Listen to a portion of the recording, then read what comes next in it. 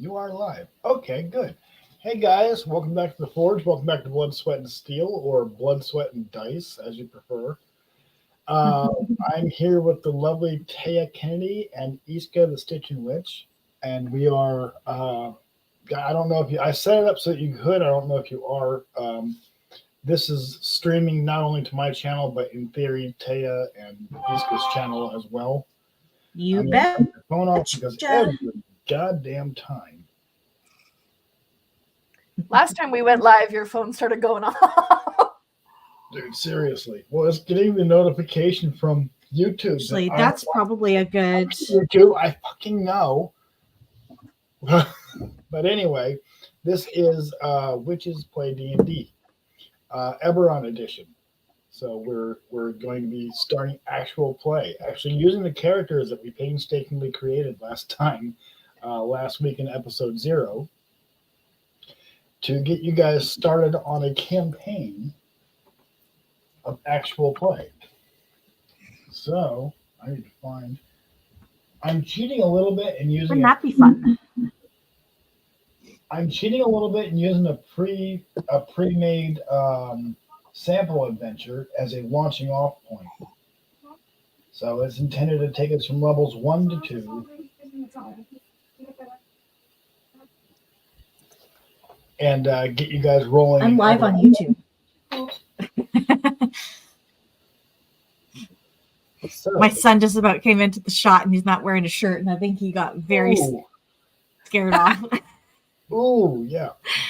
Hi, Jasmine. Hi, Seti. How are you? Yeah, we just got started. Yeah, he was here. like, So, we are getting started with our Ebarron campaign. So, you guys have received a letter in.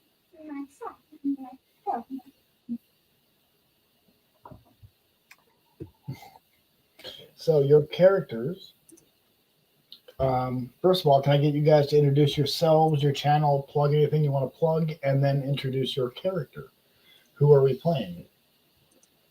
Okay, I'm Tay Kennedy, and the only thing I have to plug is my YouTube channel, Tay Kennedy. Pretty straightforward. And my character, what do you want me to tell? So I am playing. Whatever you're comfortable letting the audience know about your character, just give them something to visualize and in picture while we're playing. Okay.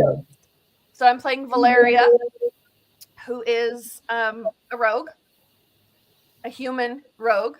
And I don't really know. I just imagine she looks like me, that she's like, 46, been doing this for a while. I've never played D&D, so I really don't know. Iska, you should have gone first. It's all right. Go ahead. So I'm Iska in real life, but for game, I am a half-orc druid named Rahaz. And I've never played Ebarron before, so this will be new for me. So I'm definitely going to be like stumbling a little bit. I will plug my YouTube channel, which is The Stitching Witch. I'm actually currently stitching as we speak. I'm working on a pair of socks. But the one thing I do really want to plug right now from anything else is, you guys, I have written some books, and my most recent one that came out was My Name is Bridget. And actually just this past week, the illustrator of the book, Barbara O'Meara, suddenly passed away. And so I'm going to be doing a video on my channel of reading out my book as a memorial to Barbara. But if you guys have not already, I really encourage you to check out the book. It's on Amazon. You can get it in Kindle edition, in printed copy.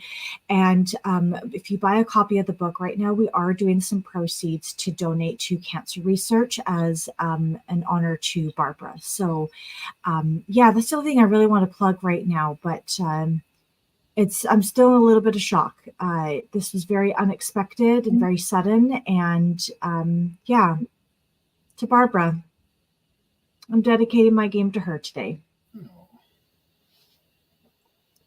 believe I have a copy of that we did as a bit of a barter, and the artwork is really lovely. It's really well done. So Her artwork is stunning, like truly. yeah, Her artwork is stunning. We lost a really amazing artist. We did. And she also was a poet and just like an all around amazing human being. And I feel like anybody. why is it always the good people that are taken from us first and not the fucktards? I know. Yeah. So. You okay there, Chris? Yep. I just threw a bottle out in the trash. That's all. So. Was it Mountain Dew?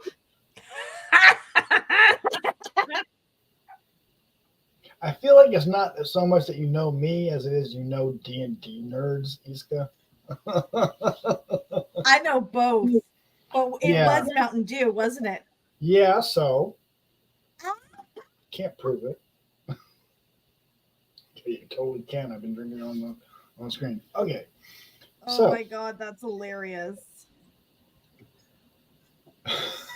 Guys, welcome to Ebarron, the continent of Corvair, which, as y'all can see, is broken up into different kingdoms and regions and fiefdoms.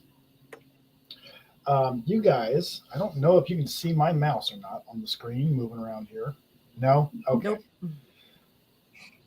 We are in the region of Breland. Slap in the middle there, sort of orangey. Mm-hmm. And at the estuary of the Dagger River, which is the major river strip of blue that you can see running up in the middle of it there. And we're at like sort of a southern corner is where there's a major estuary. It sort of makes like sort of a cross guard on the Dagger River. We're on the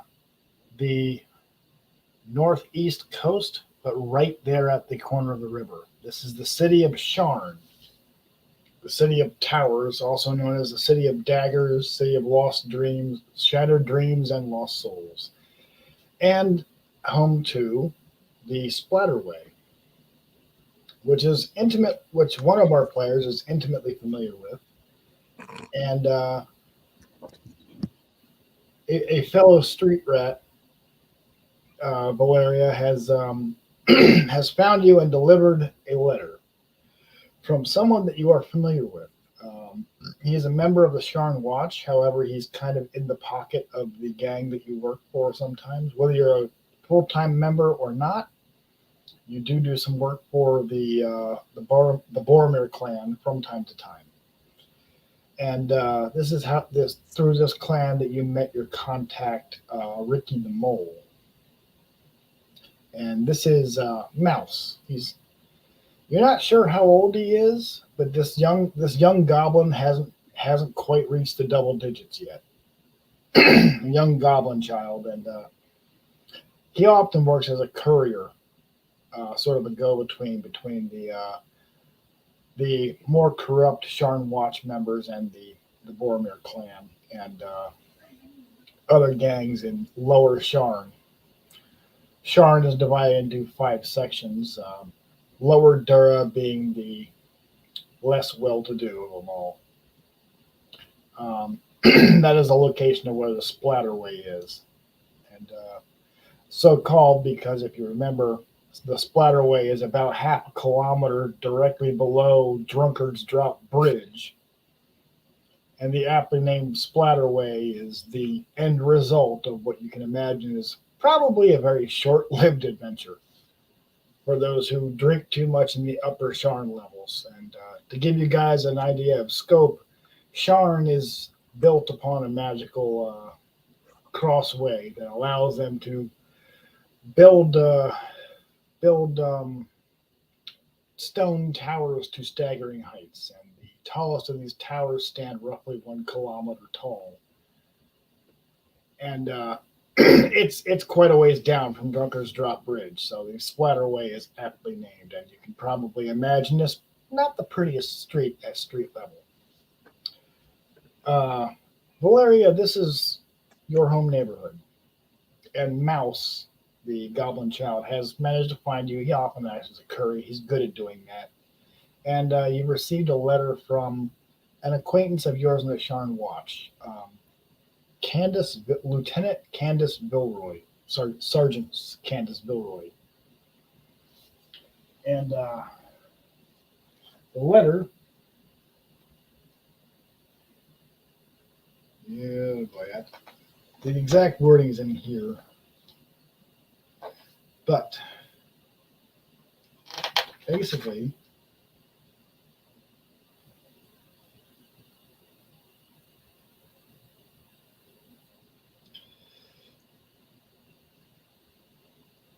I have to find the letter. Sorry, guys. Chris did his homework. I mean, I did, but also, It's a lot of moving pieces to be a DM, it really is. which is why I've never done it. Oh, I wouldn't want to do it. Sergeant Vilroy. Yeah, you have mail, but I cannot find the damn letter text. You have mail. It's secretly a romance campaign. Oh God. I didn't sign up for that. You guys, while I'm trying to find the damn letter text, you guys can figure out how you know Vilroy. He is a veteran of the last war, which ended just under 2 years ago. He's also lived in Sharn his whole life. He's a Sharn native. Valeria, that's probably how your character knows him. Potentially. You could also just have grown up with him. Iska, I don't know exactly what the details of your character's background are, but I think soldier might have been an option at one point. Soldier was the one I believe I went with. Yeah, just to make it easy on everyone.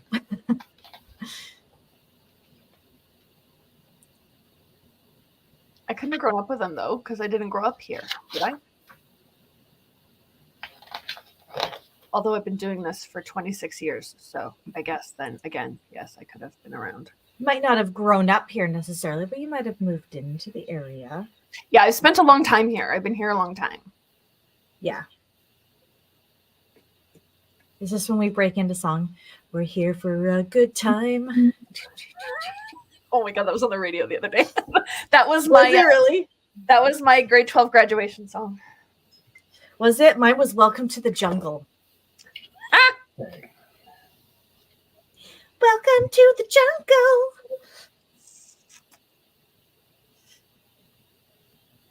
Yeah, it was a bunch of guys that idolized the 80s that ended up picking our grad song, and they literally showed up in like ripped acid wash jeans and mullets to prom.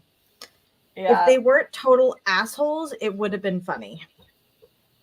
Yeah, ours, we had a big school-wide vote on what song we wanted for graduation from the like grad committee, and they were all Disney songs. Oh, And everybody was kind of like, really Disney theme, but okay. So we voted, we got a song, and then we all show up at grad, and they're playing "We're Here for a Good Time, Not a Long Time," and I'm like, that's not what we voted on. we do need a bard for the sing-along, Seti. We do. I guess I'll be like our stand-in bard. I'll randomly start quoting stuff from like Lord of the Rings and Game of Thrones just for the funsies of it. Yeah, somebody needs to put together like a soundtrack. We can just play it in the background. Like the elevator No, music. then we'll get demonetized from YouTube. Yeah, that's true. And we'll get copyright strikes. Nobody needs that shit. Please explain to me how we can use like real songs from Instagram and on TikTok and on like everything else, but the second you put it on a YouTube video, you get like copyright strikes. Because Make it make sense. Because YouTube is owned by a bunch of no good cunts. That's how. Yes, but you can even do it on YouTube Shorts and Yeah. still collect revenue from it. Make it make sense. Well, I wonder if you play like less than 1 minute of the song, you're okay. But if you play more than a minute, then you're playing it as content and then you have to pay. I don't know. even then, like if you play less than a minute of the content on a YouTube video, you can still get copyright strikes. Okay. Like on a full YouTube video. It has something to do with some of the original like copyright agreements that YouTube ended up doing, but I don't know what they are and I don't understand them. I am not a lawyer. I was not present for those contracts. I did manage to find the letter text. Woo! All right, what does my letter say? So you both get basically the same letter. Okay, wait, I have a question. Go ahead. Do Rahan and I know each other already? That is up to you two. For fuck's sakes. Ooh, Witch of Enchantment is here. Hello. But I don't understand the music issue either. hey, Justin, how are you? So, Thank you for telling me his name again. I was like, I know it ends in. Is it Brandon? No, that's not right. Oh my God. I am having such didn't a you bad tag brain him in day. a video, Iska? I totally did, but does that mean that the name stuck for me? No. No. Okay, guys, so just a couple of things for reference. So my youngest daughter was just recently diagnosed with ADHD. I'm in the process of getting my own diagnosis done. I had to fill out my it's just hey you. Exactly. I filled out my like adult ADHD screening thing, and it's like, yep, I'm in the gray area for all questions except for like 2. And the reason I'm not in the gray area for those 2 is because I've been dealing with most likely ADHD for all 38 years of my existence. And I've learned coping mechanisms like writing shit down. I have a very good like visual memory, verbal memory, not so great. So like if I see someone with a name tag on, I'll be able to connect the name tag to the face and I'll remember it for like practically the rest of my life. Tell me your name, it's gone in 2 seconds. Yeah. Yeah. This is why I love that we all have our names underneath our images here. And it took me several times seeing you, Chris, to get your face to your name. Several times. I mean, that was hopefully several years ago. So it was several years ago, but man, for the first bit, like, and when some people would contact me on one platform, like when I had my tarot business and stuff, like they'd contact me on one channel and would have like a different image of them with their name. And then it was like, oh, I have to like weave the connections. It was hard at first. Yeah, same. Like written tests screw me up, but if you show me how to do something and I mimic that, I'll remember it for the rest of my life. But if you make me do a written test of it, it's like I never learned the content, which is why I kind of like that's the part I'm struggling with in cos school right now. But which, by the way, I'm loving that shit. I'm really enjoying cosmetology school. So, but that's awesome. That's a side. I'll digress. Yes. Anyway, yeah, we did find the letter. So, and you both received one. I'm in the bar getting drunk. No, I'm just kidding. Ryan, you are sorry. Girls there? Are there girls there? If there's any girls there, I want to do them. If you guys talk nothing of consent. If you guys haven't seen that particular video, it's a very old video. Very old. Like we're talking like close to 20 years old video. It's almost as old as YouTube is. Anyhow. It practically is as old as YouTube is. Goes back to like original YouTube days. Yeah, YouTube became a thing and they immediately posted that video. It was kind of what happened. So, you both received a letter. Rahan, you're probably on the lightning rail in Route 2, Sharn, at the moment. The letter reads, I'm calling on you for a job. I can't write the details, but it pays well and requires your skill. Meet me at the airship dock on the top of Lorander Tower, and do come armed. So that is quite a long ways from the Splatterway. And it's not nearly as far away from Terminus Station, which is the final endpoint for the lightning rail. So if Rahana is arriving by lightning rail, I doubt a druid lives in the city, but it can happen. Urban druidry is a thing, but that's not up to me. That's up to Iska and what she wants for her character. So you could easily live in the King's Woods, which is the forested area a few miles outside of Sharn. That's where you'll find me. The lightning rail is not terribly expensive at that range, at that distance, and the easiest and fastest way of getting to Sharn. And Sergeant Candace Vilroy is an acquaintance of y'all's by one means or another. Either you fought beside them in the war, or you grew up with them here in Sharn, or you've known them, or perhaps you paid them off to look the other way.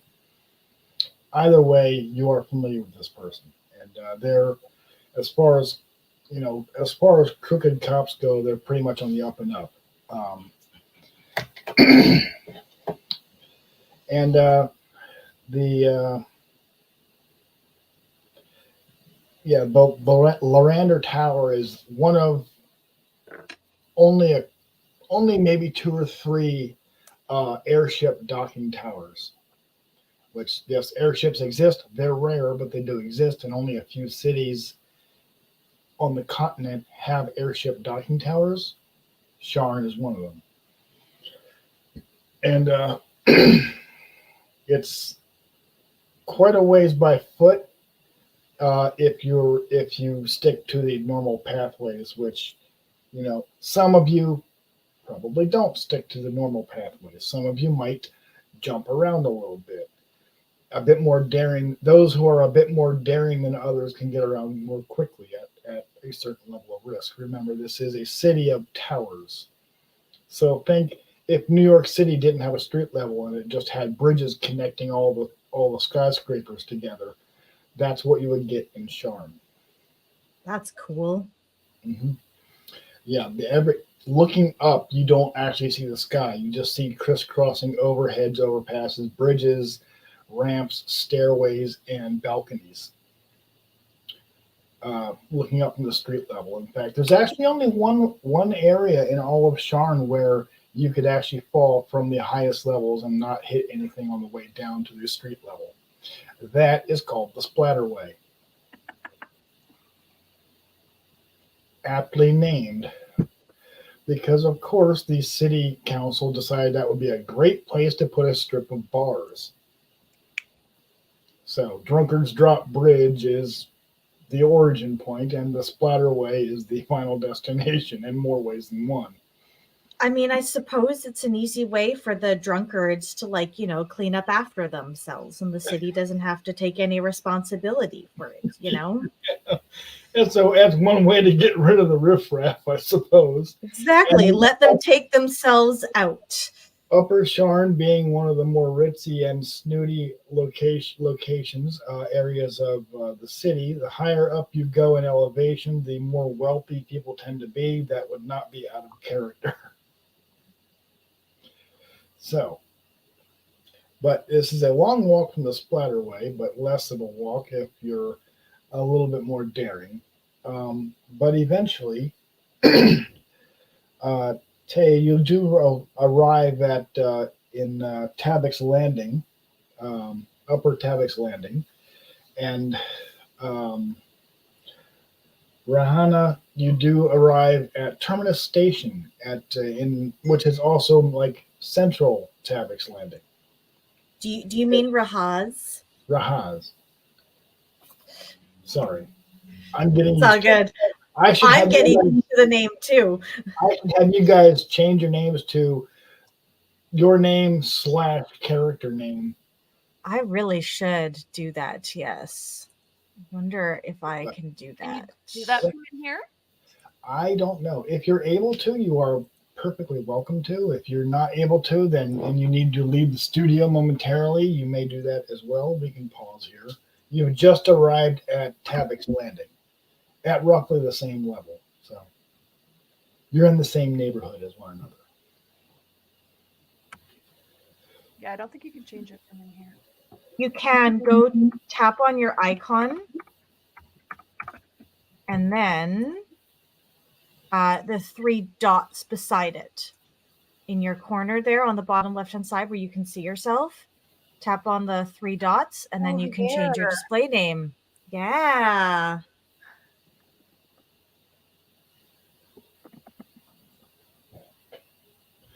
Jasmine, I'm not sure if they're terribly worried about drunkards falling off a drunkard drop bridge. I think that's their way of letting people clean themselves up. Remember, Be a real shame. I Yeah. think she's saying, it'd be a real shame if the drunkards fell yeah, from said cliff. bearing in darn. mind, OSHA does not exist in Sharn. Be a real shame. Said with heavy levels of sarcasm. Mm-hmm. So,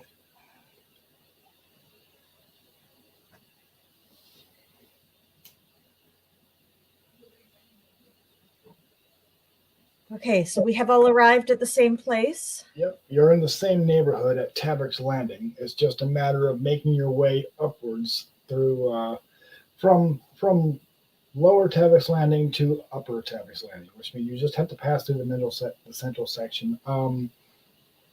Valeria, this is not difficult for you. You know this city pretty darn well, so you would know the way. You would also know exactly where Terminus Station is. And the letter may have mentioned that you would have the assistance of others that you may or may not be associated with yourself, but Sergeant Milroy is familiar with them. So they may have given you a description of Rahan. And Terminus Station is your typical locomotive, like freight train, like passenger train station, except that the lightning rail is aptly named. The locomotive pulls in. It is arcing bolts of electricity that are caused by the captive lightning elemental that is used to power the rail system. But after a few minutes, the lightning rail powers down to a more reasonable level, and the doors of passenger cars are opened by the attendants, and passengers are able to disembark. About how I was so Dungeons and Dragons when I was a kid was synchronicities. Yeah, Space Wagon, it might be. So, Rahan, you've already just described your character, but you are aware that you might be getting met here by, one of the locals who probably looks very much like a street rat. I mean, I was in the war, so Yeah. that's okay. Street rats are acceptable. I'm probably getting a few odd glances here, given that I am red-skinned with like horns coming out of my head. Yeah. Or half-orcs are not uncommon. Actually, in Breland is one of the more racially diverse regions of Corvair. So, if anything, you fit right in. But oh, okay. Yeah, like you would fit in here. But if you were to go up to Thrain, you'd be getting some looks. Okay. Well, that's good news then. Mm-hmm. Zilargo is mostly gnomes. And Droam, this is just kind of known information. Stop helping Jasmine. Jasmine, that's mean. But Droam is the nation of monsters. It is comprised almost entirely of monstrous humanoids. So not only orcs and half-orcs, but also gnolls, goblins, hobgoblins, bugbears, medusas, and harpies. are Ooh. the dominant like races in Droam and the Shadow Marshes.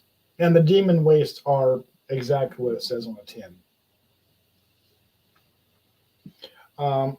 But you all are able to make your way up. Hi, Tasha.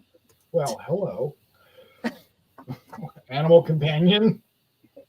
She's getting to her food dish. We have to put the up on the dresser, otherwise the dog will just eat all the cat food. Yeah, I understand that.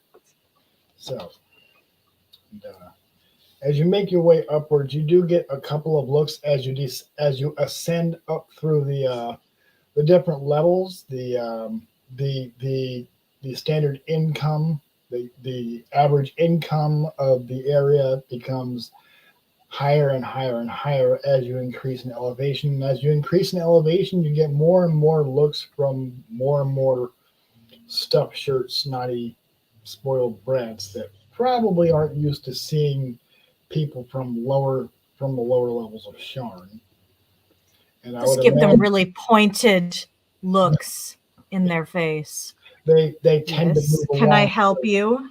They tend to move You know. along very quickly, and you can notice a few of them checking their coin purse as they pass by. I feel like this is a really conspicuous place for a meeting, seeing as both of us are so out of place here. Well, once you get up to the airship docking area, it becomes a little bit less conspicuous because they are currently closed. This time around, there's no airship docked. There's no expectation of passage aboard an airship for the rest of the day. All right.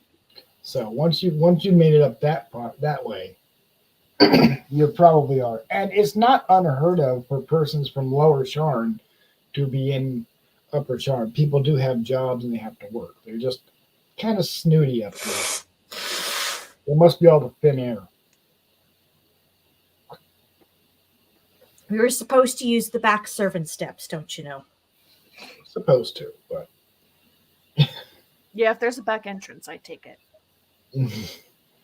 up the main tower as you reach the upper levels, there's about 100-foot tower that is at the top of which is where the dock would be. And as darkness descends on the city, you see window lights up the towers around you from bottom to top.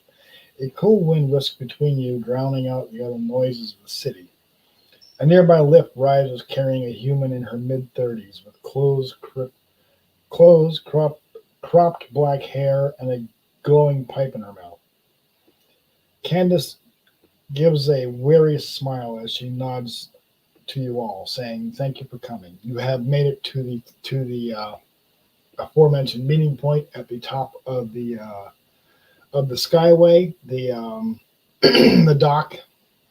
There's effectively nobody here besides you guys. Vilroy thanks you for coming." Well, you did mention something of payment, so Yes, it does pay. So Vilroy explains just after greeting you and the obligatory pleasantries. She explains that she has a bit of a situation that she herself can't look into. She's concerned for the life and well-being of a warforged named Cole. Cole has gotten themselves wrapped up into a bit of a sticky situation. So, and you want us to unglue it, I suppose. Well, I had an appointment to meet with the warforged named Cole. They claim to have knowledge of a crime being committed in Old Sharn. I'd like to probably meet with them and see if what they have to say adds up. I'm worried with my status in the Sharn Watch that it would drag undue attention to Cole from other gangs in the area and other, let's say, less than people who are on less than on the level.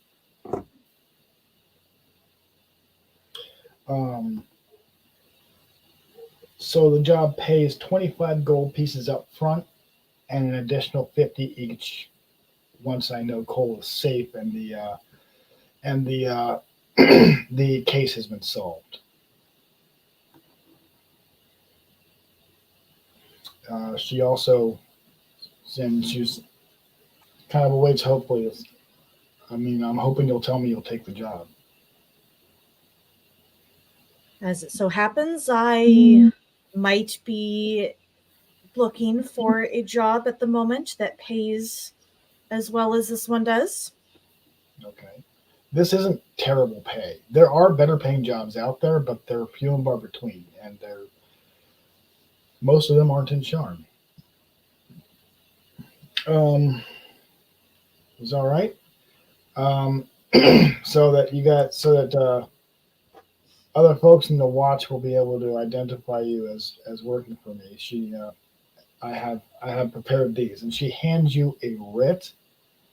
Says, long as you don't do anything that is outright illegal, these should be respected by any of the Sharn Watch. And it'll get you into places that you might otherwise not be able to get into if it is necessary for your investigation. Last I knew, Cole was supposed to be holed up in the Cog Caravel, which is in Lower Tavik's Landing, an area called High Walls.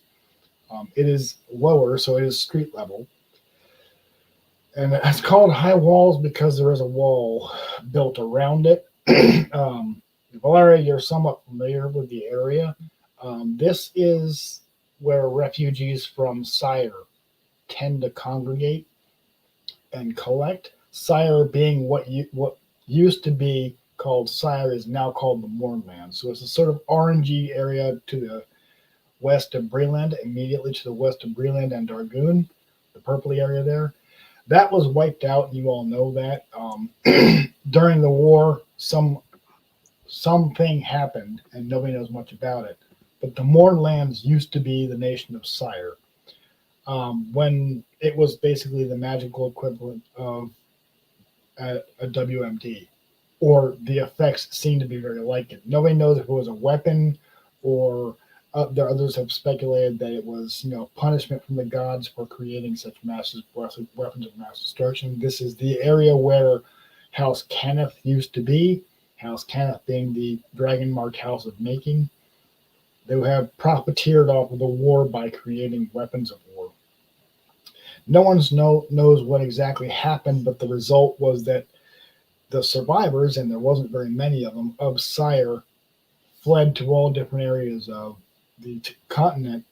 One of those areas was Tavik's Landing in Sharn. Any Warforged refugees or fleshling refugees from Sire, and if they came to Breland, they ended up in Tavik's Landing, Lower Tavik's Landing, the area known as High Walls, which is the opposite side of the city from the Splatterway. But the Cog Caravel is a specifically Warforged bar. And Jermaine tells you that Warforged can get in for free, but anybody else would have to pay a cover charge of about 5 copper, which is basically nothing, even for people who are broke. And you can probably find Cole there. People in the area, though, the Warforged in that area are wary of outsiders because they haven't been treated very well since the war. Now, with me being a soldier, that means I can get in for free, right? If you're Warforged, but a Warforged is a specific race.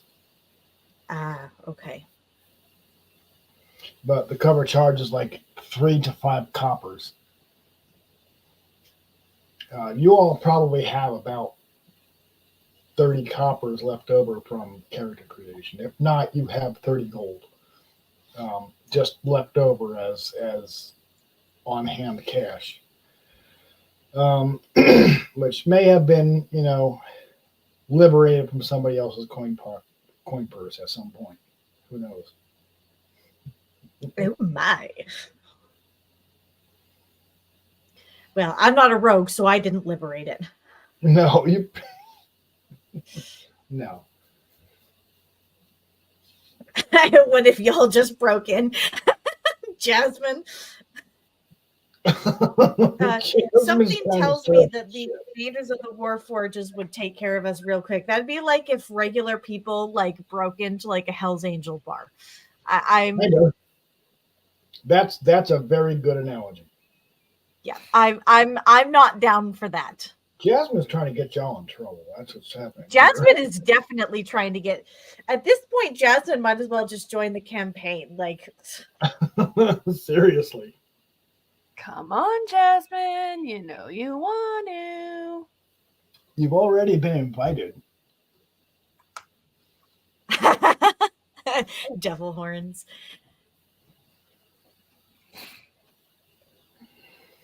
Okay, so Yeah, no, I'm not down. I'm not down for. I'm not down for breaking in. So I'll pay the cover charge. Okay. I'll just pay. I'll pay the cover charge. Lower Havoc's Landing is down and a short walk at street level from where you currently are. I'm kind of confused. I need some clarity. Okay. We're meeting at the airship place. Right. That's where you're at. You're meeting Sergeant Vilroy at the airship tower. Okay. And then she had like a whole little assignment for us. We're like, cool, down with that. Are we going somewhere now? Or like what's happening? Now we are going to this bar to go see if we can find this person. So they made you go all the way up the tower only to send you all the way back down the tower again. Okay. That sounds like D&D. What are we doing? Like, we have to find this guy and basically do a wellness check, make sure he's okay, and then we're supposed to get his information? Yeah, you're supposed to, basically, you need to gain his trust and convince him to tell you what he knows because he's expecting Sergeant Vilroy. Right. But she doesn't want to go because it would be too obvious. Sergeant Vilroy has told you that they are concerned about Cole's well-being and that if Cole gets spotted talking with a member of the Sharn Watch, who Sergeant Vilroy is pretty well known. Taya, you know this. There's not a gang member in Sharn that doesn't know that Vilroy is part of the Watch. Yeah. So that's Vilroy's justification for wanting to ask you to sort of talk to Cole on their behalf. You guys can make the first roll of the day an intelligence check. How do I do that, please? Roll a d20 and you add your intelligence modifier to the end result. So it's not the big number associated with intelligence, it's the little one. Right. So anything that has like the little plus sign beside it, that's your bonus. That's your modifier. Right. Well, I rolled a 16. So let's see what I add to it. Plus 3, 19. Okay. I'm intelligent. I rolled an 8. Plus 1 is a 9. I'm not so bright today. So Taya is not so intelligent at the moment. We're having a good brain day today. It occurs to Rahan that you're getting sent into what is effectively, as you aptly compared it to a Hell's Angel bar. All of these Warforged are veterans. Cole. That would be why we would be told to come armed. Yes. Cole is also themselves a Warforged. Cole is expecting Sergeant Vilroy. Cole's not aware that Vilroy will be sending, assistants or deputies. Okay. So this could be a potential problem. Cole could be suspicious by, a street rat and a warrior walking into the bar. This could be a bit of an issue. So you might want to have an approach that maybe that maybe is a bit more gentle. You might want to be a bit more diplomatic than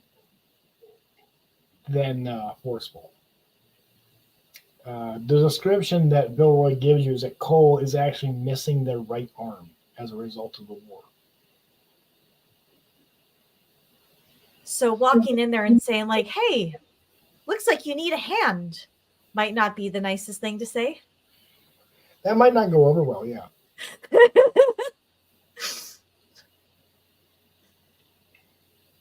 Damn it. It's too bad humor isn't a skill. Otherwise, I'd have like a +5 to that. Why did we roll for intelligence scores? To kind of make that connection that Cole is actually expecting Vilroy, and Vilroy didn't bother telling Cole that he's interacting via deputy. Oh, so like we're smart enough to know that. Okay. Yeah. You kind of went, oh, this could be an issue. All right. So, but your current, like at present, Vilroy is still there. You guys are all still having this meeting up on top of the airship tower. Oh. I would like to construct a Bilroy sent us sign to put on me. No, just kidding.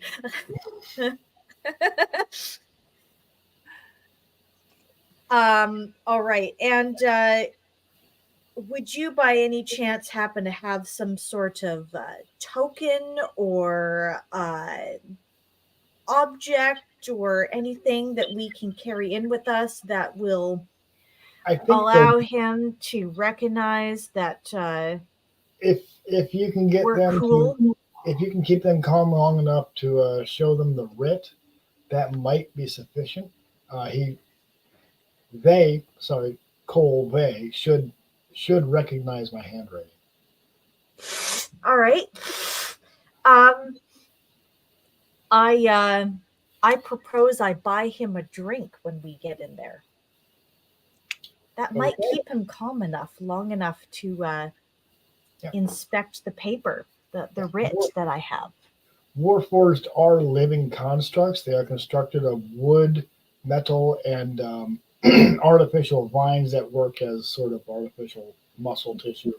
They're not required to eat or drink or sleep, but they're capable of enjoying a meal and a drink. So, well, I mean, he's hanging out in a bar. So, like, do I buy him like a glass of motor oil, or is it like standard street beer should be sufficient? That's about what they can afford there. Bearing in mind that the COG Carnival is on the lower level of Lower Tavix Landing. That's Lower Sharn. People are broke there, so cheap beer would be sufficient. Okay. So, I the drink thing, the little leaf is to like put something in the drink. What? You said you're confused. The little leaf emoji is like poison the drink, but don't do that. Don't do that. Don't take Jasmine's advice. That's what Jasmine's saying. I'm just like, I'm confused. I don't know what's going on. Jasmine's playing the part of the pointy-eared little devil sitting on Taya's shoulder, trying to get her to do really wrong. She is the proverbial devil on our shoulder at this point, and I say, just don't take Jasmine's advice, Taya. Jasmine is being the opposite of Jiminy Cricket right now. Well, she's tried to kill me off twice already, so we're good. Chaotic evil. So. That you are, Jasmine. I like that. Put all your stats into charisma and just flirt your way through. That would be a bard. Which I feel like Jasmine needs to play. Me too. God. A chaotic evil bard. They happen. They do. They are a thing. And actually, bards are really good characters. If you have the sense of humor to be able to come up with all and improvise that stuff, which it seems like Jasmine does. Just saying. So I vote that we start to move our way towards this bar and plan to diplomatically buy him a drink Yeah, you not if you play, Jasmine. It should be when the fuck are you joining us? Like maybe next Saturday? We are playing next Saturday. I know Jasmine is one busy witch, so So question, do we walk up and buy this person a drink, or do we like sit across the bar and order a drink and send it over through the waitress? that's up to you. You know, I think we should ask the barmaid to go buy him a drink and say, you know, these people over here would really love to have a discussion with you if you are so minded. And I'll put on my best flirty face. We'll trick them. I mean, I probably look about as appealing to him as Hey, you never know. another hole in his head. So I'm not going to try to flirt my way through it. You just never know what somebody's type might be. I have a +0 to my charisma score. I am. Some people are into No, Iska is a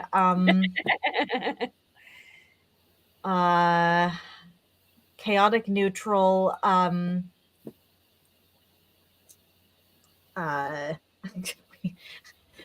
not druid spells we don't study, a chaotic neutral half orc druid named Rahaz. Mm-hmm. Okay, so we're gonna go to the bar and we're gonna pay our cover to go in, and we're gonna sit down in a dark and shady corner, and we're gonna send the barmaid over with a drink to say like, hey, these folks over in the corner would love to get to know you better. And yeah, so what happens? Maybe not quite like that. Okay. I'm not good at phrasing things. I'm not good at phrasing things. You're good at that, Isco. How do you phrase the request? We would love to have a discussion with you. We'd love to. Yeah, we have some pressing. We have some information. Some information for you. That's a good one.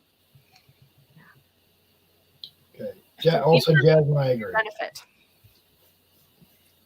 So, as you make your way down Lorander Tower to the lower levels, to street level, and make your way over to high walls, the stench of body odor, garbage, and tobacco mixed together in the streets. High walls cuts this crumbling district. Vandalized walls from the rest of Sharn. Though the towers rise over the walls like imposing sentries, many people stand idly on the street corners, eyeing you suspiciously and keeping to themselves. I'll eye them suspiciously right back. Most of these people here are warforged. Many of them have obvious injuries. And those that are not warforged are clearly refugees from Sire, as well as a few shifters. I move amongst the shadows. Nobody sees me.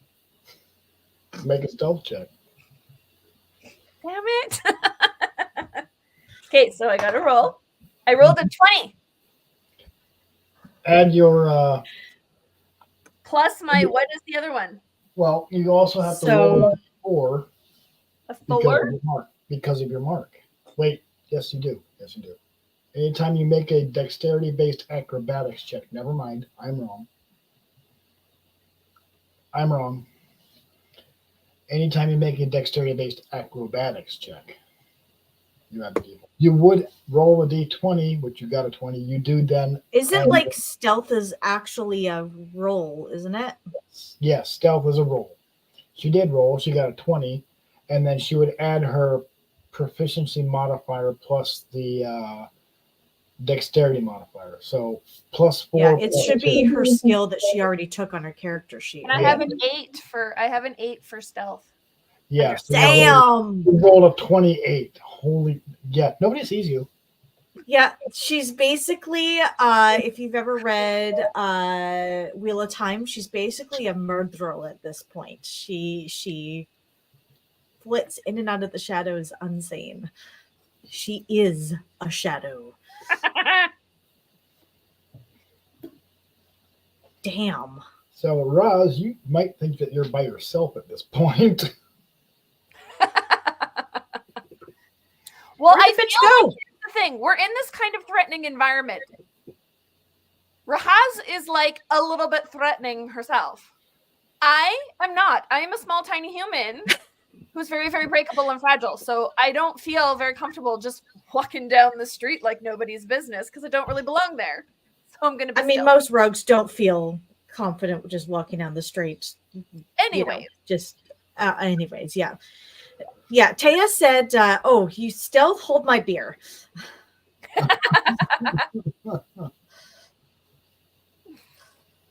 So, Yeah. So, like, where'd the bitch go? Yeah. You do know that you're not terribly far from the Cog Caravel, Valeria. Raz, you probably don't know where the Cog Caravel is exactly. You know you're in High Walls. That's about what you know. But there are people about. Many are Warforged, humans from Sire, and shifters. Shifter Yeah, I don't think any of them are exactly going to want to give me directions to this bar. Right. I'm like super stealthy, but I totally gave the directions to Rahaz before we left. Because I know where we're going. Because I've been here before. Did you now? Yes. Did I forget to mention that? I totally gave directions. So Rahaz knows where we're going. Well, you know what? We'll retcon that. I don't know what that means, but okay. All right. So, yeah, exactly. So a half orc and a human walk into a bar. Yes. Ouch. I got it. Like, I how love tall just your would a half-orc impatient stand? sigh. Like, I need a visual. How tall is a half orc? A half orc is human sized. Is Human size? Yeah. Averagely, half orcs are roughly the same height as humans, though they can tend to be slightly taller. Mm-hmm. So they would be So maybe a taller. In real life, I'm like 5'3", and I've always wanted to be taller. So I'm gonna go with like 5'9". And are they like more muscular? Typically. I yes. feel like they would be more muscular, a little tougher than Typically. All right. Just needed to get a picture in my head of what we look like entering this bar. So not very intimidating. Okay. Carry on. I don't know what a Kidjian is bartending, Jasmine. Isn't that like from Star Wars? I do not know. I'm sorry, I'm not familiar with that. I'm not familiar with that particular species, Jasmine. Is that a D&D thing or from myth? Jasmine thing. Might be a Jasmine thing. Yeah. Possible. So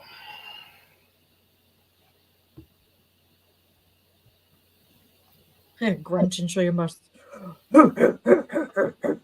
Tim Taylor grunt. Oh. So the demon girlies, apparently, Chris. They are the demon girlies. Oh, okay. So can we go like sit down at a seat in this bar? Yes, the Cog Caravel is a dilapidated Warforged dive bar. There's graffiti on the walls and, not so nice slurs about Warforged written on random walls around the area. Smoky low flames in a fireplace barely illuminate the cracked stone walls and filthy floor on the establishment. The single-room space is crowded with Warforged with severed digits or limbs, scars, burns, and other wounds. Other Warforged in the area are gathered around traditional dice, card, dart, and board games, as well as a carnival competition such as throwing metal rings onto a post tossing a ball at a tower of weighted iron cups hard enough to knock them down, and striking a homemade machine hard enough with a hammer to make it ring a bell. A small bar in the corner serves cheap ale. Behind the bar, a Warforged bartender shouts jeers at patrons who are losing at games.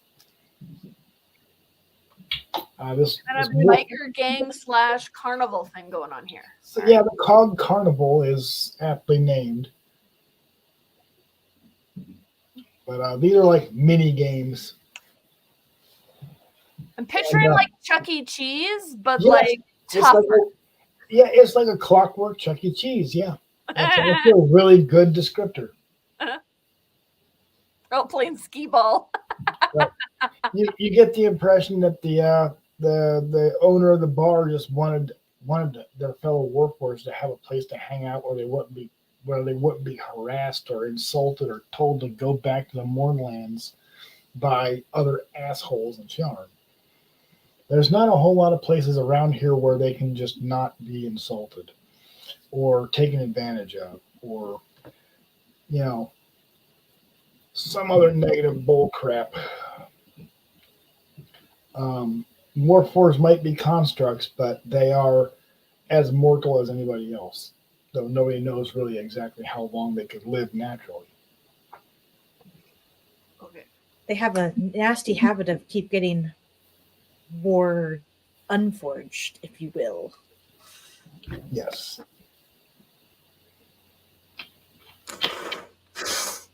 Well, having been a soldier, a dice game is very much something that I am at home doing. So I may pull out my set of dice and saddle up to a table and be like, mind if I join you?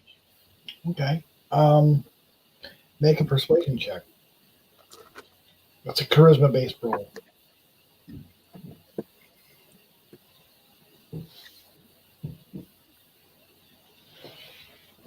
Mm-hmm. 12. Okay. They begrudgingly make enough room. That was barely enough. But they're probably not terribly friendly about it. They're not saying much. Jasmine, Jasmine is definitely behind the bar. There's probably a tiefling there somewhere.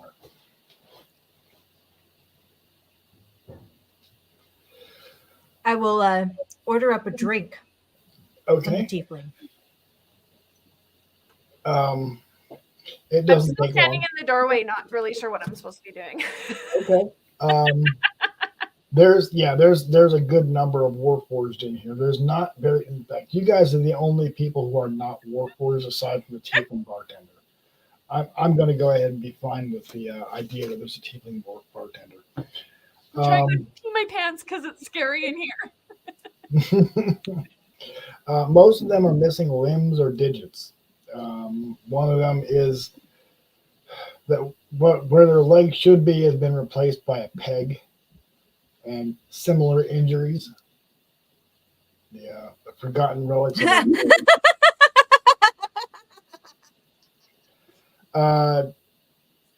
No, I'm the DM. The drink is not on the house yet. They do it. It's like 2 copper for a beer. I'll pay out exactly. 2 copper and wink right back. Yeah, this ain't exactly the Hilton. So no. This is definitely a dive bar. It has dive bar prices. It's only a couple of copper. I'm not even going to make you count out your coppers. Good grief. But bartender does, they do serve you. You paid your cover fee, so they'll serve you, but they're not particularly talkative.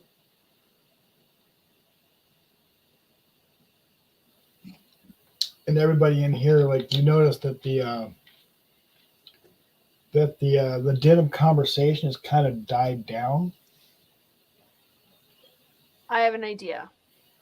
So while Rahaz is playing dice and kind of like taking the attention, I get to be stealthy on the side and go over and talk to, who is it, the server or the bartender who we're going to try to get to serve this drink? Yeah, there's a Warforged bartender who owns the place, and we're gonna just say that there's a tiefling,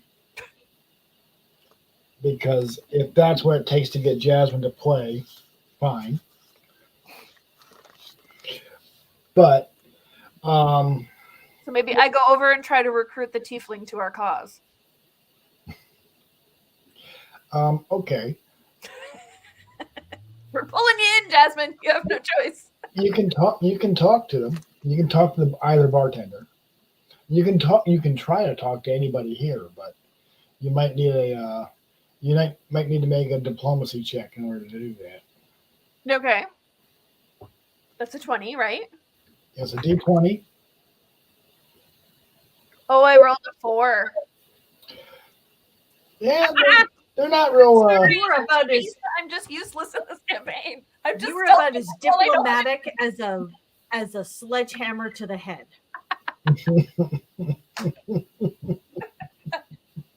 It's one of those times when we look at you and we go, "It's a good thing you're cute." Yeah. Even the bartender doesn't really want to talk to you. They'll serve you drinks, but so maybe I should try But only talking because to you're paying. another bartender then. okay. I rolled a 4 again.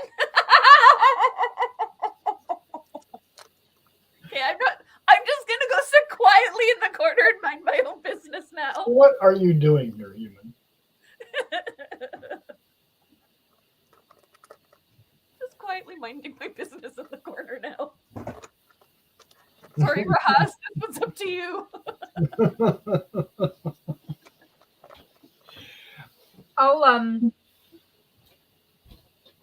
I'm dicing, I'm drinking, Okay. and I'll mention something like, "Oh, I love a good game of dice." It takes me back to when we were passing the time in between shifts on the front.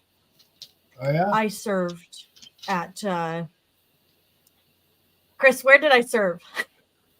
I don't know which nation did you fight for? I don't The remember. Warforged- I don't think the we discussed Warforged- this. Okay. Well, you see the map.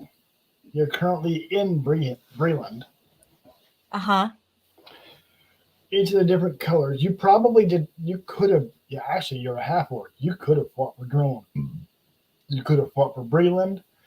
Probably not Zilargo. You could have fought for Sire, which is what is now called the Mormons. You would not have fought for Thrain or Ondar. The Elden Reaches, because you're a druid, maybe. But that's mostly elves. I never did figure out where I came from. I just said I was a soldier as my background. House Thrash has its largest stronghold in Droam, which is this area over here. This is the monstrous nation that nobody wants to recognize as an actual nation, but they kind of can't avoid it. And then Breland is like extremely diverse. It is perfectly logical that you would come from Breland, Droam, or the Shadow Marshes. I'm going to say Breland because Okay. that's where we are. Okay, the Breland are naturally shady anyway. They just tend to be shadier individuals than most other nations anyway, which is likely where, I lost the card with the people's names on it, where Valeria came from. So where would I would have been stationed at? Who would I have been fighting? When I was stationed you would have been fighting probably Thrain. So Probably I could say I was stationed at the mountains bordering Thrain, maybe. Yeah, very likely. Which means that this particular Warforged would not have been opposed to you. You would not have been fighting against people that this guy knew. You would not likely have killed people this guy knew. So Exactly. you haven't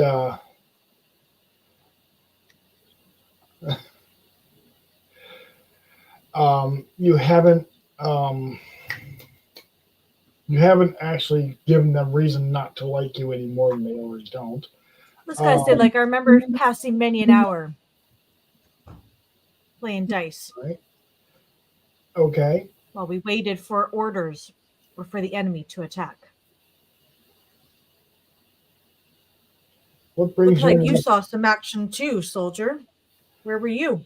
Yeah, they're missing an eye and they're missing. They got several dents in their metal plating. It says I fought for Sire against Thrain. We fought against the same people, soldier. What brings you into this bar? Fleshlings don't usually come here. Well, fleshlings like me don't belong in a lot of places, so I've sort of had to learn to be okay with being an outsider. Mostly I came to enjoy a beer and a few games of dice. But I also happened to be looking for somebody on the side. Someone like you. Oh, Yep. He's missing an arm. You wouldn't happen to have seen him, would you? there's a number of us missing limbs. Yes. You don't have to be more specific. And I'm not sure what your angle is. I'm not sure what you want from them. So Well, I'm representing someone, shall we just say, who's asked me to reach out to this person. So I pose no threat to you guys. I have some information for him. He goes by the name of Cole. Cole. Yes. He kind of nods, directing you to a warforged made of darker wood and darker metal, sitting in a corner over by the fire, kind of nursing a drink, not eating anything. They're just kind of hanging out by themselves. They seem to be a bit of a loner, and they're a little bit shifty, and they are missing their right arm. Do you know him, sir? Soldier, I mean. No, not well. They don't talk much. I know they've had a bit of a rough go of it lately. Not entirely sure what's going on there. I tend not to ask too many questions. In here, we've all seen our fair share of shit. That we have. The war was not easy on any of us, I think. But especially not the Warforged. Well, that much is true. Well, that's Cole over there. Soldier, I thank you. Can I buy you a drink in thanks? Sure. I'll signal over to the bartender to fill up his mug, please, and I will pick up my own mug, nod in thanks to the soldier again, and grab my dice and go sit down over at Cole's table. Okay. As you approach, you notice him eyeing you and getting real shifty. He's kind of looking around, trying to see what's going on here. What do you want? Who are you? Who sent you? So my name is Rahaz, and I promise you, I mean no harm. I'm here on behalf of, what's his name, Billfoy, something like that. What was his name, Chris? Yeah. Her name was Vilroy, Sergeant Vilroy. Billroy. I'm here on Billroy's behalf, and if you'll permit me to, I have a document I can show you. All right. Pull my bill of writ from my pouch and hand it over to him. They calm down and relax noticeably, but they're still keeping an eye out. They're still alert, but they seem to have calmed down a bit. Okay. Well, yeah. Billroy apologizes for not being able to come in person. But as you might be able to imagine, they're a very, shall we say, recognizable person. And it would attract a lot of attention if they were to come in person and meet you. All right.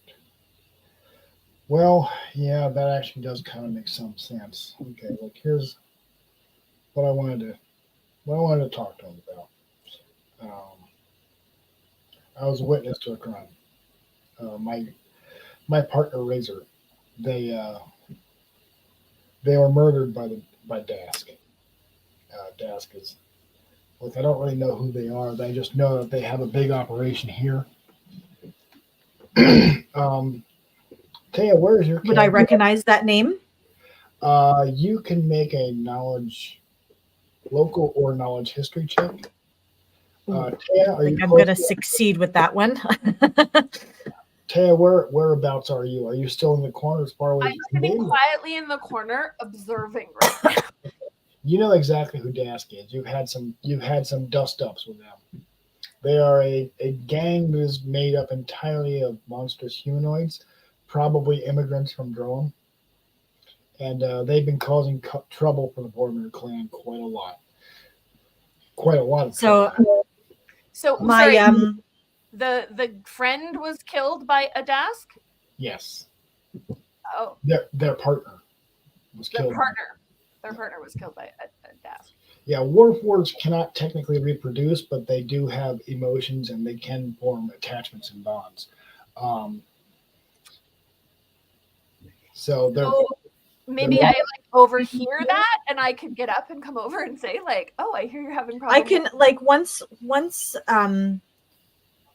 Cole has like settled down, I'll just be like, I'm just going to indicate to my companion over here to come over as well. They just and then I'll nod over to Taya and come on over. Okay, so how many of you are there? Just us, I promise. All right. Were you followed? No, not to my knowledge. Taya, you would know better than Iska probably if you were followed.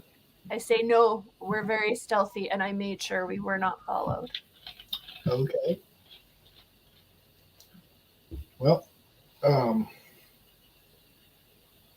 look, my partner Razor was murdered. What I know of the situation is, we're both looking for work. Okay, work is hard to come by around here, even for Warforged.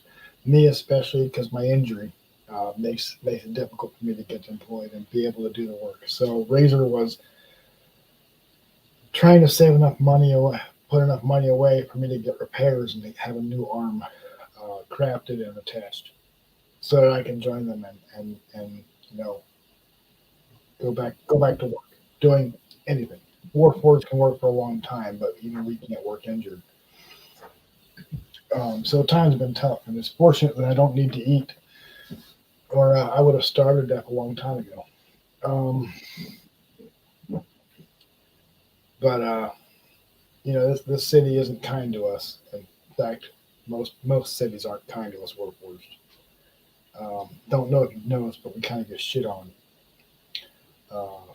Old grudges from the war, and people tend not to like us. I served alongside many Warforged, Cole. I have seen how people have treated you in the past, and it's not an easy life, yours, that's for sure. Well, Razor took a job working for Dask. They wanted cheap labor to help them uncover something in Lower Sharn, in Old Sharn. Now, Valeria, you would know that Old Sharn, that's the ruins deep beneath even the cogs, which are under street level. Beneath the sewers, is Old Sharn. Old Sharn is the bones of the ruined city from eons ago that current Sharn is built on. And it's actually kind of illegal to go poking around down there because it's considered dangerous. Nobody knows exactly what's down there, but every time somebody tries to go down there, it's caused problems. This is starting to remind me of that Doctor Who episode where they're all in like those little buses, and like if you stop and you go down into like the fast lane, you get like pulled up by those monsters at the bottom that eat them. I No, don't watch Doctor Who. I'm sorry. Ah, I'm sure there'll be people watching who know what I'm talking about. It's a what was the companion? The doctor girl, the black girl. I can't remember her name. Save my life right now. But yeah, that was a good episode. Freaky, but it was a good episode. She also explains that in order to find it, they look. There's also a kidnapping. So I don't know who they were, but there was a child from House Orion was kidnapped and is being used as leverage.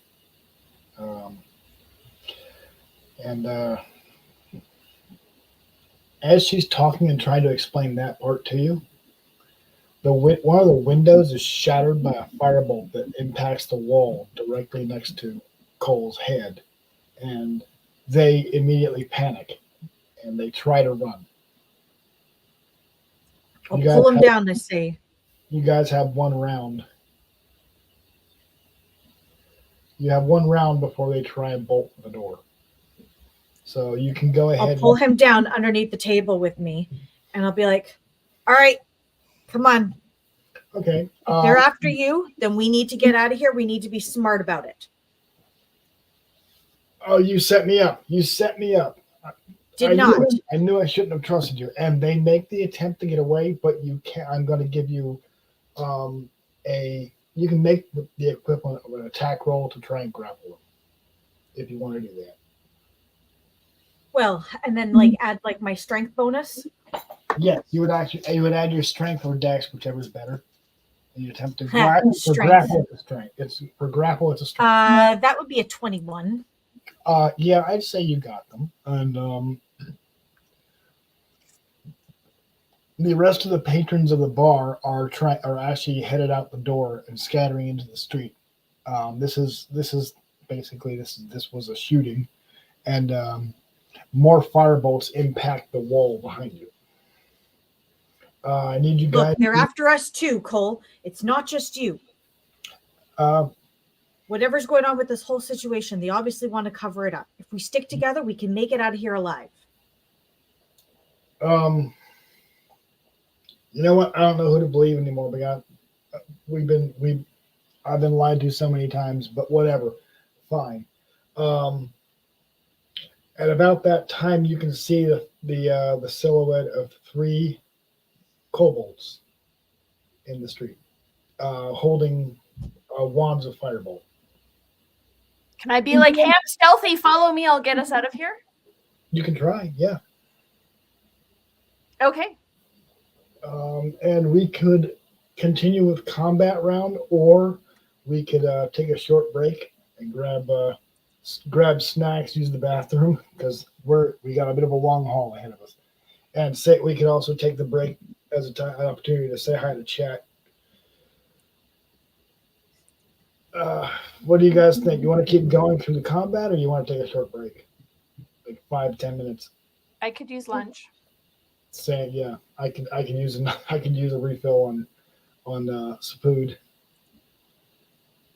I, for some reason, do not have weapons or things that I thought that I had grabbed. Well, you have the player's handbook, right? Yes. Yeah. Well, for some reason, on my online character sheet, it didn't. Okay. I thought I had grabbed a weapon, but it hadn't. But yes, we could. We could take a break now, and I can use part of that time to, even if I can't figure out how to add it onto my character sheet online, get the weapon stats I can at the very least, use the weapons part in the handbook. Also, if you haven't done so already, you can prepare your druid spells. because Level 0 I'm allowed to use right now, right? yeah, level 0 spells are at will. Okay. Oh, and I get level 1 too?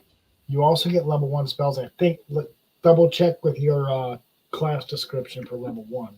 But I'm pretty sure druids get some spells. You don't get a whole lot. You might have 1 or 2. But I think you get level 1 spells as a druid. First level, I think. And then are we at level 0 or at level 1? Yeah, and then level 2 you get wild shape, for goodness sakes. Yes. Yes, I do. So, all right, we'll take a short break.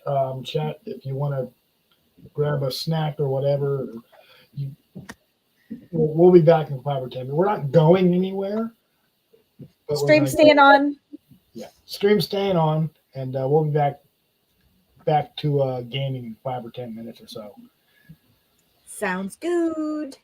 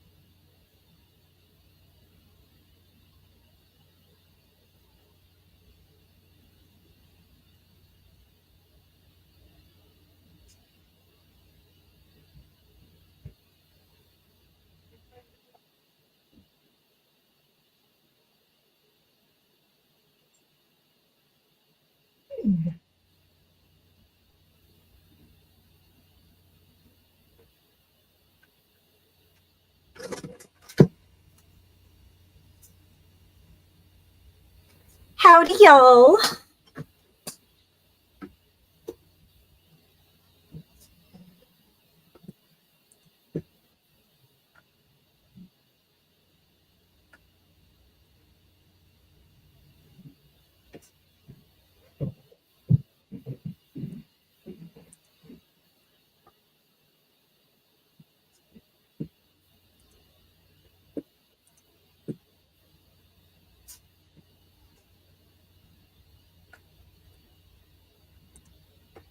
Equipment.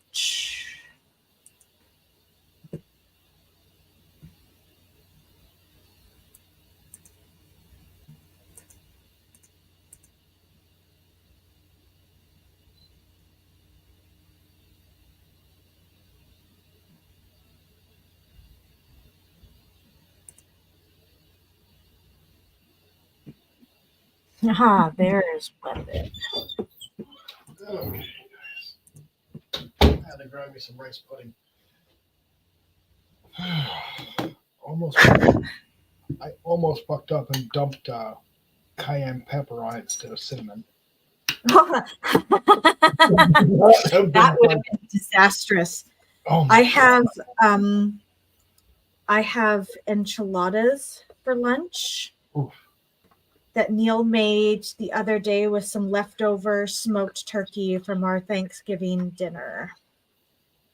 Yeah, you guys have Thanksgiving at a time of year that actually makes fucking sense. Yes, we do. Yes, we do. I am modifying my character sheet and adding weapon. What should I take? What should I take? What should I take?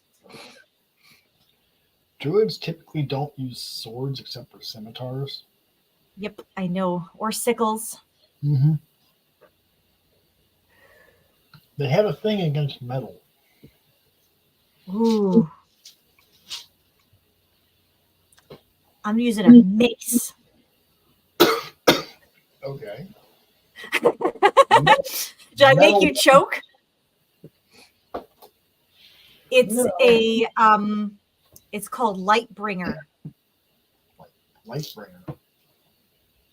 Apparently I get a +1 to it. Is that a spell? I don't know. It's just in the equipment. It says Lightbringer mace. Uncommon. It's a bludgeoning weapon. Oh, well. It's a magic weapon, apparently. This You don't- +1 you don't- mace. You don't have magic weapons yet at level 1. Damn it! Don't worry, it's Ebarron. There will be some. You will find some shit.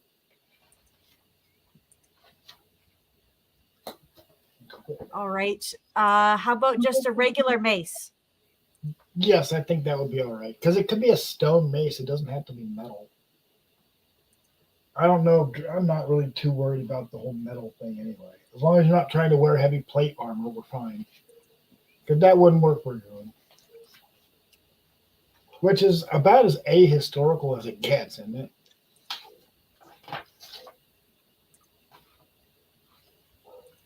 All right. I'm removing Lightbringer. DM Killjoy.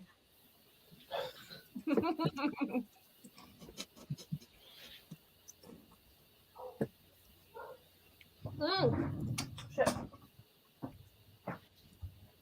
And I'm going to get a sling too. Okay. I never understood That why. makes sense. Yes, it does make perfect sense for a D&D druid. I never understood why D&D druids don't have the ability to use like at least a short bow. Right? Like that doesn't make any damn sense. No, it doesn't.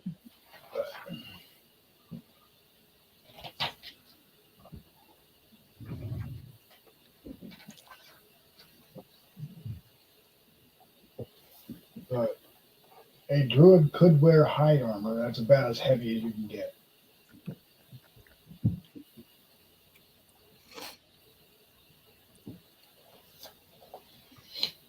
I think I'm going to do Isn't it leather armor is what you can get? Yes. It's the highest? Yeah. Hide armor is technically leather, but very thick leather. So you could go with hide. You may or may not want that.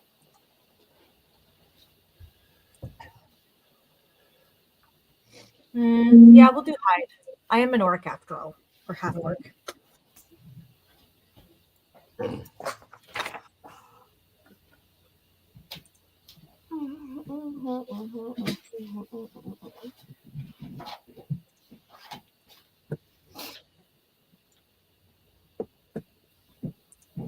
I do not need an alchemist supplies.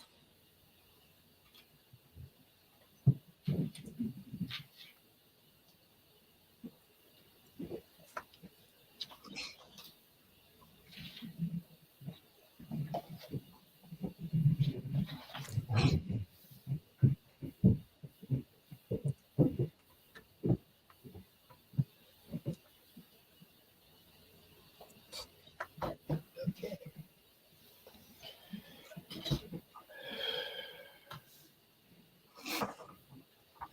Yeah, just go ahead and add your armor and weapons to your equipment and figure out what your attack bonus is with knowing.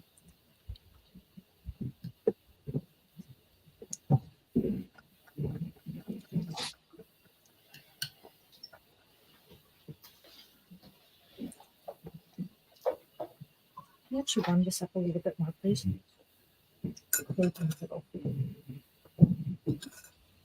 Okay. Thank you. I love you. He's not listening to me.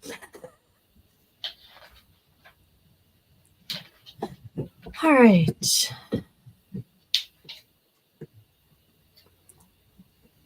Why did it not change my friggin' I went to the builder and I added the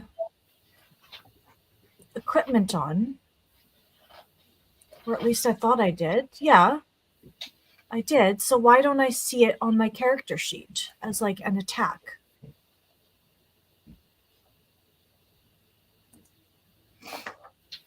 I don't have any on mine. I just have unarmed strike.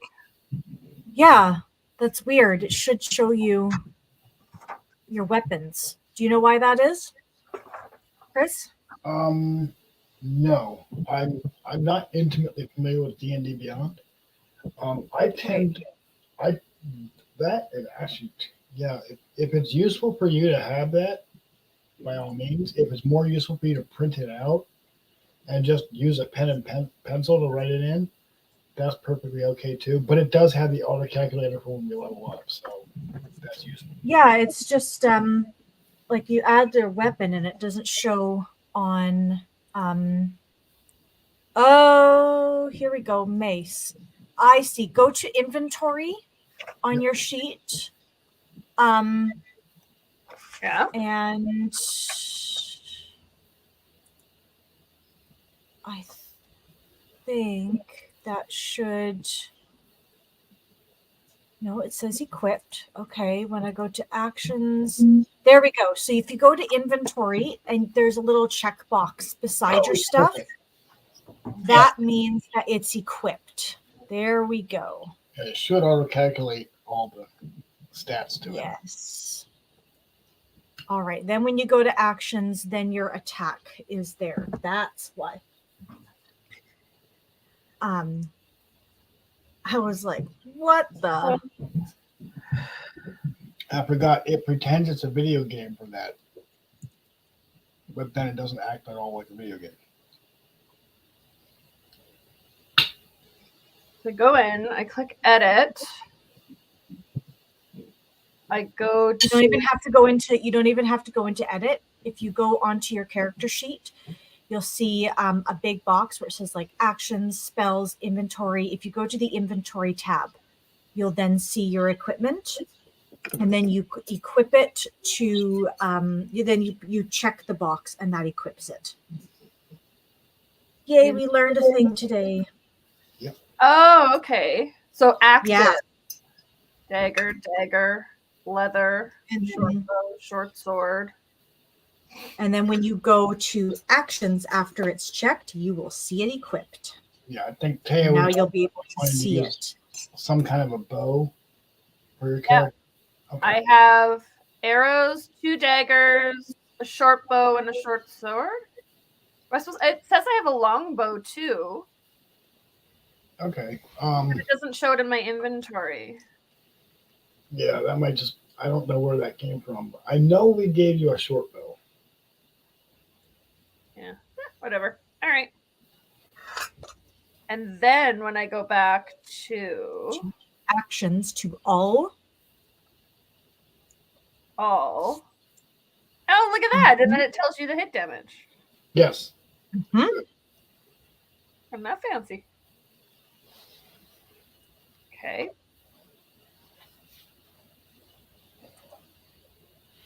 Oh, and then if you click that plus whatever the hit DC, it'll actually roll like a virtual dice for you and then calculate what your hit is.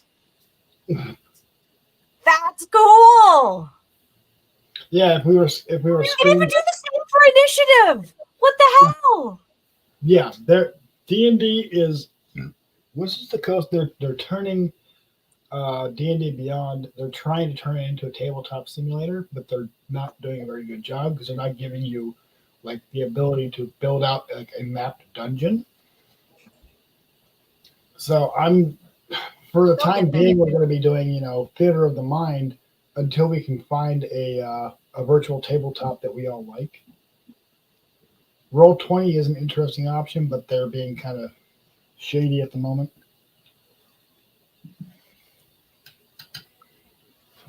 All right, so what are we doing? Are we rolling for initiative? Yep, roll for initiative, y'all. All right. Initiative. I don't what? Okay, D20. So on your sheet, there's even an initiative button right there, and you click it and it'll roll it for you on your screen, Taya. Mine's 13. Okay. Oh. So you just click it. Mine's rolling 11 plus 4 is 15. Okay, 15. We got 14. We got 14 and 15. 13 for me.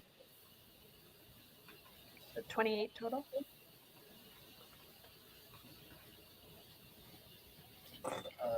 All right. 13, 15. We have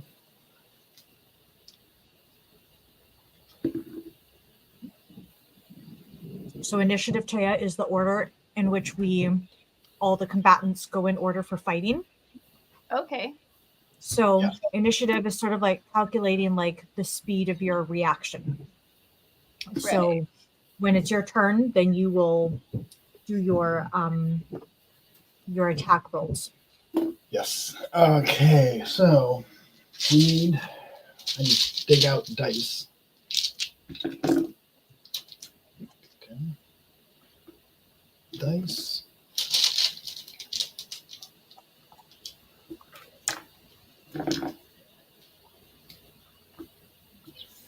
And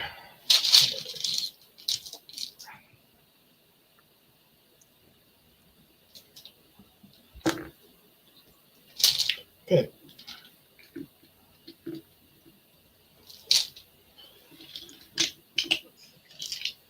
You guys have both won the initiative contest. So Iska, then Taya. No, Taya, then Ishka.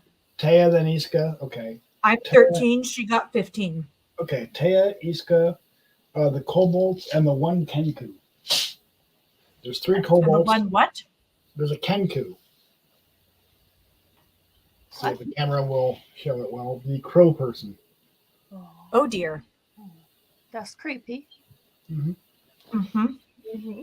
Kenku are anthropomorphic crows that do not have wings.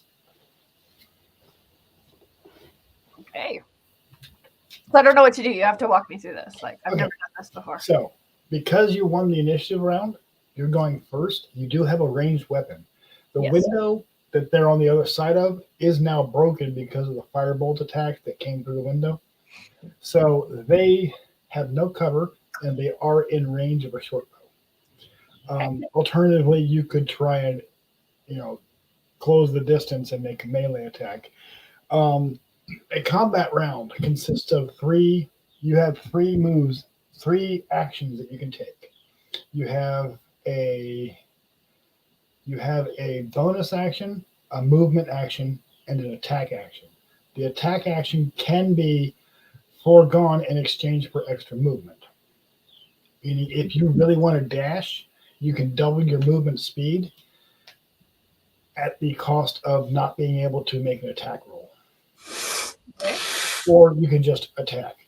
You have a ranged weapon, which I believe the range on it is like 120 feet. These guys are maybe 50 feet away. Yeah. That's what I was thinking, was shoot them with the crossbow. Okay. Short bow or whatever the hell it's called. So you make your attack roll, and then if you hit above their armor class, it's a hit.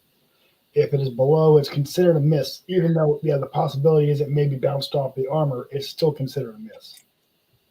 Okay. So I go to my short bow and I click that little, I have a +6, so click that. Yep. What? 20 + 6 is 26. That Damn, definitely. she got a nat 20. Jeez, that's a critical hit. So I mean, your kill somebody? damage is doubled. this is the first crit of the game. Well done, Taya. So why that's good? When you roll a critical hit, you roll your damage and then you double it. That's what a crit does. Okay. So It's then like that's you 52. like super stretched your bow back and let it rip, and it Yeah. Or you hit them in a vital somebody in the area. road or something. Cool. That was a good hit. That was And fun. So for those who are tuning in who don't know, Taya's never played D&D before. So her first attack, her first thing, First she attack crit roll it. ever. This is how you do it, people. Yeah. I'm stealthy and I'm good with a crossbow. No kidding. She got a nat 20 earlier on a stealth roll. So, she basically became the shadow. It was awesome. Okay. All right. So I did that. Now what? Roll damage for that particular weapon. So Short your bow damage can is tell you what- beside it. Yeah, it's like a D6 or a D8 or something for a short bow. Okay. It says short bow damage 3 + 5 + 4 equals crit 12. Look that up. I had to look up a short bow because I don't know. Equipment. Table contents. Where does it say equipment?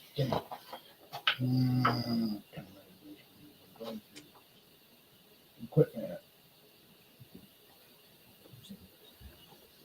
146.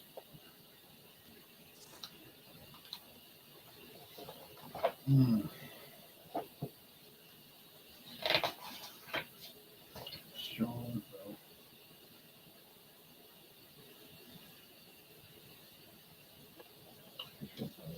A D6. So you roll a 6-sided dice and add your dex modifier. So a D6. Where'd it go? A D6. It says 1d6 + 4. Yes. So you add the D6. You roll a D6 and add 4.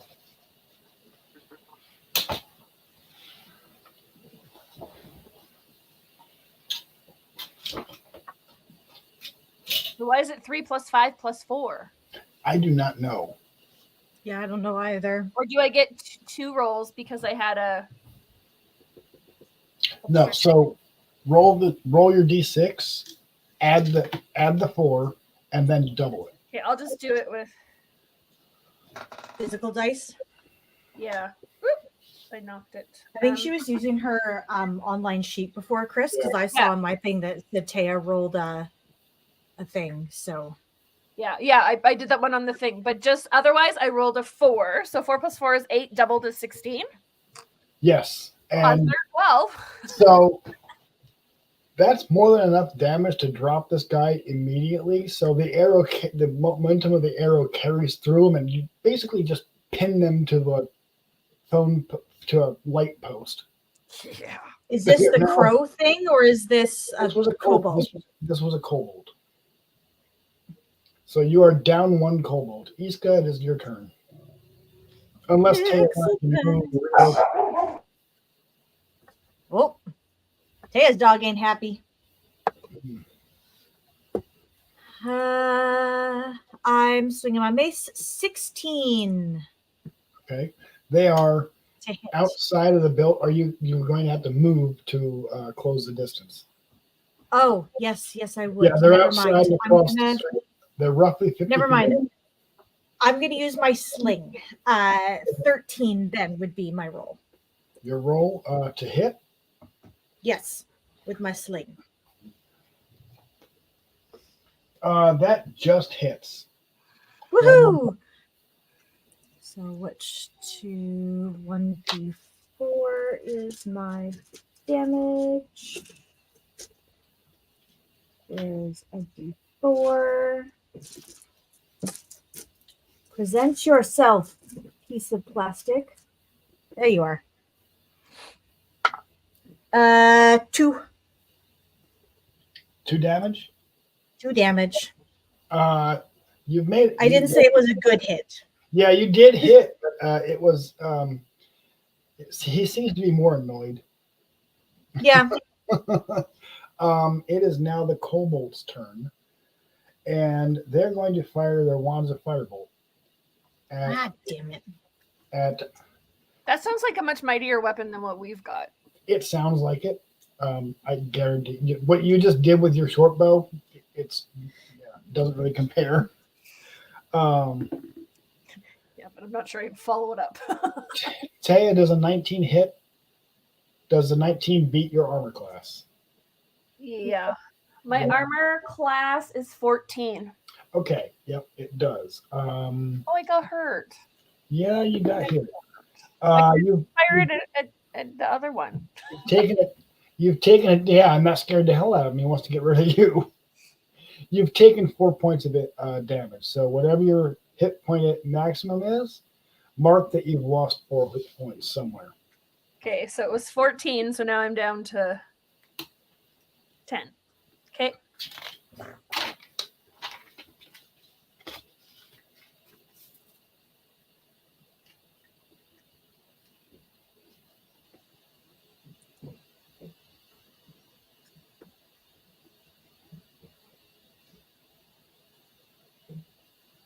Oh, wait, but on the thing it says it's 15. Your hit So points? then you're at 11. Then you're at 11. Yeah, on my printed sheet it says 14, but online after I equipped my armor it says it's 15 now. Armor doesn't give you hit points, but I think we made an adjustment because we made an adjustment for your dragon mark. So I think you do have 15 hit points. Okay. 11 then. Yes, you have 11 hit points. The other kobold of the 2 that are left, the other kobold is going to make an attack roll with their with the same attack. They were all equipped with wands of firebolt. Iska does a 15 hit.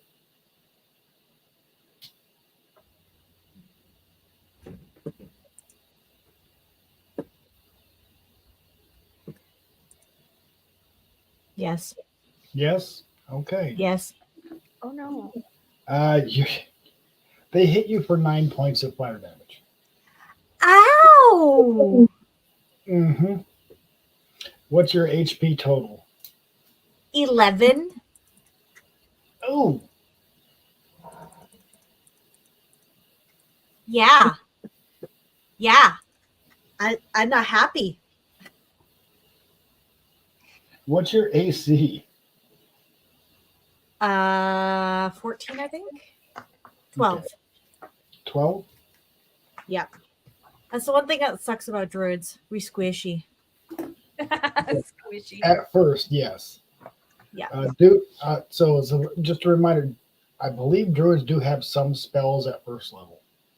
Just yes. bearing that in mind. And I was wrong. My hit points were at 14, so I'm at 10 because my armor class went up to 15. Ah, okay. Not my hit points. My hit All right. points are still 14. So I am at 10. I appreciate it's all good. I appreciate the integrity. Okay. It is now the Kenku's turn, and they're going to. I feel a little outnumbered here.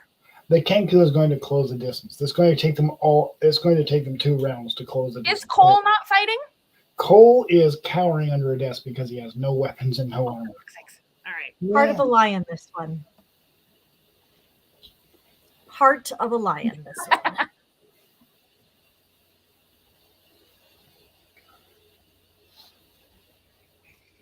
In fact, all the Warforged that could have fled. Yeah, of course they have. Mm-hmm.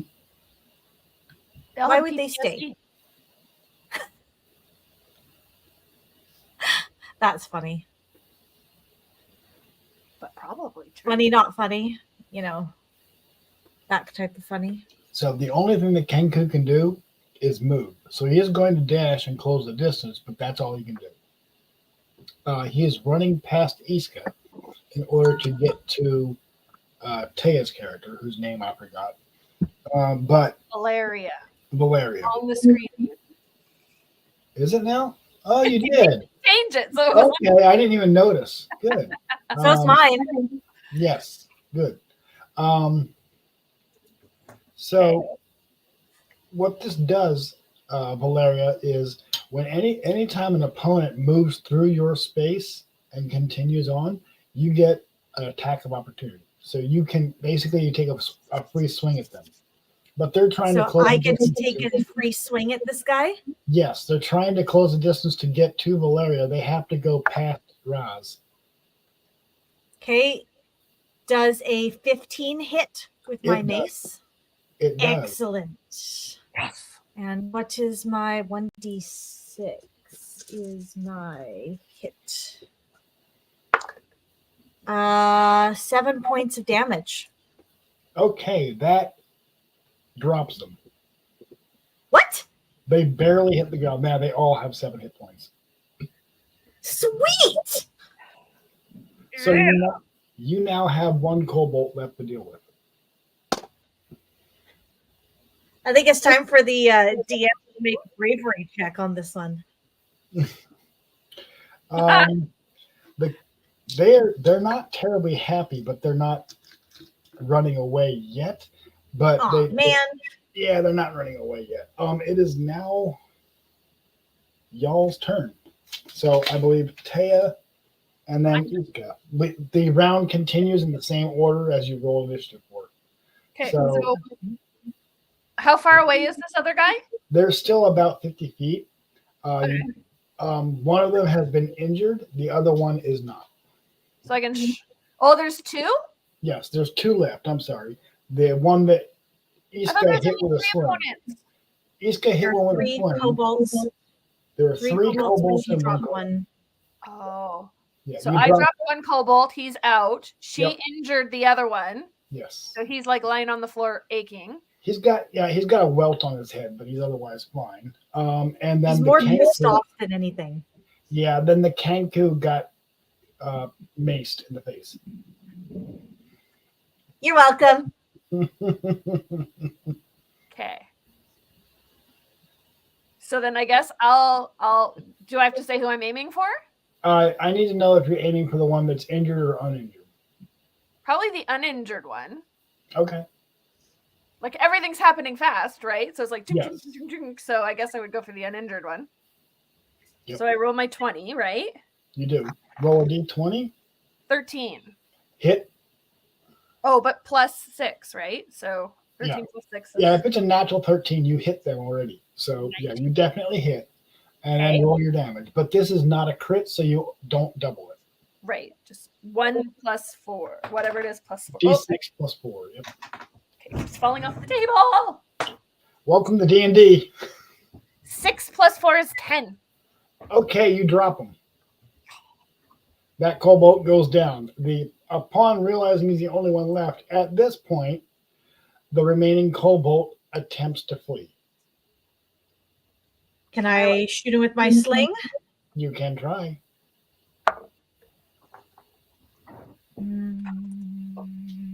I don't think this hits. 11? No, it goes just That's wide. a miss. That's a miss. I think I just scared him even more, though.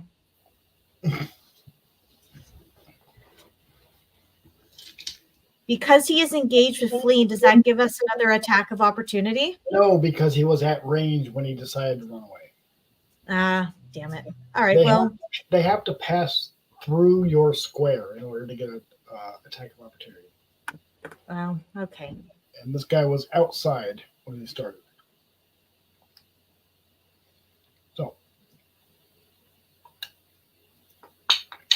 So we won? You effectively won, yes. The Cog Carnival is effectively abandoned. Most of the patrons have fled into the street. Cole, having no way of getting out, is cowering under a table. See, this is where we look at him and we go, see, dude, we got your back. So you said we were tricking you, did you? We got you, boo. Looks to me like we just saved you. Do you believe us now? It seems more likely than not that you're telling the truth, but I have been lied to before. Oh, good grief. Yeah. Man. Oh, yeah. We didn't just prove that we actually came here to retrieve you, that we're not trying to hurt you. That didn't prove it? No, it did. It did. After everything you've been through, you're not armed.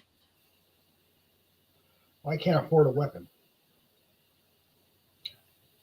And I'm at a bit of a disadvantage anyway. So, no, I do believe now that you are working for Bill Roy.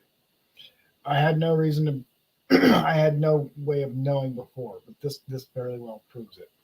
The Bill of Writ didn't prove it before. There's plenty of I forget the word, forgers in the city. Yep, forgers, that would be the word. Yeah. But look, I'm sorry. This isn't the first time someone's tried to kill me because of this. Shall we go find Bill Roy? Yeah, if we can get me out of here, because I don't think I'm safe here.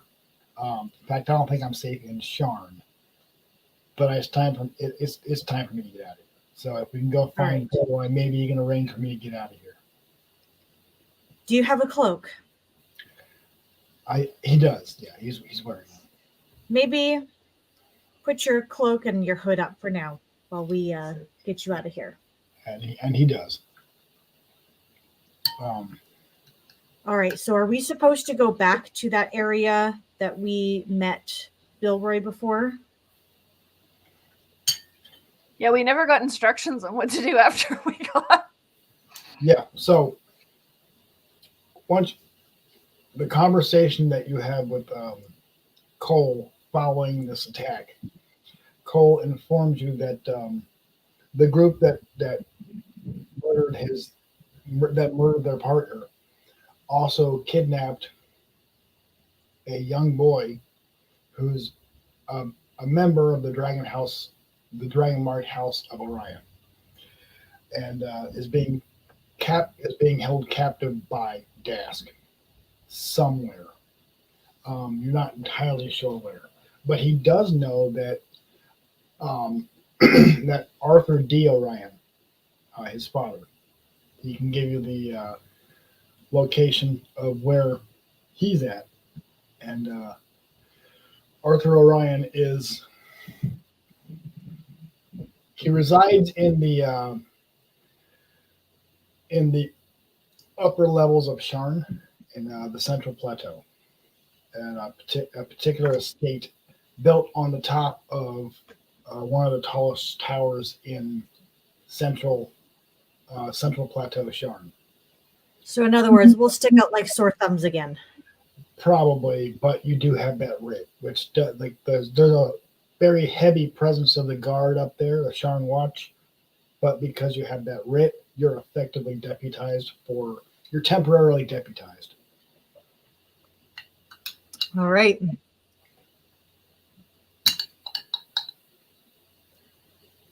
But there, now I got that away.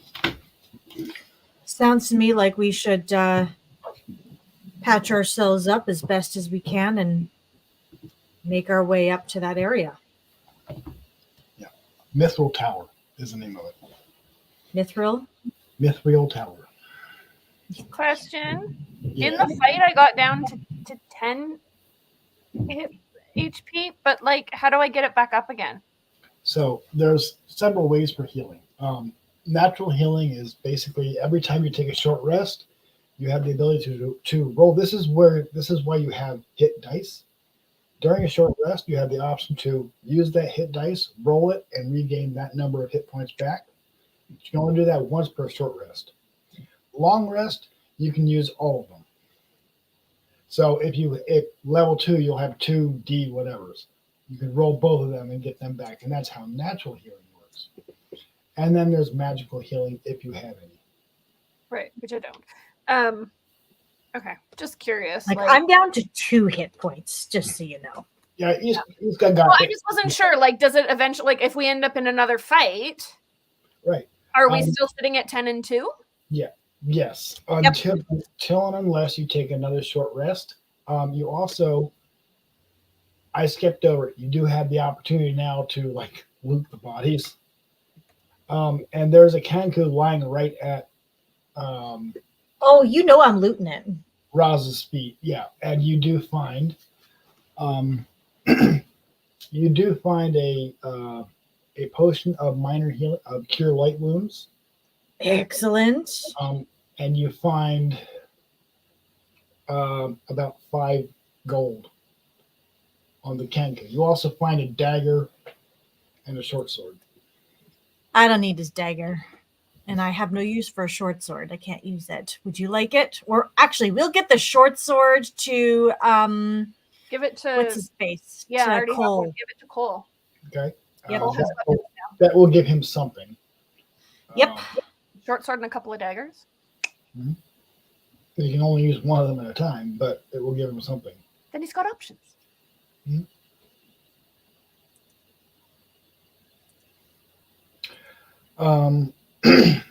And the kobolds, between the 3 of them, there is another potion of cure light wounds. There's also a featherfall token amongst all 4 of them. One of them had a featherfall token. A featherfall token is a magic item that is worn on the lapel or somewhere around the collar, and what it is a magical parachute. If you fall further than 20 feet, it automatically activates and slows your descent down to a survivable rate of speed. That's cool. It only works once. How many gold pieces did you say I got off the guy? 3? 5 gold pieces from the Kanku and the kobolds all in total. So I'll take 2. You want 3? Rogue? Yep. And then if you go to inventory, you'll see the little to the right hand side, you'll see like little gold stack of gold coins with a number beside it. You just click on it and then you can adjust your thing up and down there.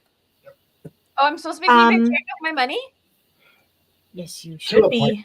If you wanted to just scratch it down with a piece of scratch paper and then add it at the end of the game, you can. It's easier to do it once. It's up to you guys if you want to do it that way or not. I don't even see it. Where is it? Yeah, things that cost like 2 copper pieces, I'm not worried about. I'm taking the featherfall token. Things that cost like 300 gold pieces, yeah, you do need to keep track of that. I don't have any gold in my inventory.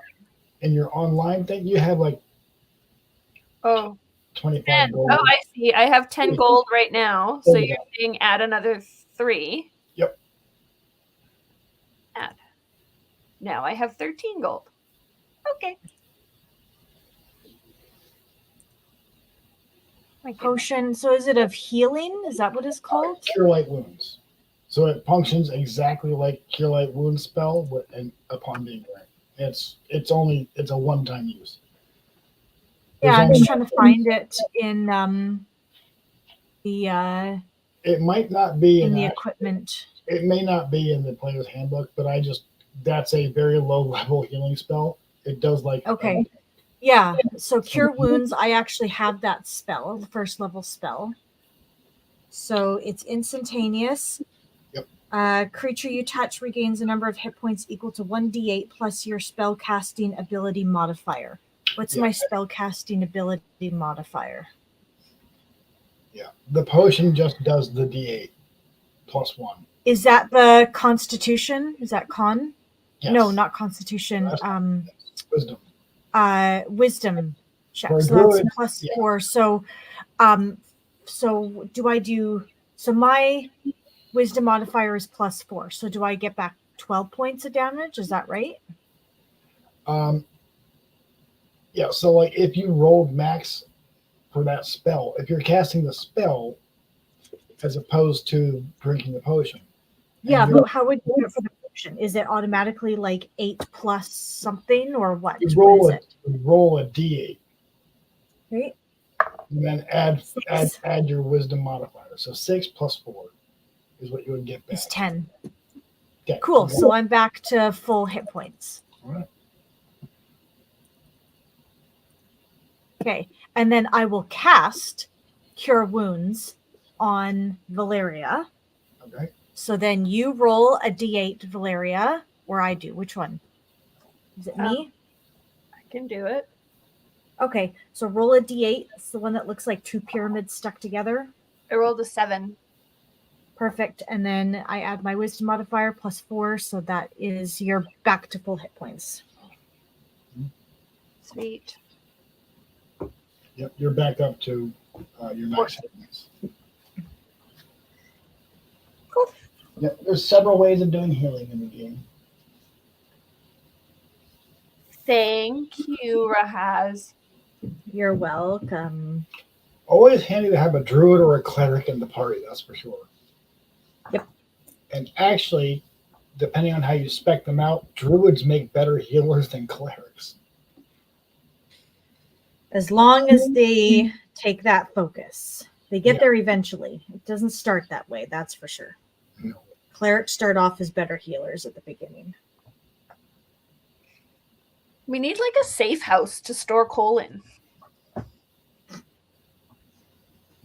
don't think there's a such thing here. They don't have safe houses in Charn? You would have like a thieves' hideout that you could go to, but you're not. Don't whether coal would be safe there or not depends entirely on the situation. Who's trying to attack him? He doesn't seem to know. He knows that there was Dask, but he Cole is just kind of a trying to be law-abiding citizen. It ain't working out so well for him right now. Yeah, it's not.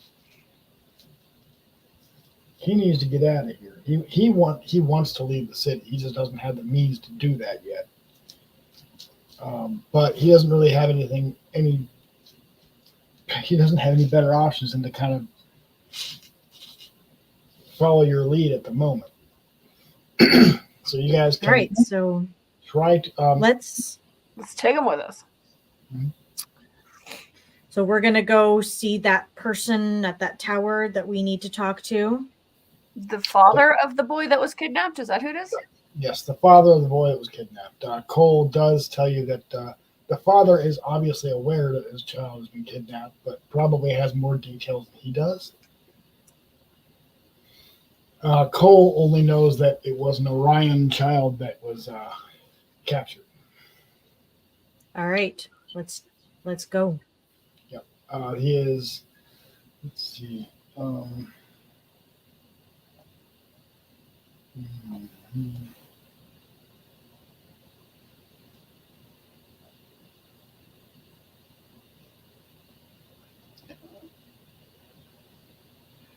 Aldine D. Orion was the name of the child's father. All right, let's go see old Aldine. Yep.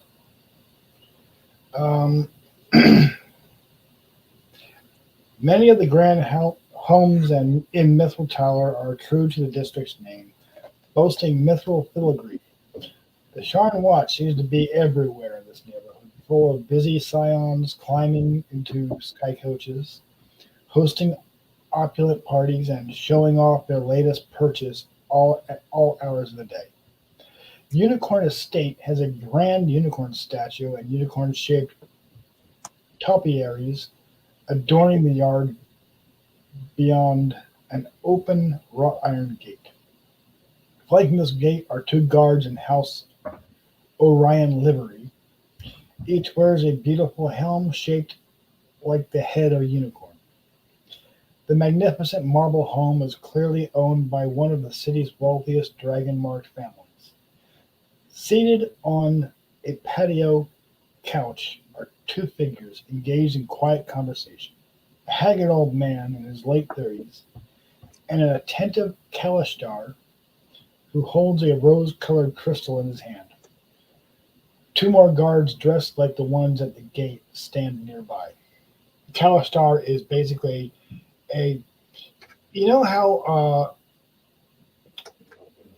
so the Kalishtar are to humans what the high elves are to elves. Kalishtar they have some psychic / telepathic ability. Beyond that, they're human. They're one of the races that Ebarron added. But they're both very fancy. This is obviously like very well-to-do neighborhood, and this estate is like one of the wealthier estates in the neighborhood. Orion is a familiar name, but this person, their name, you're not necessarily familiar with who specifically this person is, Valeria, but your dragon mark is where you as a player want it to be. So if you want it to be able to be concealed, you can easily hide it. And there's no way for him to know that you're associated with any marked house unless you specifically make an effort to show them. Okay. So they would probably not recognize. You haven't been seen by the upper nobility in probably by this point decades. 26 years. Yeah, they don't go into the Splatterway. That's just not their neighborhood. Mm-hmm. They might not be aware that the Splatterway even exists. Yeah, this guy is Aldine D. Orion is pretty well off. I mean, he's got nice digs here. And the gates of the Unicorn Estate are open. You can, you could pass through. The guards would attempt to stop you, but your writ would kind of hold sway here. The Sharn Watch is everywhere, and like they know that they know what that is. It would be respect. The law is respected here. I'm not even going to try to go in between the guards. I'm going to walk up to a guard and show him the writ and say, sorry that I've come unannounced, but may we speak with Ebarron, please? It's about his son. He examines the writ and looks over the other guard and just kind of gestures for the guard to go and fetch the to deliver the message. A few moments later, he comes back and says, "Aldine will speak with you now." Okay. And they maintain their post, but politely motion for you to pass. And as you do, there's a pre-programmed magical illusion of a unicorn welcoming you to the Unicorn Estate. Yes.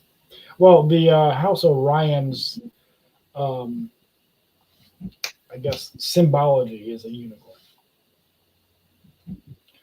And Aldine says, I wasn't expecting visitors, and now I'm being told that deputized members of the Sharn Watch wish to speak with me. Can I ask what this is about? This is about your son. My son. At the mention of his son, he goes pale and seems to like not really have a whole lot of energy left. And he kind of sits down roughly on the nearby bench. And his Kalashtar attendant kind of tries to console him a bit. Says, "What about my son? We're here to help. How did you know? Who told you what?" I look over Cole. Okay. We look at Cole and ask Cole to fill in the details. Cole does, and he explains that he was witness to a crime which involved the murder of his partner and the kidnapping, he didn't see the kidnapping happen. He was witness to the result of it, though. So But he's he the doesn't- boy. Cole doesn't know where the boy's being held, but he does know that the boy has been captured. And upon relaying that to Aldine is visibly shaken and upset. And there's a look of guilt on his face. And I didn't want anybody to get hurt. I was trying to keep this under my hat. I put him to bed one night about a month ago. And in the morning he was gone, and his place was a note. A month ago? About a month ago. Like, dude. He's been trying to solve the problem on his own because he doesn't like his estranged wife. He doesn't want to tell his estranged wife.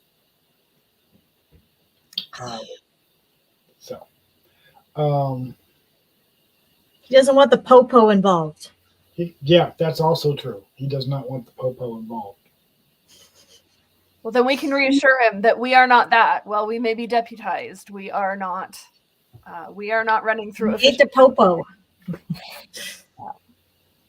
And maybe a little bit of our underground investigative techniques might help this situation along.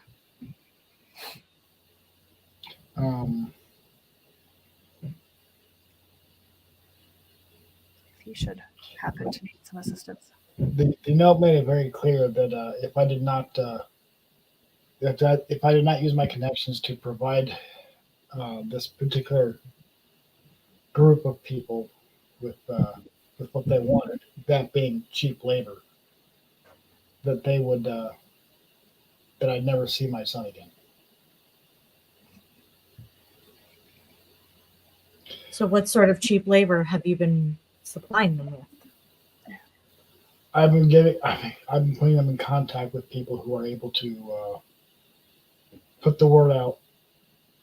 I've been hiring workforce, specifically homeless, unemployed, would not likely be missed workforce. And he looks guilty looking over at Cole. Has he had like a recent proof of life on his son? Only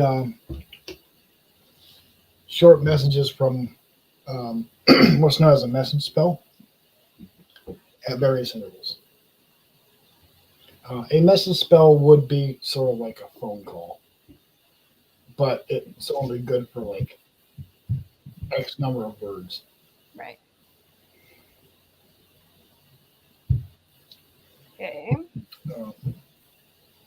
He's providing labor. How does he acquire this cheap labor? He puts out job postings. Oh, so it was that one of the job postings that got It was. Cole's partner? It was. The Cole answered you. Yes, the Razor took a job working for Orion, and it was hard labor. There wasn't a whole lot of detail, not very forthcoming, and Cole kind of glares at Aldine, and didn't pay very much.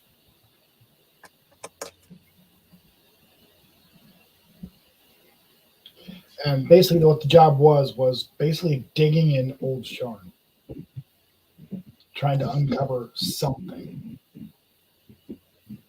And Can I ask to go use the washroom and then sneak into his office and rifle through his papers to find more information? you can make a persuasion check. Okay, how do I do that? You would roll a d20 and add your charisma. If you're proficient in persuasion, you would add your persuasion bonus also. That should be on your character sheet too. All right, so persuasion, I've got a +2, and what was the other one? Your charisma. So you would add +2 to your charisma bonus. My charisma bonus is 2, so Okay. that's +4, and I rolled a 2, so that's like 6. None of my ideas ever work. This isn't really the appropriate time to be using the washroom. We're having a rather serious discussion. If you wish to do so afterwards, maybe I can arrange it if we come to an agreeable arrangement. You can't hold your bladder, it's not our problem. Washroom. What are they digging for? An old shard. Valeria's going to be whizzing off the side of the tower. Hope you perfected your squat. Oh. Or it might be Splattergate.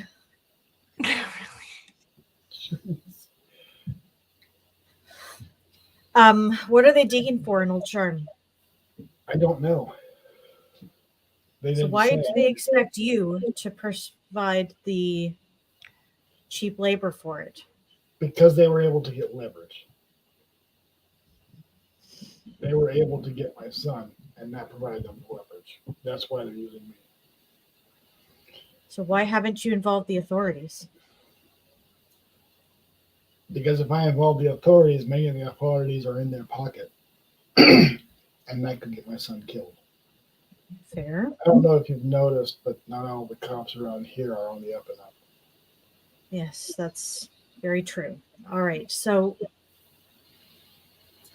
what can we do to help?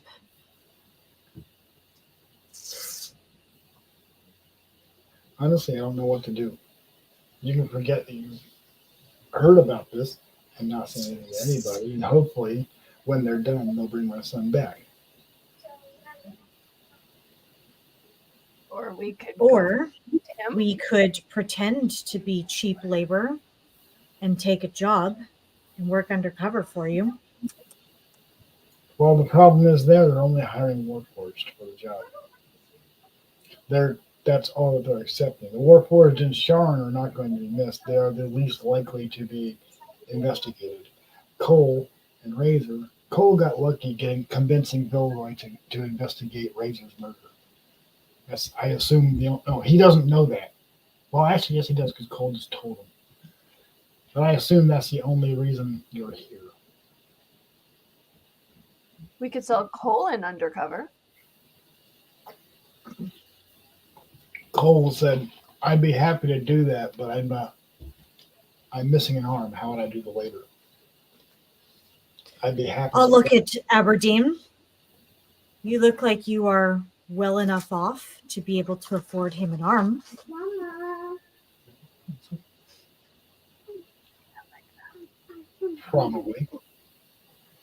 Probably. When this is over, I'd be happy to do so.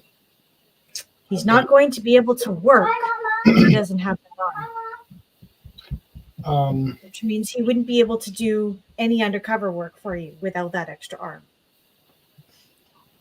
Which means even longer before you might see your son. Isn't an arm worth the price for your son?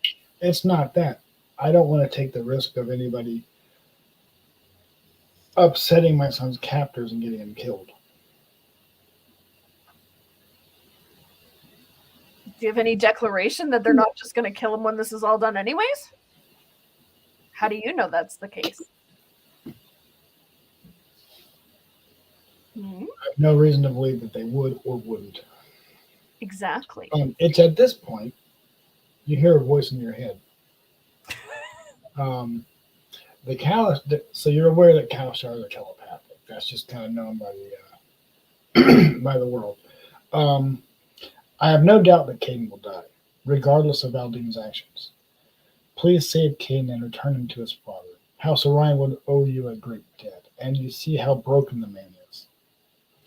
There is an enclosed there is an enclosed lift 5 buildings north of the estate. Look for the Medusa inside. Make sure you're alone, as this lift will take you down to the dig site and hopefully to Caden, their son. Meanwhile, the Is this in both of our heads or just it's both. Taya's? You both hear this, and you're able to respond telepathically, but you don't have to. Meanwhile, Aiden is trying to talk you out of investigating. He seems to be fairly convinced that if he just shuts up and lets things happen the way that he's being bullied into letting them happen, that he'll get his son back. Or at least that's what he's not willing to take chances. He's clearly not a gambling man, and he's trying very hard to not rock the boat. All right, so I'm going to look knowingly at the telepathic, and I will say to Aberdeen, I'm sorry we could not be of more assistance to you. We will forget that this conversation happened and go on our ways, and we wish you the best to you and your family. And I hope that your son will be returned to you safely soon. He pauses for a moment. Says, thank you. Kind of looks over at the Kalashtar and then seems to say, thank you. There's the door, but thank you. Thank you for your concern, but I don't think there's anything that can be done for my son. All right. Good day to you, sir. Nod my head and indicate to the other two it's time for us to leave. Cole glares at him on the way around. Valeria, are you leaving yet, or are you following suit? Did you have anything you wanted to add? No, I'll just leave and go with her. Okay. You've been given directions to the lift. Mm-hmm. We have. Mm-hmm. The double doors in the enclosed lift car open to reveal the inside of a 15-foot cube made of stone with etchings of unicorn patterns covering its walls. The doors, however, had a sign on it that said out of order, and then the doors just opened. Magic orb in the ceiling illuminates the lift.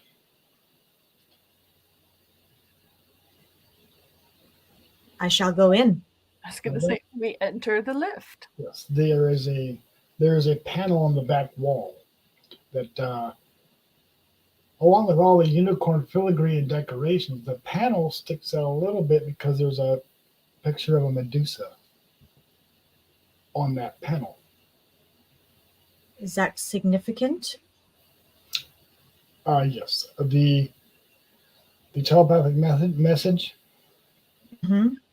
Hellstar. There's an enclosed lift 5 buildings north of the estate. Look for the Medusa inside. Make sure you're alone. Right. Okay. Well, Medusa. This panel is flat with the wall, but it's clearly there's I want to push it. Okay. It's pretty solid. Or can we remove the panel? Do you have anything to pry with? Yeah, I have a crowbar. Okay, yeah, that crowbar would do the job.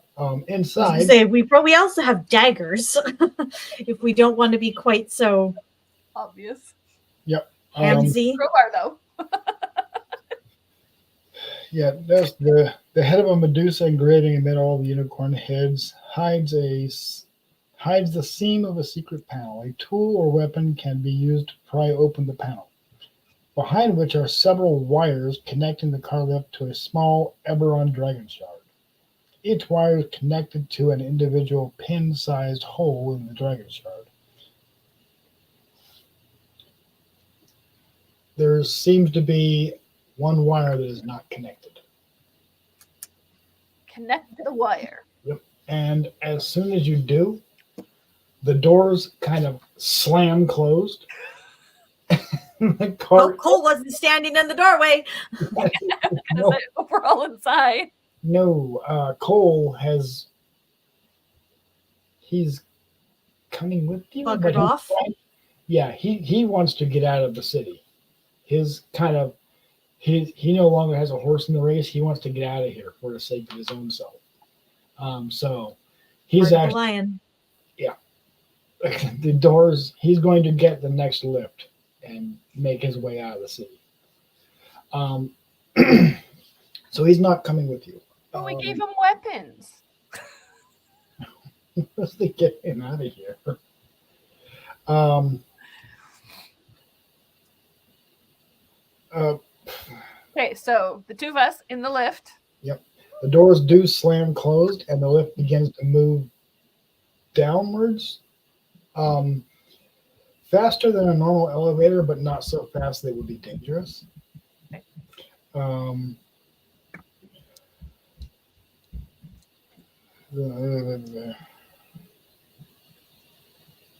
lift seems to descend forever into the belly of Sharn. Several minutes pass as the lift rattles and shakes, as if passing into some place it was not meant to go.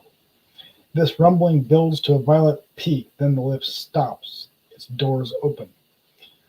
By the lift's interior light, you can see into a vast, unlit cavern strewn with broken stonework from ancient buildings as far as you can see in every direction. The air is stale and filled with dust and the scent of decay.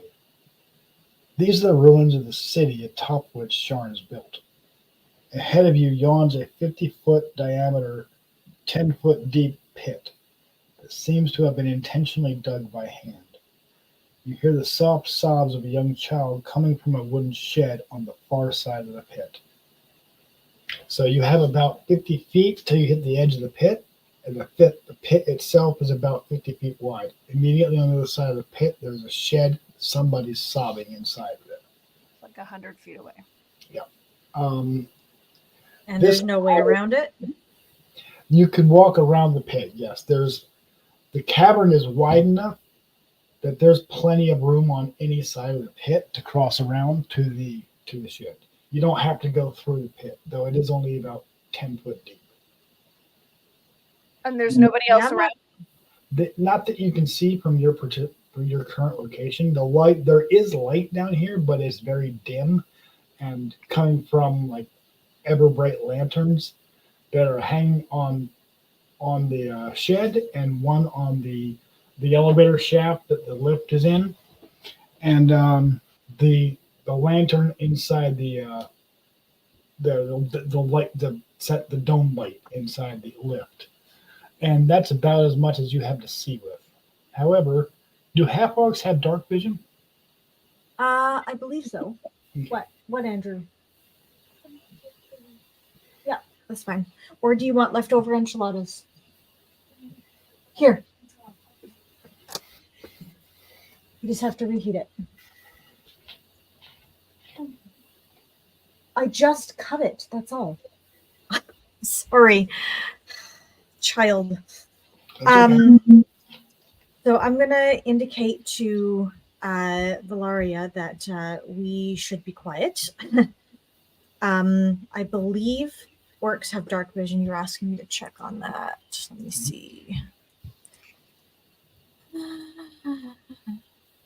Dark vision. Yep, up to 60 feet. Okay. I don't know. I don't think humans do. Humans do not have dark vision. No. The only exception would be humans of the same house that Iska's character is in. And I'm not. No. But I'm sneaky. You are damn sneaky, yes. Okay, so I'm going to follow her because she can see and I can't really. Right. Well, there is dim light. Okay. So you're not totally blind down here. It's not total darkness. Can we go over and check out what's in the pit? You can.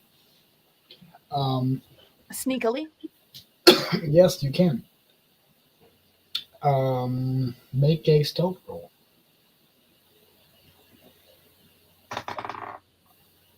18. Yes. Plus I have an 8 for stealth, so that's a 26. Yes. Plus you would add a D4 because you're... No, you don't. I keep getting that confused. Never mind. That's acrobatics. So I got a 6 for acrobatics. um, so um, Got an 8. so because of that roll, you get the drop on 3 goblins that are waiting to ambush people, which means you get a surprise round, which means you get to go do a thing, and then we will roll for initiative. Like what kind? What do you mean? I get to go do a thing? If you wanted to attack them, you could attack them. If you wanted to, like, Oh, like I see them before they see me yes, they don't see you yet, because I'm so stealthy. Okay. but you could attack them, or you could like be the scout and go back and tell Raz, or you could do something that I haven't thought of. You can do a song and dance and get their attention. I mean, it's really up to you. I don't recommend the song and dance. I was gonna say they don't strike me as like this is a situation where you can like talk it out because we're not supposed to be here at all. So They're goblins. yeah, I'm They're guessing goblins. I will attack. The only thing that they're interested in doing is killing you and eating you. Yeah. So I'm guessing I will attack first because as soon as I do that, Rahaz will recognize that I'm fighting and like step up Very likely, yes. rather than taking the time to go back and be like, there's goblins. Yes. We're gonna have to fight them. Because you have Drop on them and fight them. because you have surprise, you have advantage on your attack roll. Whenever you, because you are a sneaky rogue, have advantage on an attack roll, you can add your sneak attack bonus, which is a D6 to the attack roll. And the damage roll. I thought attack with advantage was that you got to roll your d20 twice and then take the highest one. Yes, that's correct. You roll the d20 twice because you have surprise. You have advantage. So you roll the d20 twice so that's rolling with advantage. And then if you hit, which you probably will, you would add a d6 to the damage in addition to what you do normally. Okay, so I'm rolling a d20. Mhm. I rolled an 8, and then I roll again. You roll again and take the highest number. 18. There! You have rolled an 18. That definitely hits one of them. Okay, and So then I you have roll- to roll a 6. You roll a d6, add your... So first you roll for your normal damage. Right, you roll for your normal damage, 1. which is a d6, okay, plus 4 because of your dex. Right, your attack bonus is, I think it's what we say it was, plus 4? I thought it was plus 6. Plus, okay. I don't even see that on here. That's on the online one, I think. Okay. Yeah, check your online one. It'll tell you what your hit roll is there with the weapon.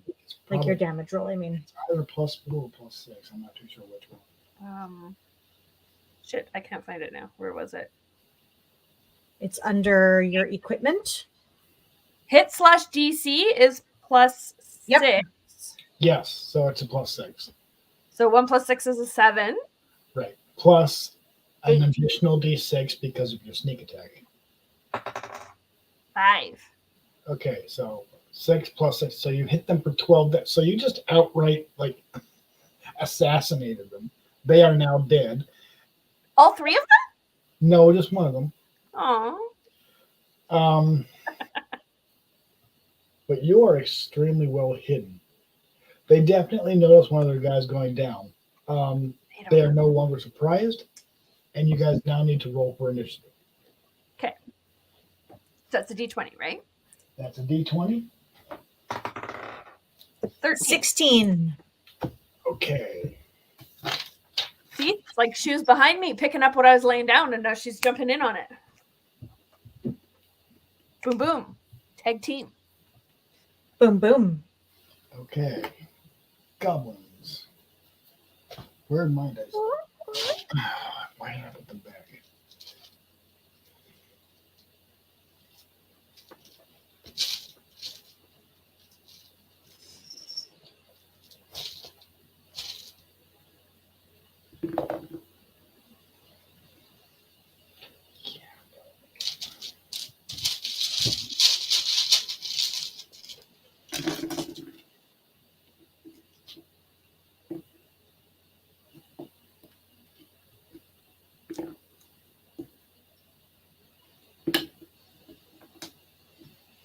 Okay. Okay. So you go. So Iska, Taya, and then the three goblins each have to go. And then we repeat. Is it only 2 now, or is there 3 left? There is now 2 goblins. Yes, correct. 2 goblins. Okay, cool. So Iska, you're up. I'm Mason.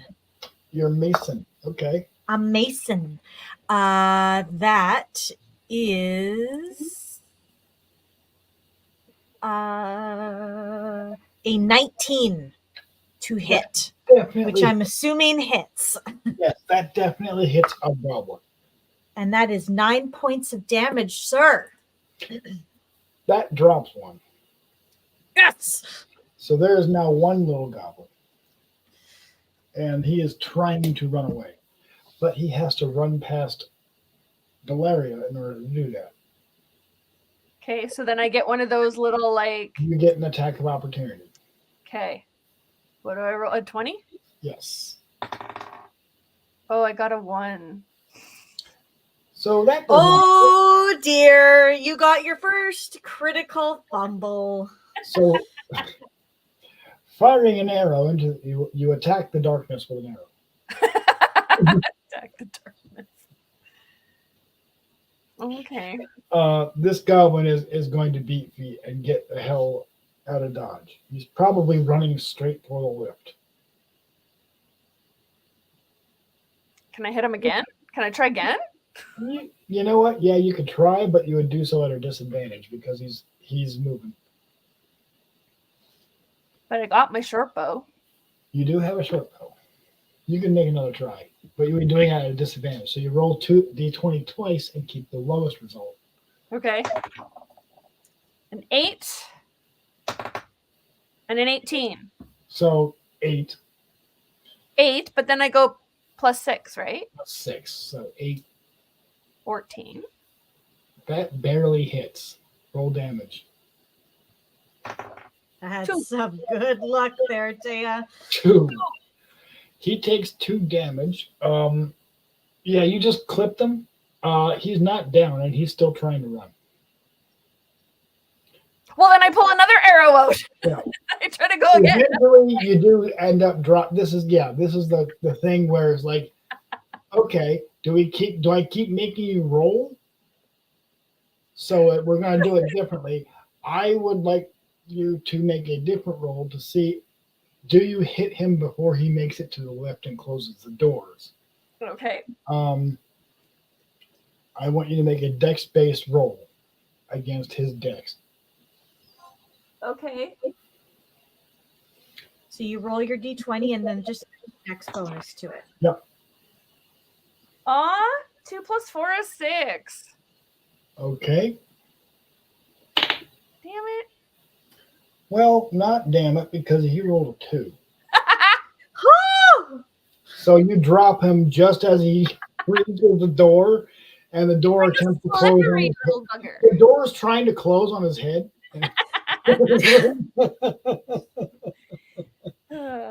Which is actually holding the elevator for you, so that's actually kind of convenient. I'm going to go back over there and unplug the wire from behind the Medusa so that the lift is not going to work unless we make it work. Okay. And then I'm going to put the Medusa thing back into place so it looks like it's where it should be. Okay. I'm a smart one. Smart half work. We know he's got the intelligence points. Do you move the goblin, or do you let the door just kind of half close on its neck? Oh, I'm going to take him out, but at this point he is like, he's there. Yeah. All I have to do is just like as I'm walking past his as the door is like, all I have to do is take my friggin' mace and just clunk. There's no hitting involved. Like I don't have to roll. I can just bonk. Yeah. He's done. He's dead. His dead body is just holding the door open. Okay, I'll move his dead body to the side into a shadow so that it's not. Actually, I'll just put him back in the pit with his friends so that it's not immediately apparent to whoever's is like walking around. They'd actually have to go and look for him to find out. So before you were so rudely interrupted by the goblins, the other thing in the pit is about 3 disheveled and very unhappy looking warforged who are like shackled. Aw. Can we And they're go? not really saying anything. They're not even looking up. They're not really even, paying attention to what's going on. They're just kind of sitting there. Can we go talk Yeah. to them? You could. It's only a 10-foot deep pit, and it can be easily climbed. So Once we've dealt with the goblins, yeah, we'll hide all their bodies away and then go talk to the guys in the pit. Be like, Rolling the lift. hey, are you guys okay? What's going on? Can we help get you out of here? So they're not really talkative. They said, you don't look like Dask. Well, you might. we don't look like what? You don't look like Dask. Dask is the monstrous humanoid gang that's kind of new in town and causing these problems. Dask, Okay. Dask is the gang that is blackmailing the Orion family. Yeah. But I'm obviously not one of them. I No, don't dress like them. no. And we just killed a bunch of goblins, so obviously we're like, Yeah, you're obviously not with Dask, and nobody would connect you to Orion. so No, we're not Dask. What are you guys doing here? Well, we were What are they hired making you do? We were hired for a job. Turns out the employer sucks. What's your job? Digging. what are you digging for? what? We don't know. Sometimes people come down here and they just kind of look for old relics that were lost to time. No, this is old Sharn, city on top of which Sharn was built. We don't really know what they're looking for. Have Sometimes you found anything? yeah, a few things, but Can you describe them to us? knickknacks and he describes like old works. Sometimes some of us have found like instruments, furniture, artwork, things that wouldn't be worth a whole lot of money, but Were the desk people excited about those finds? not those ones. They were only ever excited about one find. What find was that?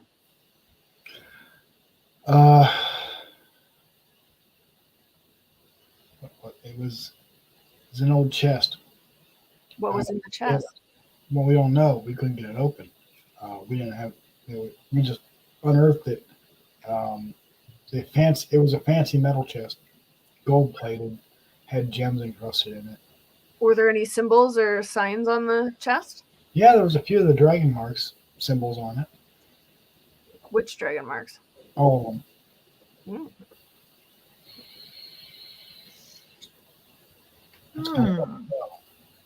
Well, let's get you guys unshackled here. You don't need to be sitting in this pit. Yeah, you might want to do that before Garda comes back. I don't know when she'll be here, but she usually comes back every day or so to collect the things we find. Garda. All right. Is that the boss? Yeah, she's a half ogre. Not real nice. Part of Dask. I think She she's. doesn't sound very nice. Yeah. Does she come alone? No, not usually. She usually has a couple of hobgoblins with her, but last couple of days she has been. I'm not sure what happened to the hobgoblins. Maybe they made her angry. Probably ate them. There was a Sounded like a child crying before Oh, we yeah, the kid. found these orcs. We should probably go check out that too. You got to get these off. Make kind of motions towards the shackles. We'd like Yep. to get out of here if we had the opportunity. Yep, let's get these off of you. Okay. Can we just take them off, or what do we have to do? That's a dex-based. Can I search the goblins for keys, please? Yes, you can.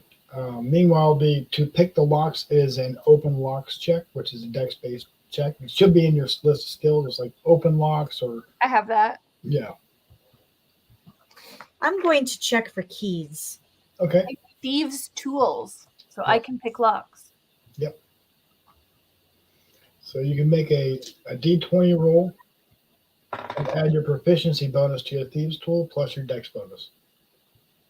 Okay, well, I rolled an 18. Okay. And then what do I add? You add your dexterity bonus, which should be 4.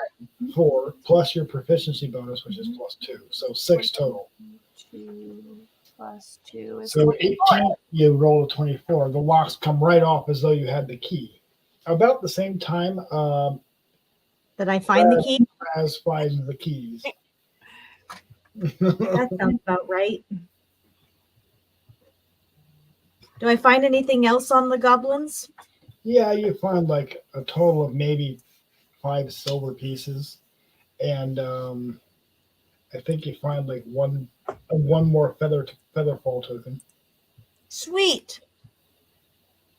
Can I So have now- one? Yeah, you do now have a total of 2. You can have the featherfall token. I'm taking the silver. Okay. And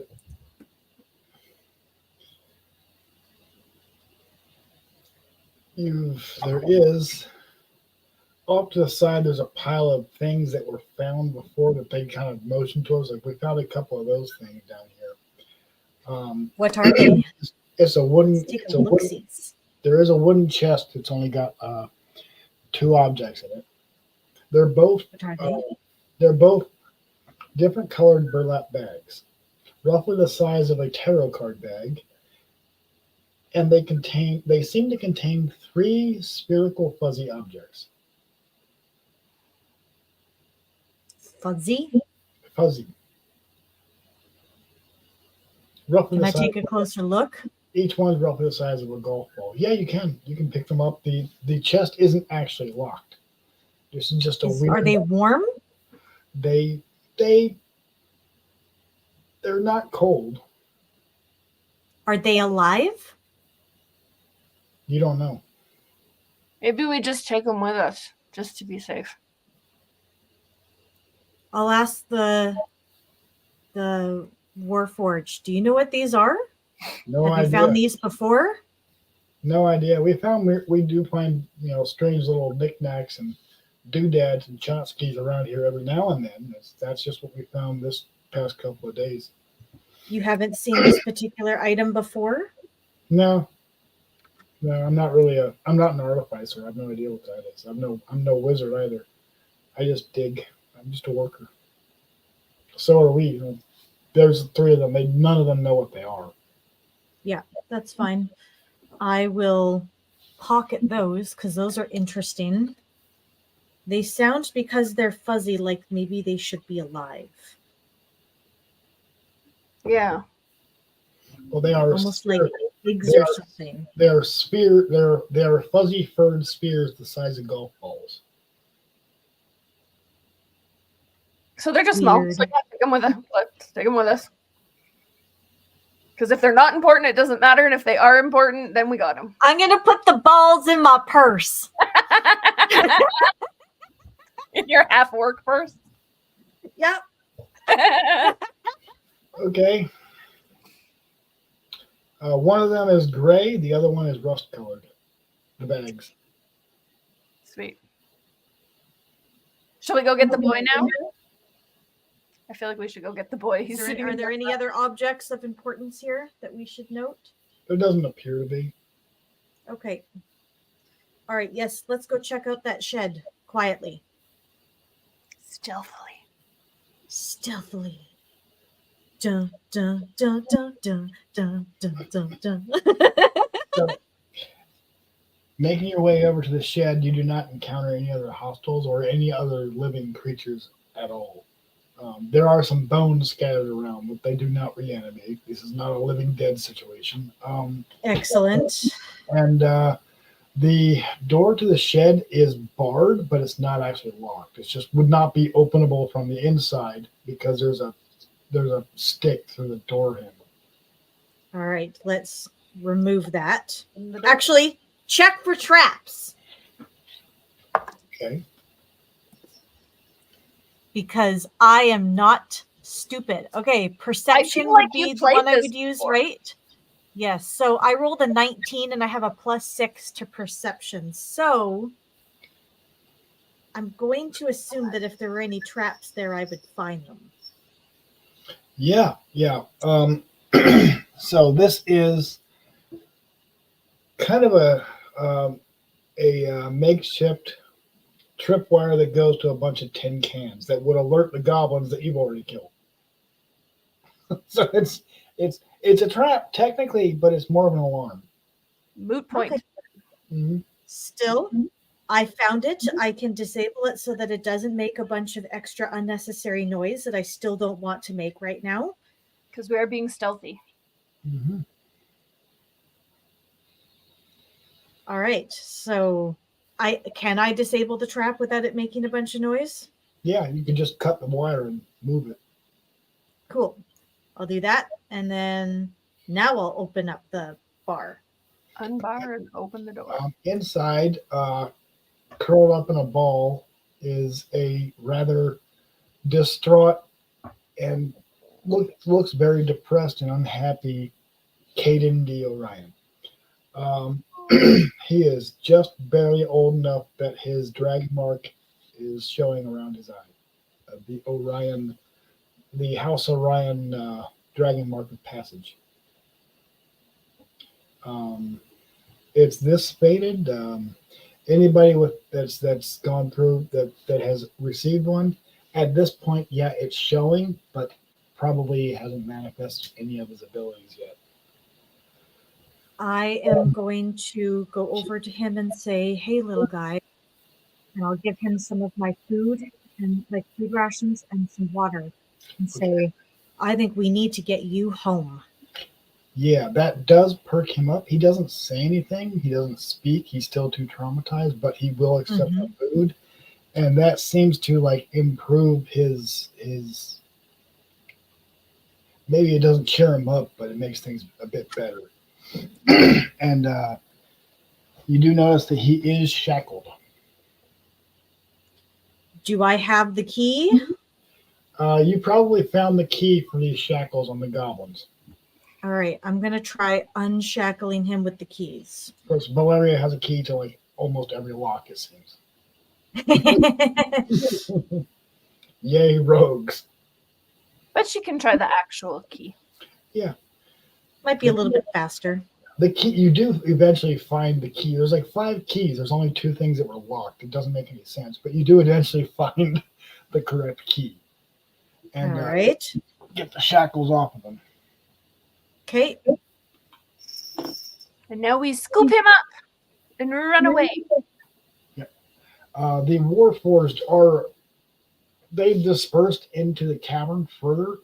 It's as if they kind of know how to get out of here. They're not going to where you're going. They don't want to go up to the upper levels because Warforged, you've never seen a Warforged in Upper Shard.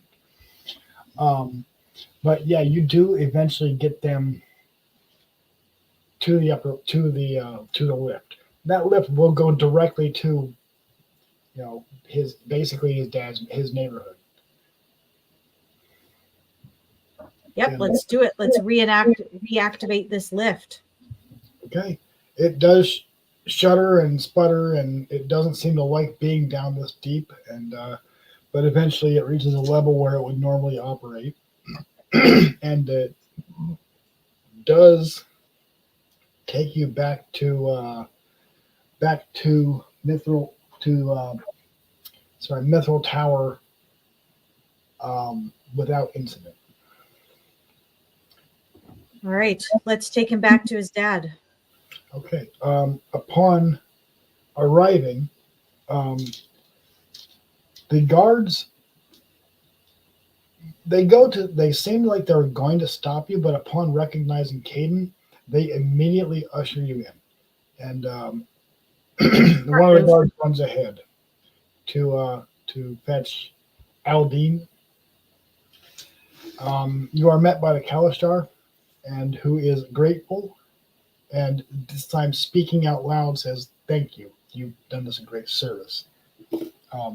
Aldine will be out shortly, and you've done us a great service. You've taken away Dask's leverage, so I think maybe Aldine will be a little bit more accommodating now that he's got his son back. And shortly thereafter, Aldine does come out. He doesn't acknowledge anybody. He just runs and scoops up his son. And as any parent would. There's several minutes of being very emotional and happy to have his son back. And his son isn't talking yet, but he's clearly relieved to be back with his father. Caden has been through a lot, so he's probably not going to be very talkative. And then when the shock of getting his son back, when he finally comes to his senses and realizes that he still has company, he does thank you profusely and says, Look, I know I wasn't very cooperative earlier, but I was worried about my son, but you've done me a huge service. You've made a friend of House Orion, that is for sure.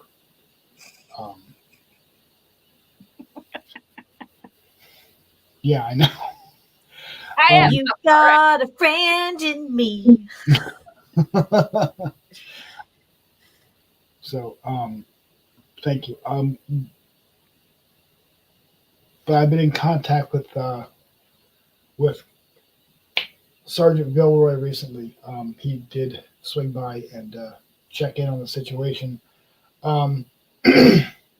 Vilroy apparently spoke with Cole. I also paid for Cole's fare on the lightning rail to get him out of town. And I promised Vilroy that I wouldn't disclose where Cole was going. I just paid the fee. I do not know where he's going. I don't need to. The least I could do was to ensure his safety and get him as far away from Sharn as he wants to be. The lightning rail can do that.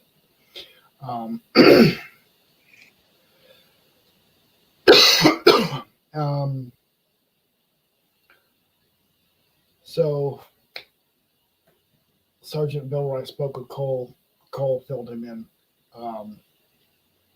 Once Cole was out of Lower Tavis Landing, Vilroy was able to speak with him again here. He spoke with him privately here. And I think I have more information for you. And he tells you that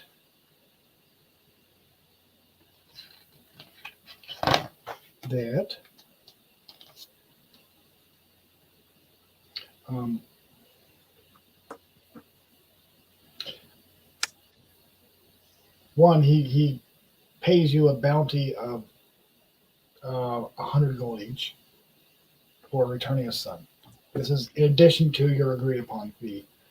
And he also offers I have some supplies, healing. We have some alchemy supplies, potions, and a number of scrolls that you might find useful, which you're welcome to. I do know that that Gerda, my contacts, look, my family owns the lightning rail. I know who books when. A criminal half ogre by the name of Gerda has booked a first class private coach on a lightning rail that is headed to Rote. I don't know where she's going from Rote, but that's all the further she's booked for. It's She sounds like she was the one who's been keeping your son captive she for was. the last month.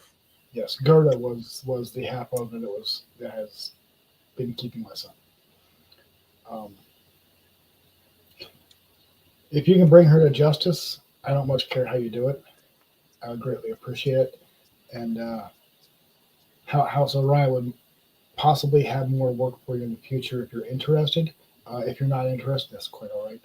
You aren't going to have to pay for fare on the Lightning Rail should you ever need it in the future. Well, I'm grateful for that at the very least. It's a little expensive if you go any further than Road. That's the cheapest fare you can get, and that's like 5 silver. I think we should see if we can't follow this Garda. What do you think, Valeria? I think, but did we get our money from Bilroy? Vilroy is not currently here, but you are owed the All my last money. part upon bringing the case to a close, Oh, which would involve some like either so we have to keep going. We're not done yet. right, but Aldine has paid you a finder's fee of 100 gold pieces for his job. Yeah. Didn't we get 25 gold from Vilroy to begin with as well? Yes, it was 25 up front and an additional 50 gold at the end. So Aldine's Never paid added that initial 25. Aldine's paid you more than the job would originally paid you anyway. Yeah, had you completed it. But Aldine is like he can afford it. I'm just making sure we get all our money. Yeah. Like technically the job's not done yet, but like. So how do we bring the case to close to get the money? Is it to follow Garda? Bringing Garda to justice and recovering those stolen artifacts that were stolen from Lower Sharn. At this point, Aldine would advise you as like, yeah, well, if they stole artifacts from Lower Sharn, which is illegal as hell, because things that come out of Lower Sharn from time to time have been dangerous. So I think we should go find Vilroy first and show him these like furry ball things. Okay. And tell him about the chest. Okay. Do you tell Aldine that you have the furry ball bags? No. No? Okay. Yeah, that chest probably contains something that doesn't need to see the light of day ever again. So I think we should go find Vilroy and tell him about what we heard about what these Warforged are digging up before we head off on our way to go bring Garda back to justice. Because that one seems to have a time limit on it, doesn't it? Yeah, so he can tell you have about an hour before that lightning rail departs. Oh. Now, so maybe we should go straight for the lightning rail then. What do you think, Taya? The lightning rail is in Terminus Station. Terminus Station is in Lower Tavik's Landing. You are directly above Lower Tavik's Landing. You just have to go down. You don't have to go over. The Cog Caravel, the Warforged bar, was technically further away by about 6 blocks because you have to go all the way down and then over 6 blocks. That was further away than that, but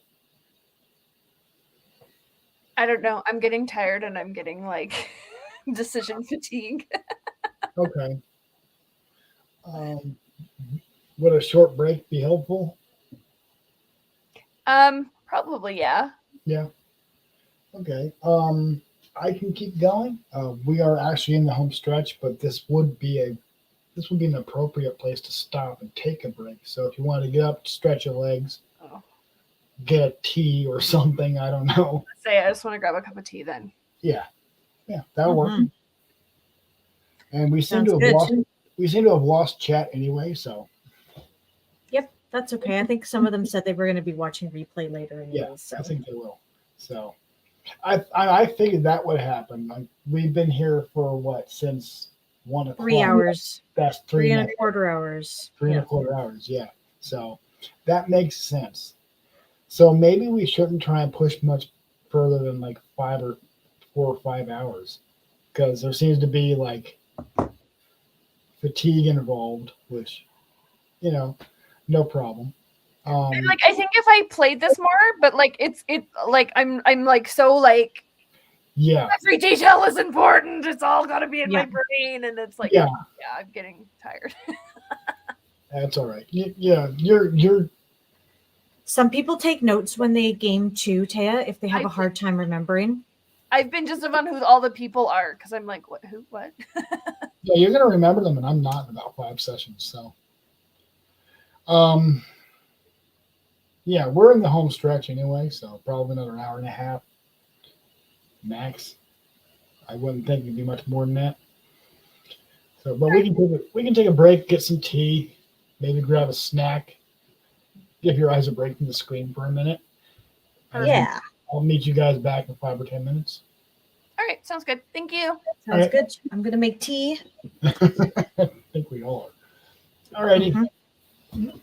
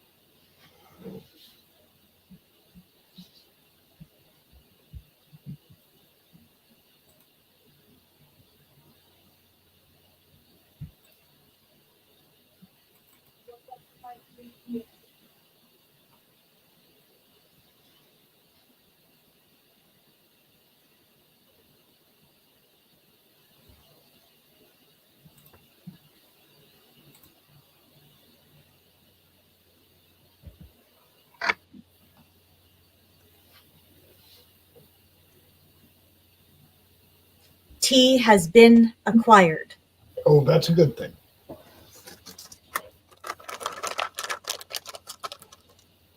Let me get this off my desk. I'll be right back.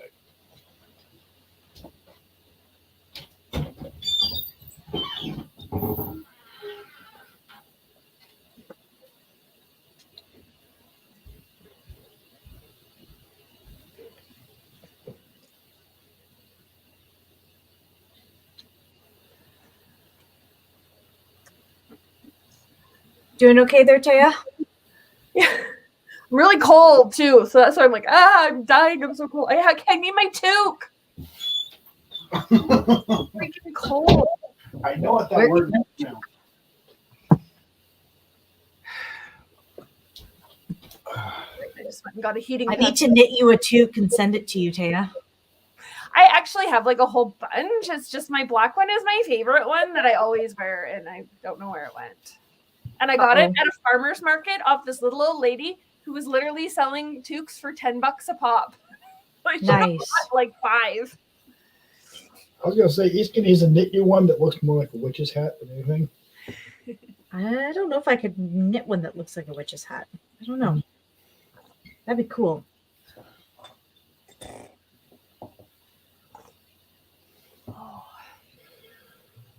Oh, boy. If I could knit a witch's hat, I'd make one for myself first. I know you can crochet them. I've seen that too. I'm not a very good crocheter, though. I have a felted one. It's really nice. I've seen your witch's hat. That's a very nice hat. Thank you. My daughter actually bought it for me. And you know what? It was like super reasonable. I think it was like $65. That's not terrible. Like Canadian, that's like $50 American. And it's like thick and it's like it's really nice. Like it's really well constructed. The one that you had on what was it? Lion Witchcraft, right? Mm-hmm. Yeah. Yeah.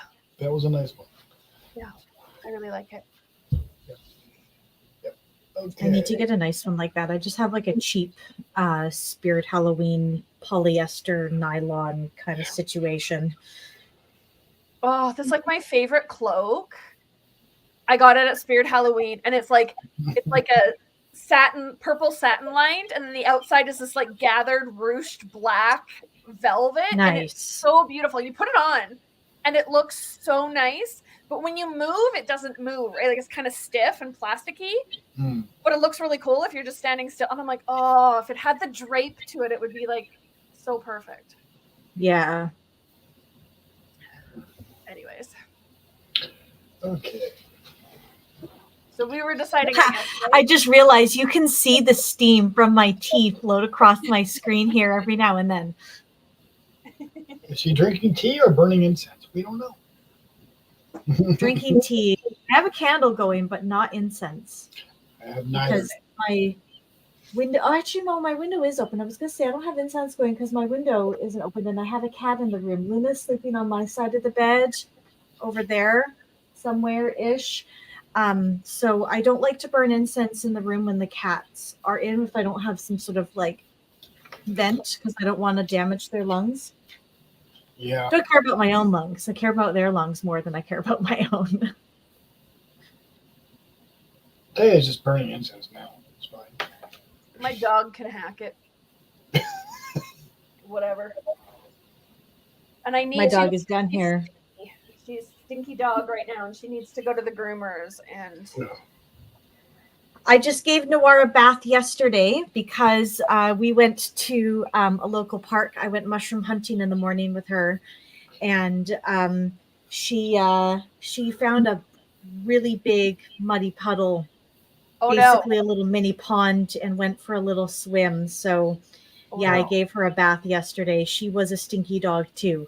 The last time we went to the dog park, not last time, but like 2 weekends ago, we get to the far end of the dog park, which is about a 35-minute walk, and she rolled in shit. Smeared all along the side of her face, into her ear, down her neck, and all down her front flank. God. And we're walking back, and she's like a super friendly dog, so she always runs up to people, and everybody's like, oh, hello, and they're like going to pet. I'm like, don't pet her! And they all think she's like aggressive or something, so they're like, oh, and I'm like, no, she just rolled in shit. And I had to like douse her with my water bottle and try to wipe it off with like napkins so I could put her in the corner home to give her a gross. It was disgusting. I was just like, oh. And that's we avoid the river at like salmon spawning time when all the fish are like dying and there's like on the side of the river. Yeah. Because our old dog Tux, we don't have him anymore. He would roll in dead fish, and I was like, nope, not taking you to the river. Nasty thing. Nor doesn't do that, but now it's just habitual. Salmon are spawning. Plus, I don't like the smell of rotting dead fish either, so I don't really want to be there when that's happening either. No. Not to mention, there's a much higher opportunity of meeting a bear. Yeah. Yeah, you do live in North America. That's a thing. Yep. I saw a funny meme on somewhere recently. I don't know if it was on Instagram or Facebook or whatever, but it was like Canadians, grizzly bear. Canadian geese, like running away in terror. The Royal Canadian Air Force, right, Taya? Yep. Geese are vicious, man. They're mean. They're murder chickens. Murder chickens, I like that. Or I've also seen cobra chickens. Cobra chickens. Yeah, we have a ton of geese. Seriously, well, you don't want to piss them off. This time of year, they're coming this way. They're migrating south. I think they go to Mexico. They can keep them. They're a protected species here. Like, even if you like accidentally hit a goose with your car, you can be fined for it. Yeah. And ducks too. We had ducks nesting in our yard, and like you can't touch them. No, you can't. You can't do anything. And I was like, you've got to be kidding me. Like, what? And I like, because I have a dog. I'm like, well, my dog is going to eat. Well, you have to keep your dog away from them. I'm like, oh my God. Yeah, you'll have to put your dog on a leash to take them out into your own backyard. That's what we had to do for like 7 weeks while they nested in my backyard.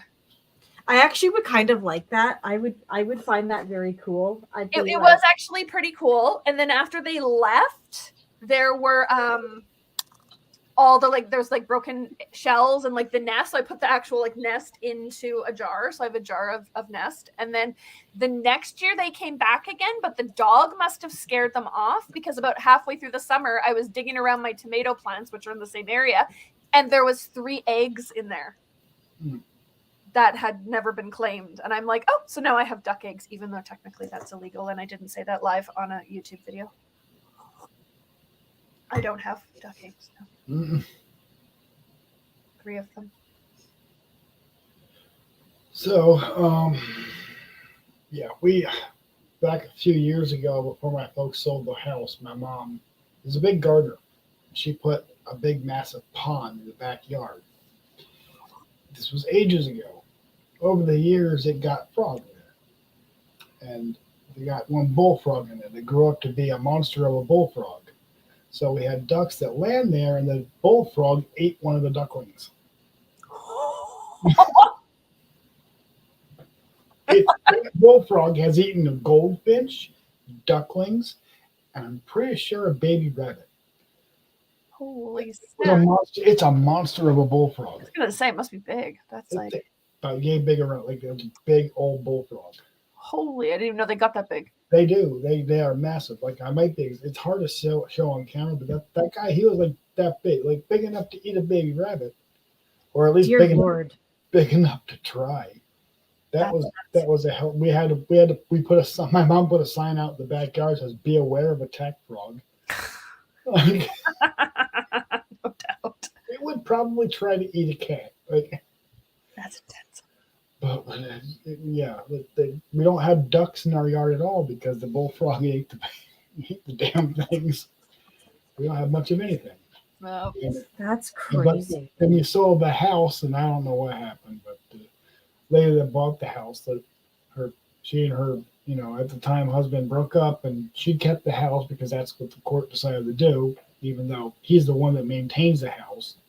It's now overgrown, and I live right next door to it too, so watching that house decay has been rough. Oh, that sucks. I grew up there, That sucks, yeah. Mm-hmm. There's nothing I can do about it because by law, it's not mine. Of course. But whatever. Aren't there like community upkeep standards or something? You would think, but we don't have we do not have an HOA. Thank goodness. I hate HOAs. It's not. Yeah, like she's hired a landscaper. It's not enough. The guy's old. He's doing the best he can, but that's just the court system gave the house to someone who doesn't know how to take care of it. Yeah. Whatever. Oh, but anyway, I guess we'll continue with the adventure. We're in the home stretch. It's not too far away now. So then, how are you liking your first game so far, though, Taya? That's good. I'll be honest, I'm exhausted, but it's good. Sorry. The first ones are always a little bit more exhausting because you're figuring out what you're doing as you go. Yeah. Once you sort of like understand what you're doing, it's less like mental work for your brain, and you'll be able to like kind of keep up. And I don't know like what's important and what's not important, and like do you know what I mean? Like what details to key in on and what's like just go past it. And no, it's fun. And the other thing is I don't do anything this long. Okay. Yeah, this is work, right? So it's not like I go to work Monday to Friday all day. So you know what I mean? I don't have that like concept of this much time. I'm like, oh, this is like a long time. Yeah, it's been like roughly 4 hours. So, and that's a short game. But we'll get the game wrapped up and conclusions and quest rewards and all that fun stuff. So, so we left off. Aldine D. Orion had just thanked you and paid you a reward for returning his son.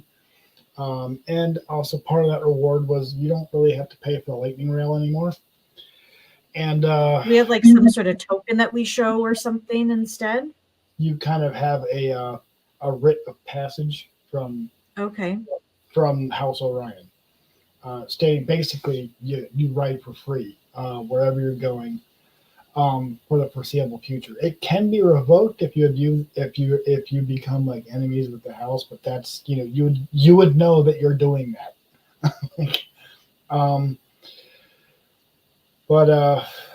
So, and they told you that Garda is the one responsible for the kidnapping and the mistreatment of the Warforged, and as well as the kidnapping of his own son. And has booked passage on the lightning rail going to Rote, and you have roughly an hour to catch that lightning rail. And it's going to be close because you know that getting down from here, it's a long way down, but there's no horizontal travel. It's just vertical travel straight down. Getting down safely would take a while. Getting down unsafely would not take very long at all. Well, we both have tokens of feather falling. That is true. Yes, but I don't think we should use it here. Just purposely use it. Just be like, see ya. Pitch off the side of the building. All right, fine. Sharn watched paratroopers who are. Yeah, that's what okay. I'm gonna do. Okay, and then Rahaz, you can do whatever you want. I'll just wait for you down at the bottom. I am not using my token of featherfall here. No, we won't. I am going to take a normal passageway down. Also, Sharn is so crisscrossed with bridges, you would almost certainly come in contact with a bridge. As soon as you land and stop falling, the effects of the featherfall token are gone. So, but that would be a viable strategy.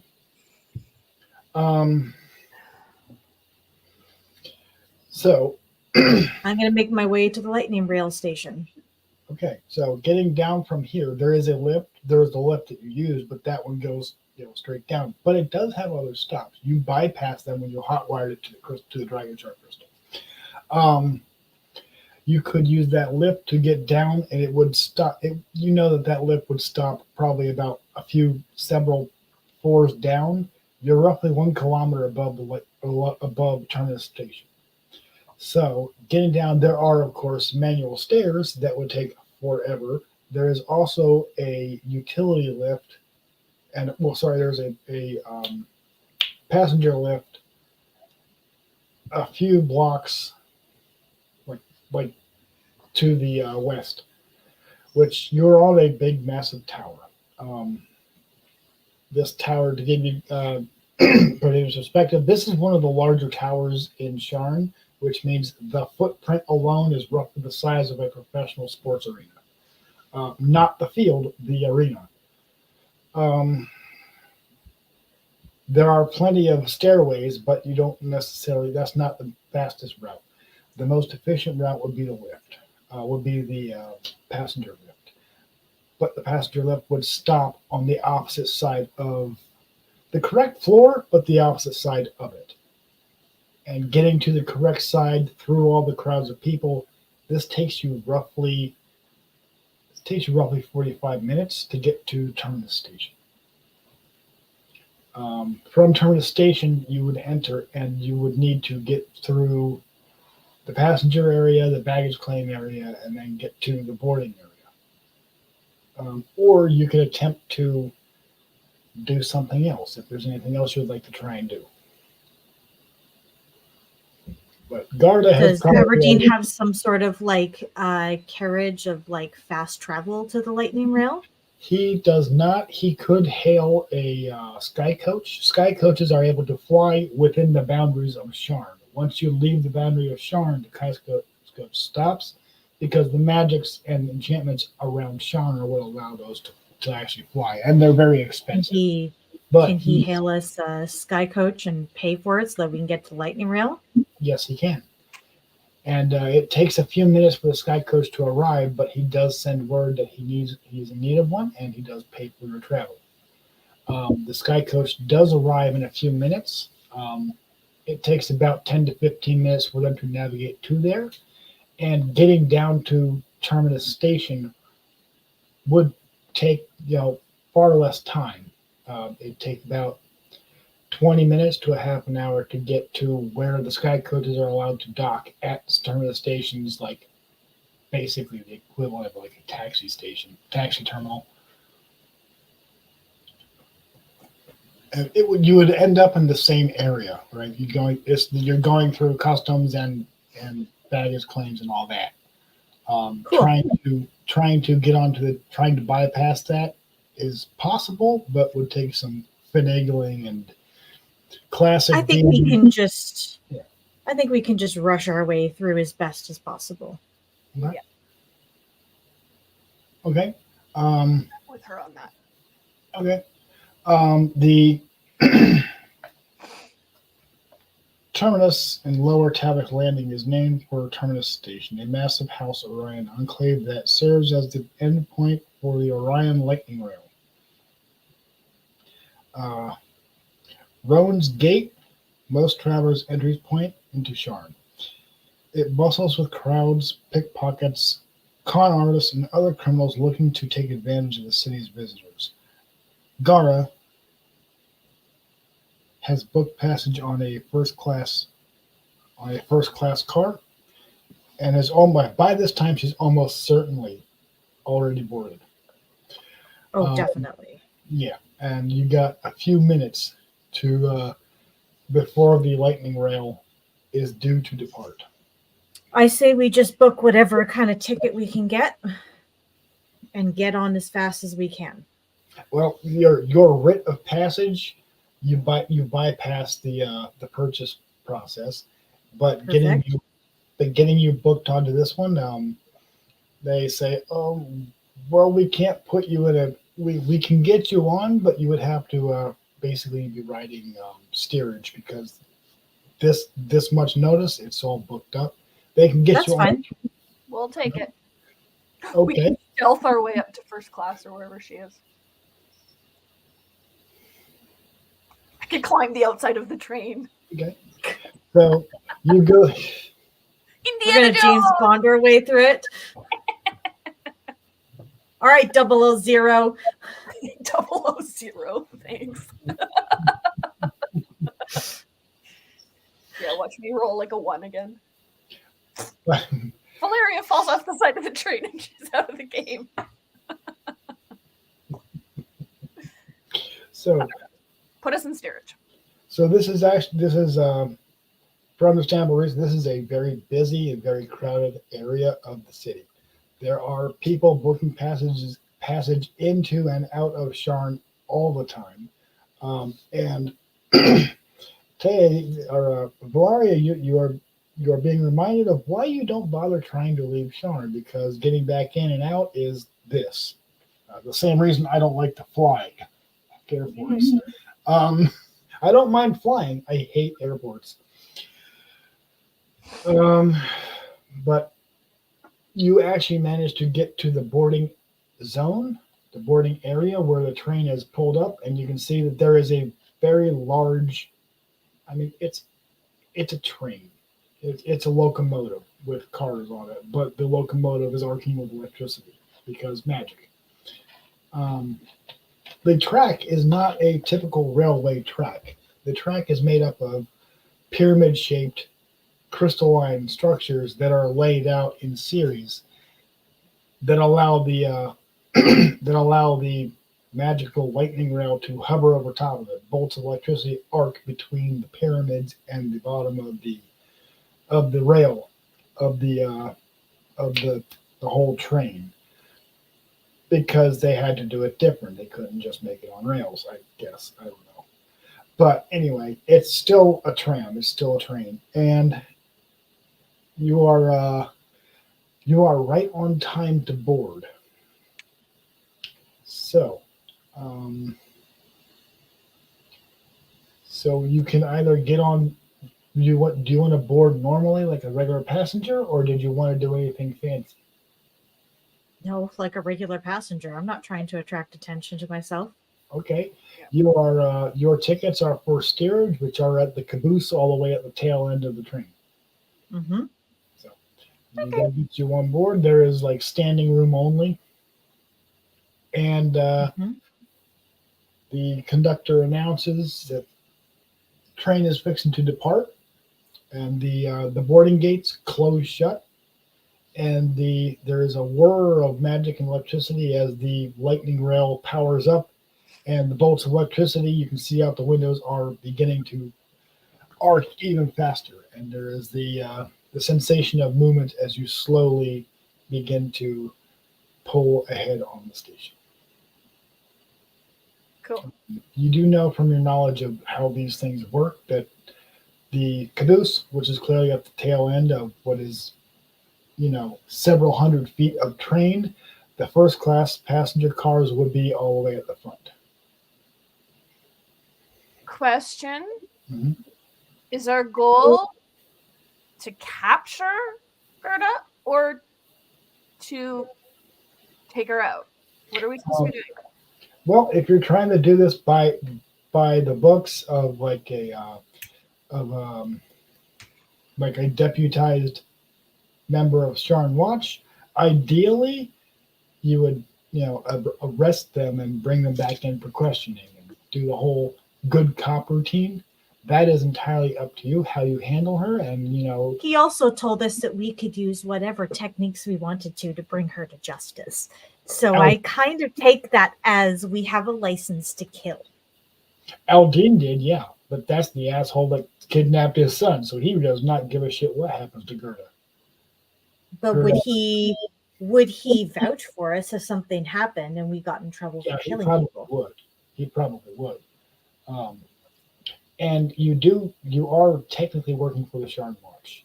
The police try not to, let it get to come to fatalities, but police work is police work sometimes.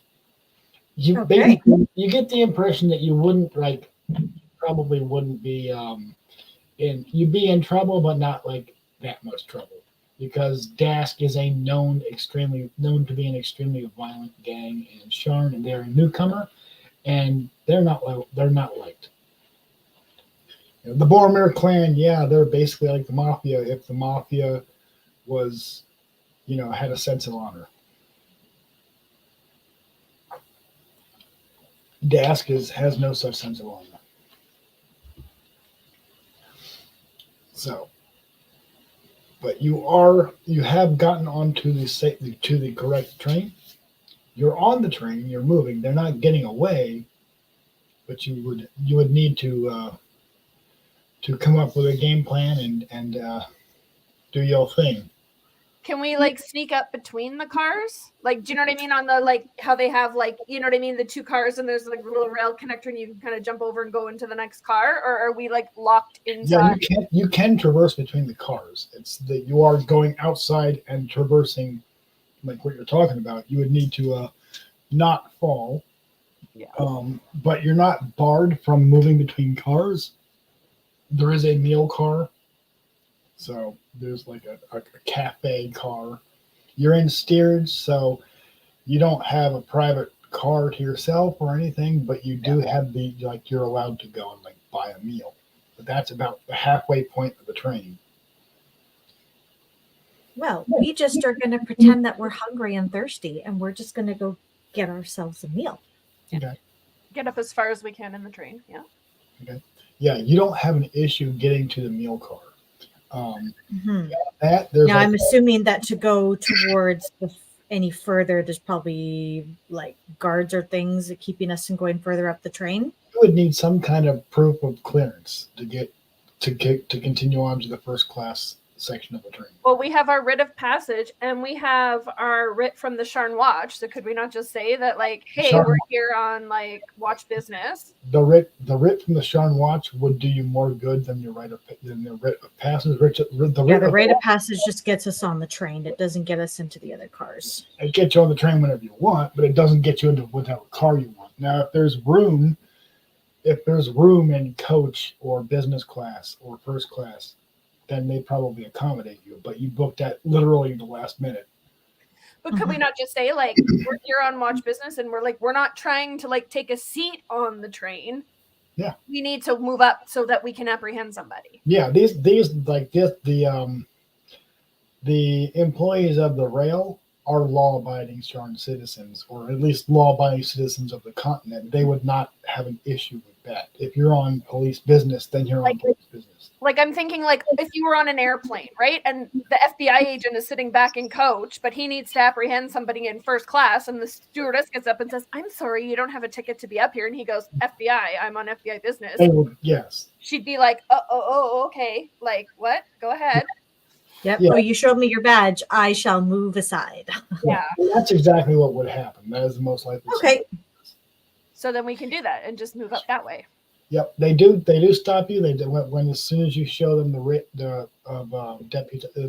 Sharn Watch writ, then oh, okay, yeah, go ahead, do your job. So they do allow you to pass forward, and you would get that far. That would work as far as the last first class coach, which is a private coach. That's where Gardo presumably is. How do you want to approach the last coach?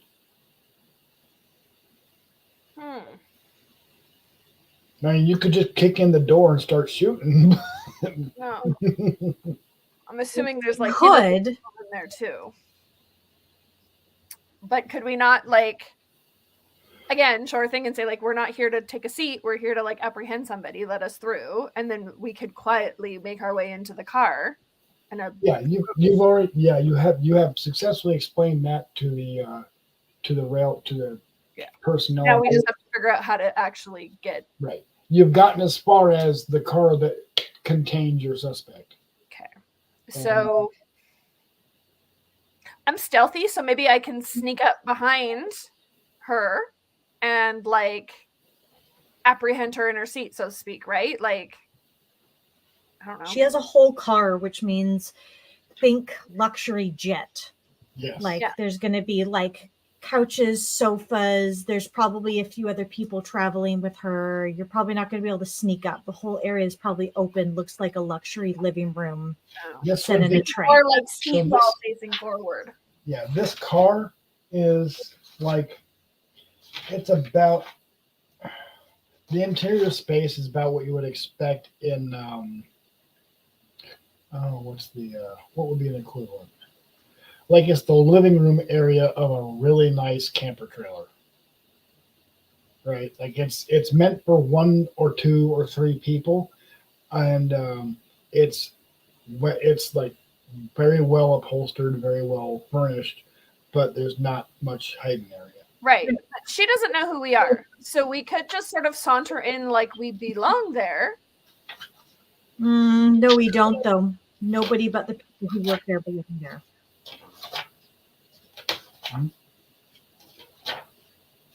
And she would know that. No, I'm out of ideas then. I think what we need to do, like, is there any reason why we would need to apprehend her on the train? Would it not make sense to wait till we get to the place and then arrest her there and then take her back? Or do we have jurisdiction when we get there? Technically, no. The rote guards may or may not honor Sharn Watch writs. Right. That's not so a terrible it would idea. be better to apprehend her on the train. We are likely to meet resistance from her guards, though, I would assume. Yeah. She's traveling with guards or she's traveling alone? Someone like this, she would travel with guards. I'm certain of that. You didn't actually get any information about that. No, we didn't. I would assume she does. What you do know is she is on her way to Rote, and she's not continuing past Rote. But to Rote, you guys know because you're from Breland. Rote is like the capital city of Breland where the king lives. You don't break the law in Rote because the king's dark lanterns aren't going to put up with that. And those guys are like, they make the Sharn Watch look like mall cops. Great.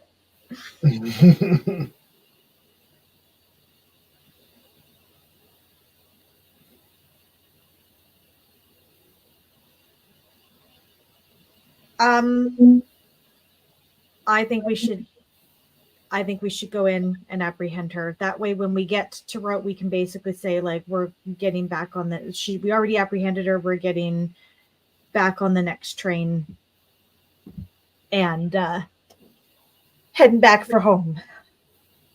And you know what? If we end up having to kill her in the process, well, we have a license to kill. We'll face some consequences when we get back, but not nearly the consequences that we would if we waited till we got there.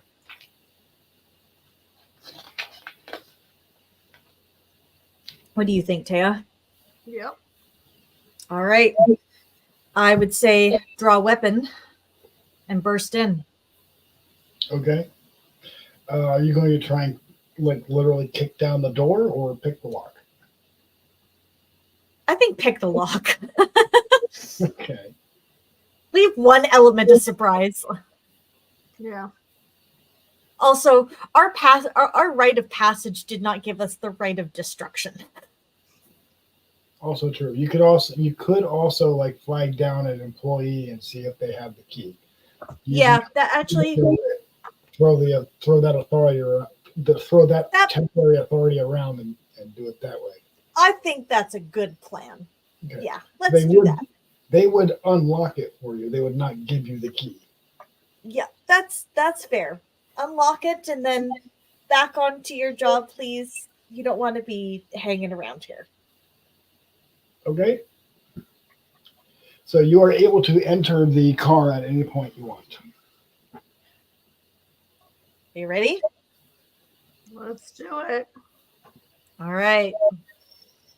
Okay. I'll open the door with my left hand, and my mace is in my right. Okay. An 8-foot tall, muscular woman with a tusk protruding from lower jaw lounges on a couch in a luxury passenger car. She reads the Sharn Inquisitive and keeps a battle axe within arm's reach. A wooden chest decorated with gold inlays and gem, the one that was described to you by the warforged down in the pit, rests at her feet. And a table lined with fine foods and bottles of spirits stands close by. It says, I don't remember ordering room service. What are you doing? What do you think you're doing here? Might ask you the same question. You are transporting illegal goods across border lines. Do you have any proof of that? That's quite the accusation to make. It is.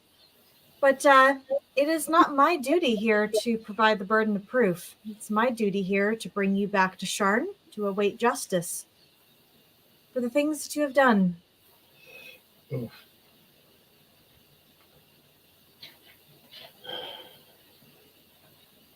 Takes some resourcefulness to pull that off. I may have resources at my disposal. Yeah. So do I. My resources you don't want to mess with. Say the same about some of mine.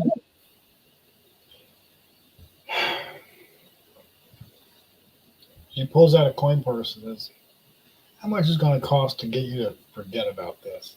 Tell him I got away. More than you have. Wrong answer. She puts the coin purse down and picks up the battle axe. Roll initiative. I was gonna say, as soon as she goes to reach for that battle axe, I had my arrows out and I shot her in the arm. Okay. Roll for initiative.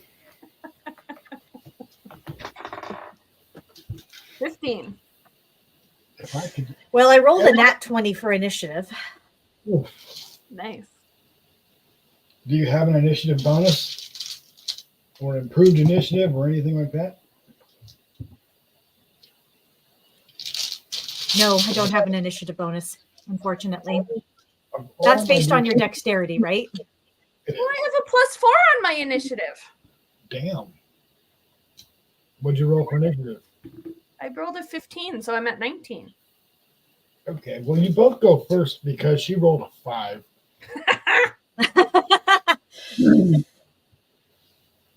So who rolled higher? Me.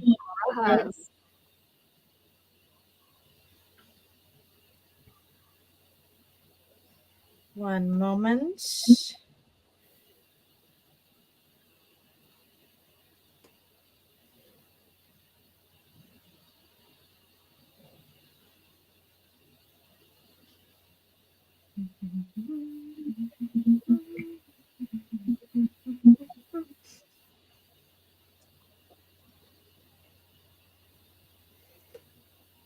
Okay. I'm going to cast Thorn Whip. Oh, but not to harm, to disable. Okay, so So range is 30 feet. Duration is instantaneous. This is a level 0 spell. okay. So, oh, but I need a material, the stem of a plant with thorns. Shit. You're from the woods. Like, Yes. Do you think that is presumably something I would carry on my person? I think that's something a druid would probably have in their hair because Okay. they just got out of the woods. Even if I just have a long vine plant, even if it doesn't have thorns, I'm okay with that. So it says you create a long vine-like whip covered in thorns that lashes out at your command toward a creature in range. Make a melee spell attack against the target. If the attack hits, the creature takes 1d6 piercing damage. If the creature is large or smaller, you pull the creature up to 10 feet closer to you. So I do not actually want to necessarily hurt her at least much. I would like to more like wrap the whip around her and just pull her closer so that she cannot wield said battle axe. Does that make sense? Yeah, you're basically trying to grapple with a whip.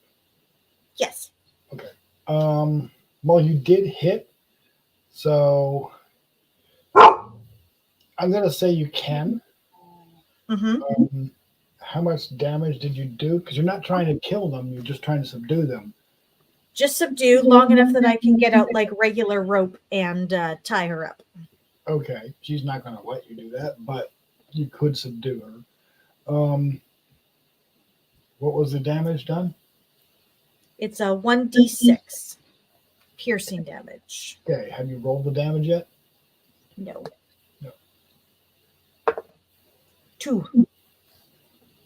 Okay, so it is now Valeria's turn. All right. So I roll the first one, the 20. Mm-hmm. I get a 3. Do I add some? I add 6 to that though, right? You do add 6 to that. So your shot is 9. 9. Are you using the bow or a melee weapon?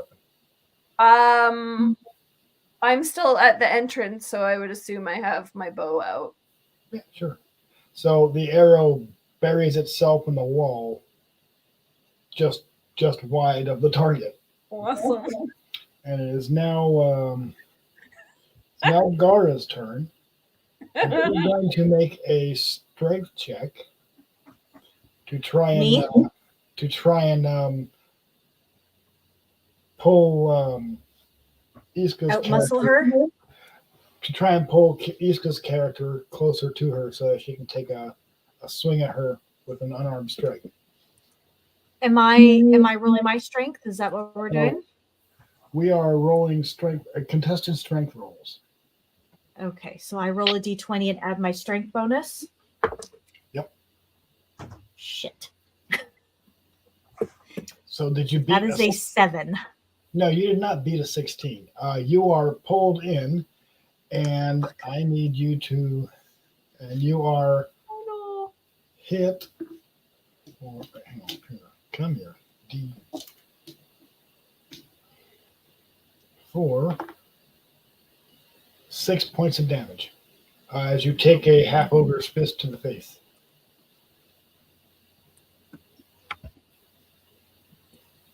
All right.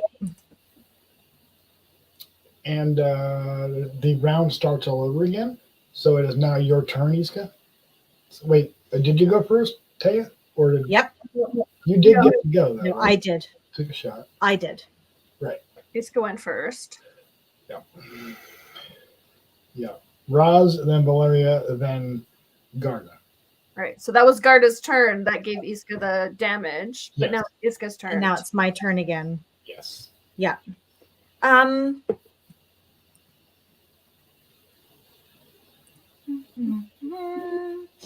We're gonna do an unarmed strike again.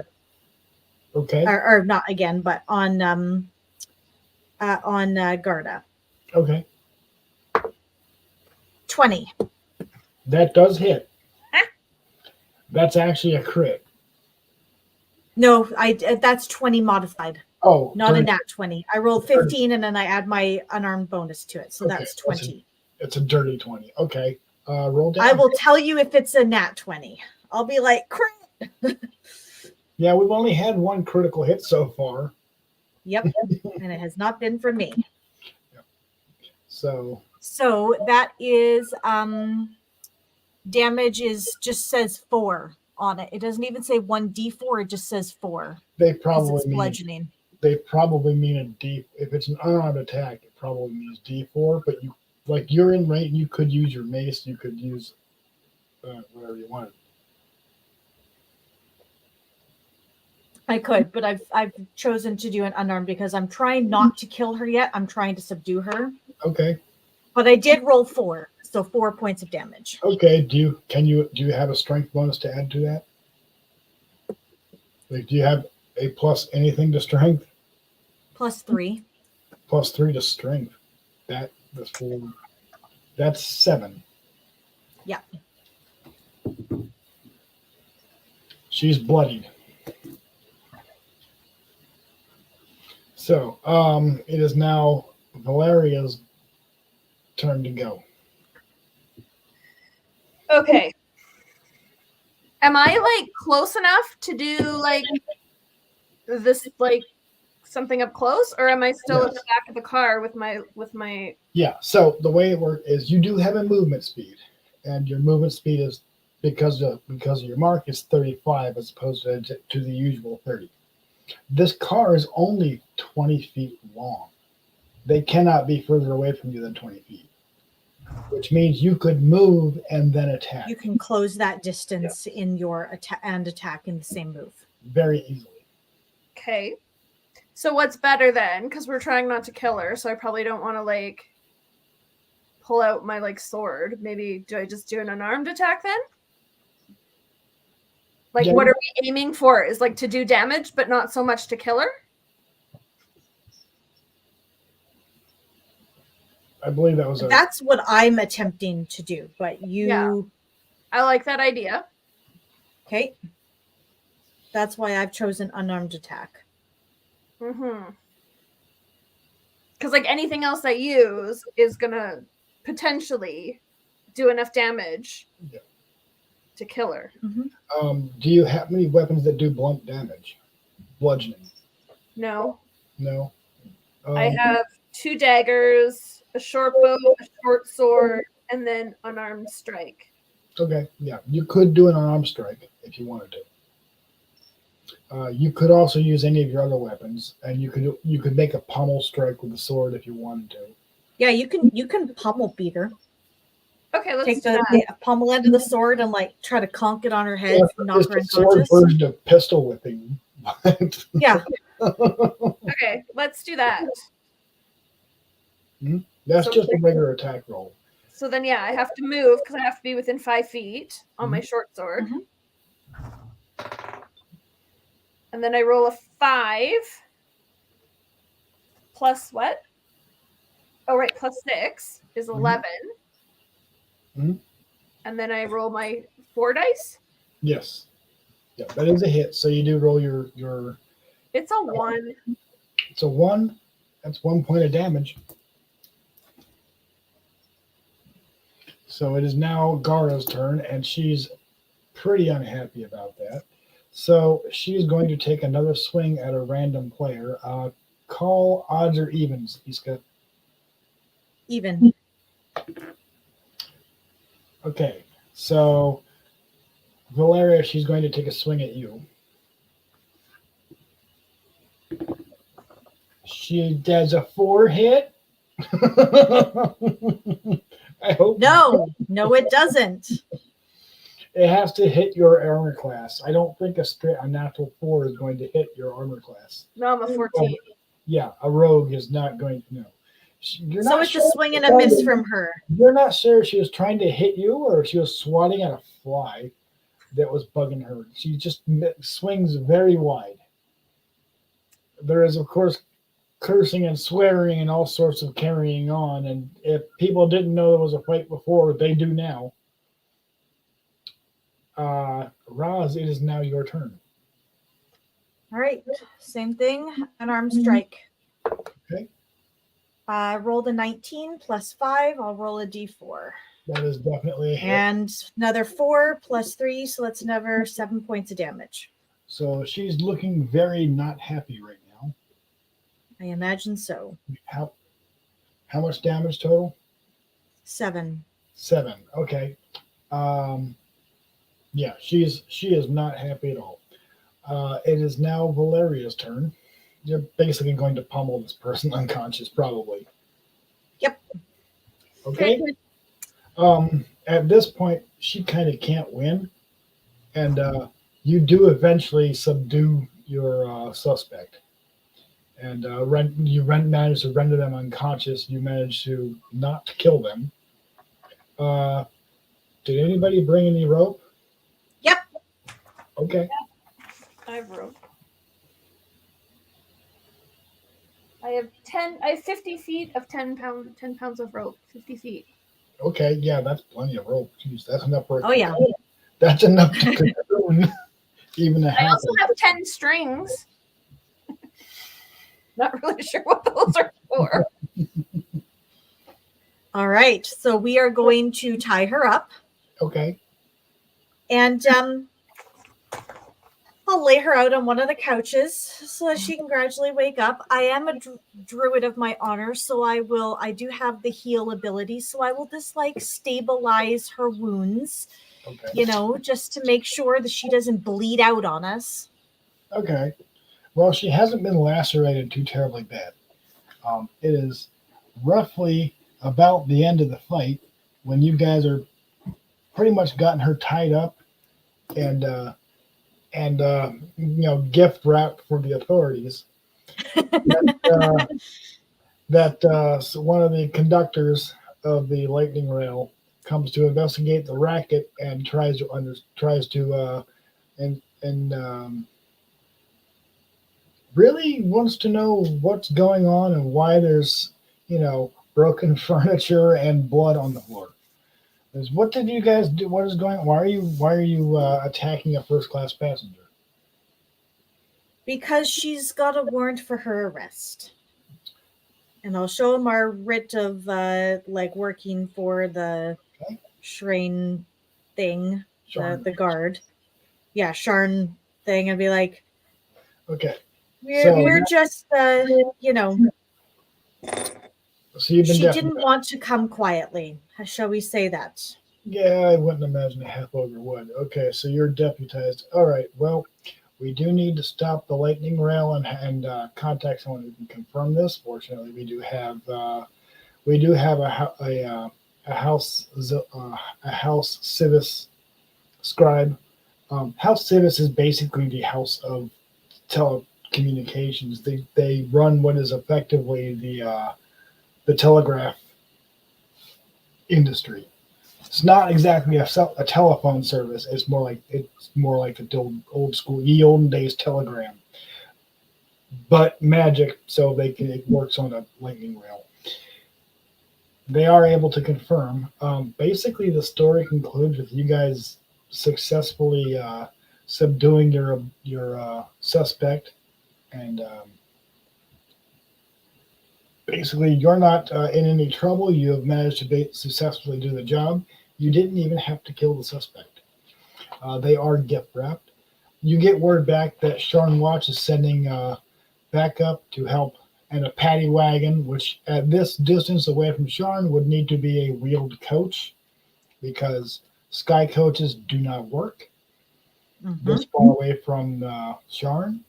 But the lightning rail has come to a stop, and you guys have the option of catching another lightning rail back to Sharn from road or riding with the Sharn Watch. But basically, you now have a few minutes before they get here, and where nobody's going to see what you're doing. They've actually the lightning rail conductor has gotten a hold of the authorities, and I'm looking in the box. I want to know what's in the box. That's what I was getting at. That see the fact that you're I've never played rogues. The fact that you even thought about looking at it didn't even occur to me. None whatsoever.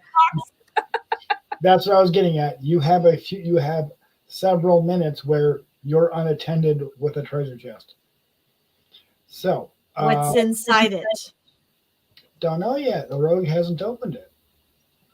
All right. There is a lock. There is clearly a lock on it. Check it for traps. Yeah, I will check for traps. Okay, make an investigation roll. With a 20? Yep. 18. Okay, you do find a hidden needle trap. So spring-loaded needle.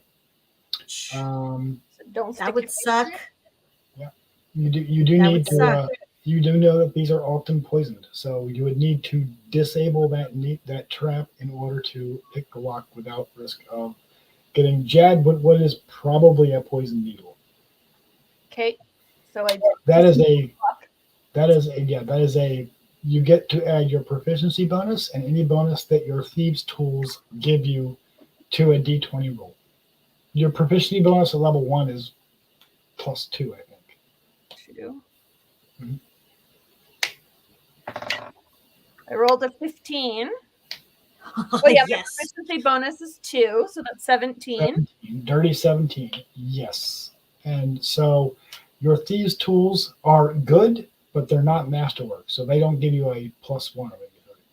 No, 17 is enough to disable the needle trap. You are able to remove the trigger mechanism and have managed to, that is also more than enough to open the lock. Sweet. So you open the lock and you find within a total of 600 gold pieces. You find several books and tomes that are, they're leather bound. They look ancient as hell. Several scrolls. Oh yeah, these are classic. These are classic. The Charmed Show Book of Shadows looking tomes too. Okay. They are marked with all sorts of arcane and occult symbology. We'll take those too. Mm-hmm. Okay. What else is in there? There is also 3 scrolls. They're written in a script that, if you don't read the language Goblin, you don't know what they are. No, I don't read the language Goblin. Okay. The tomes are also written in Goblin.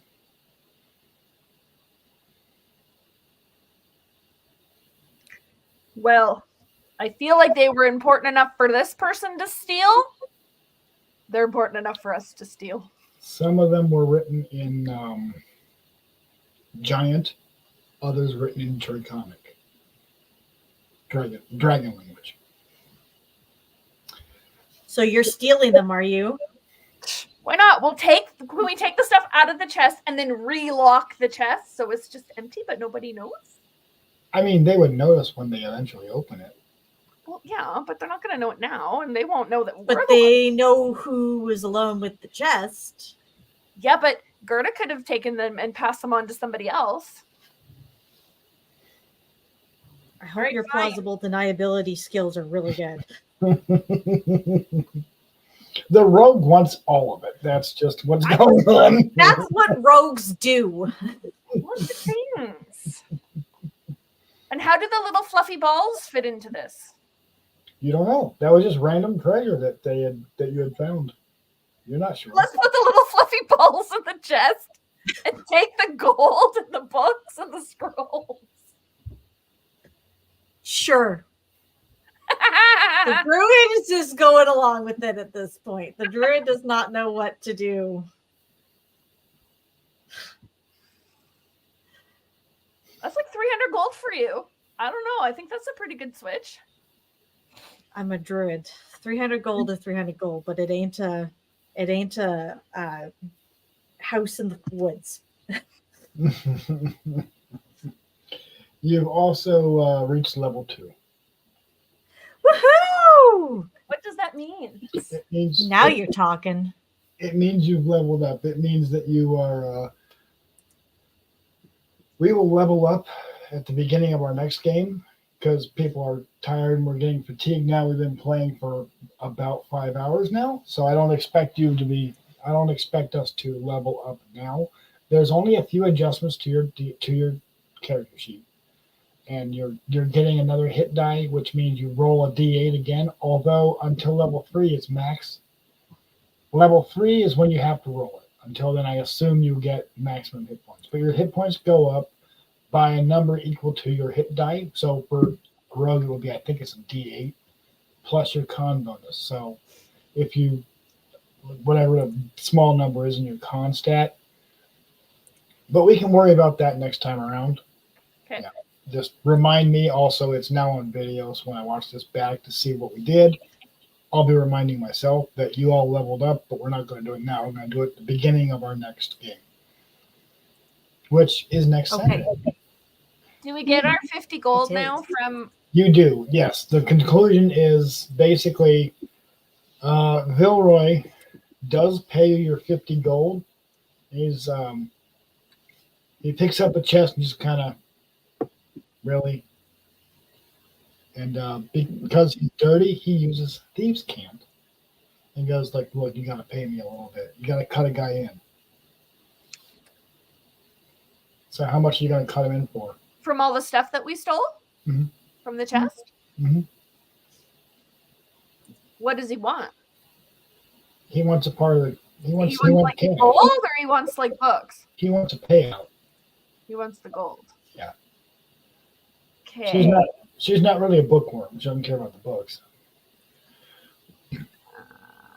All right. Well, we got 600. If we divide it through, we give him like how about we give her like 100 gold? They'll take it. Yeah. They'll take it. The Sharn newspaper will read that the Dask, the criminal organization Dask, managed to smuggle the goods out of Sharn, but were arrested. They just met, but not before they managed to pass the goods on to another contact, which is total bullshit.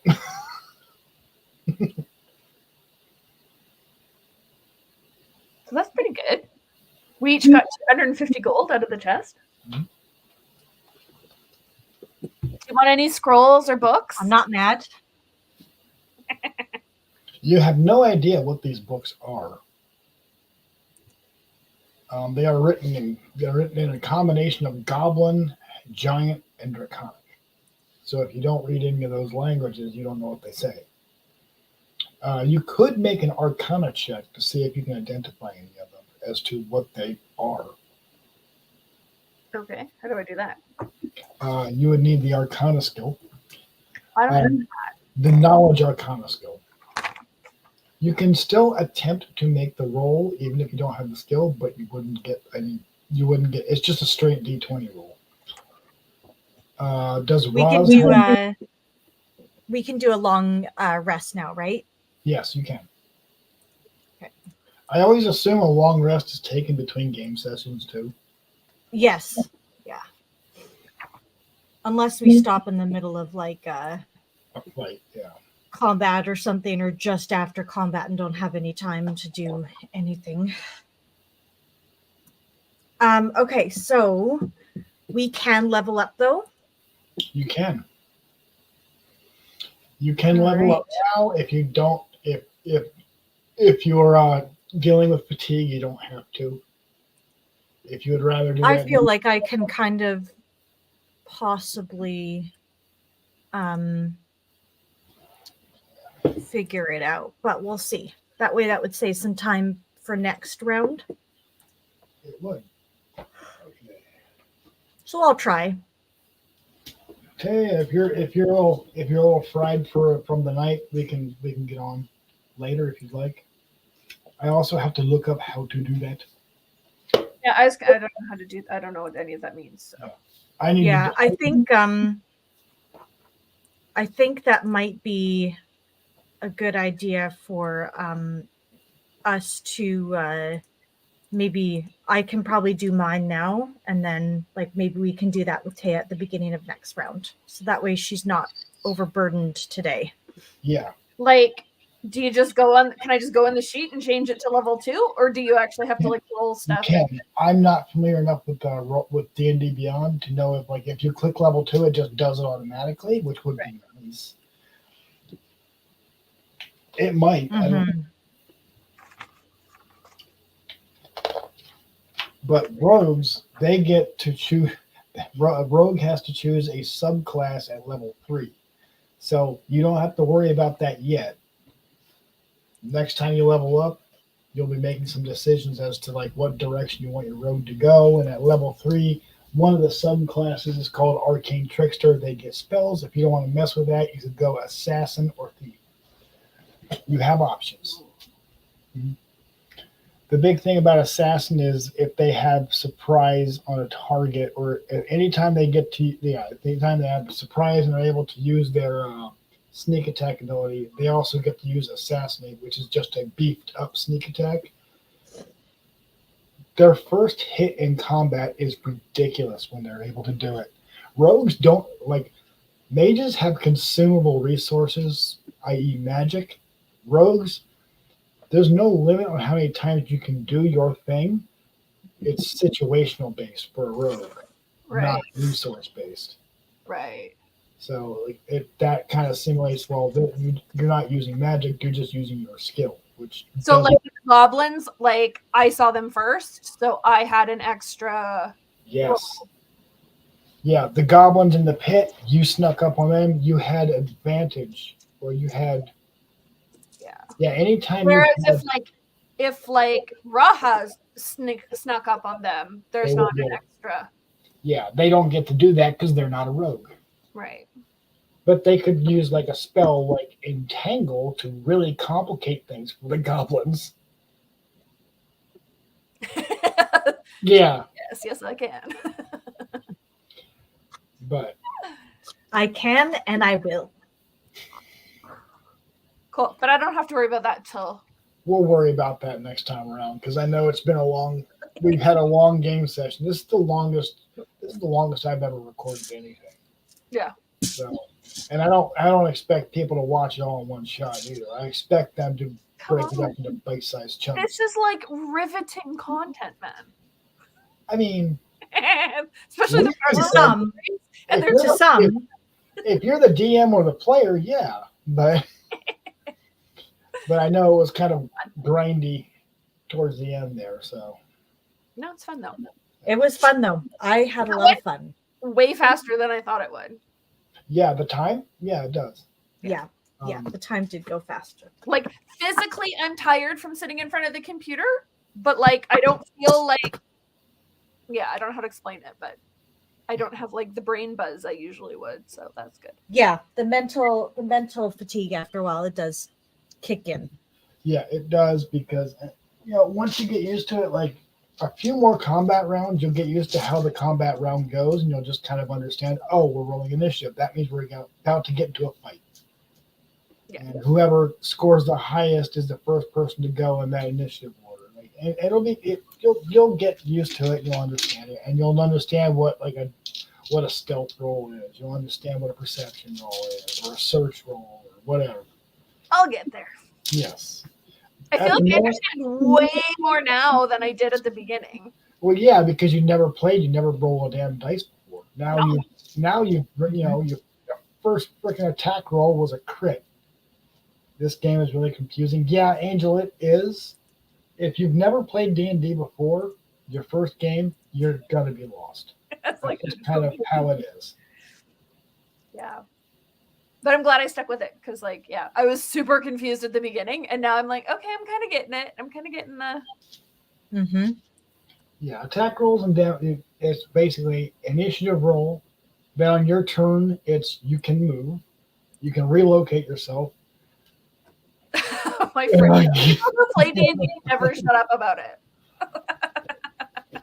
My Yeah. daughter is, and like if you just mention D&D, she will go on for like 2 hours, and you're like, I'm sorry, I asked. Well, now you know what the hell she's talking about, at least somewhat.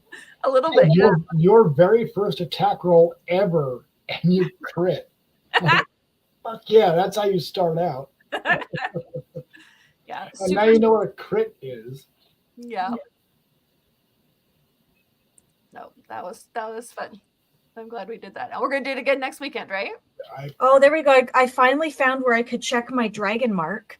So I've added that, and that added hit points to me, which is cool. That's yeah.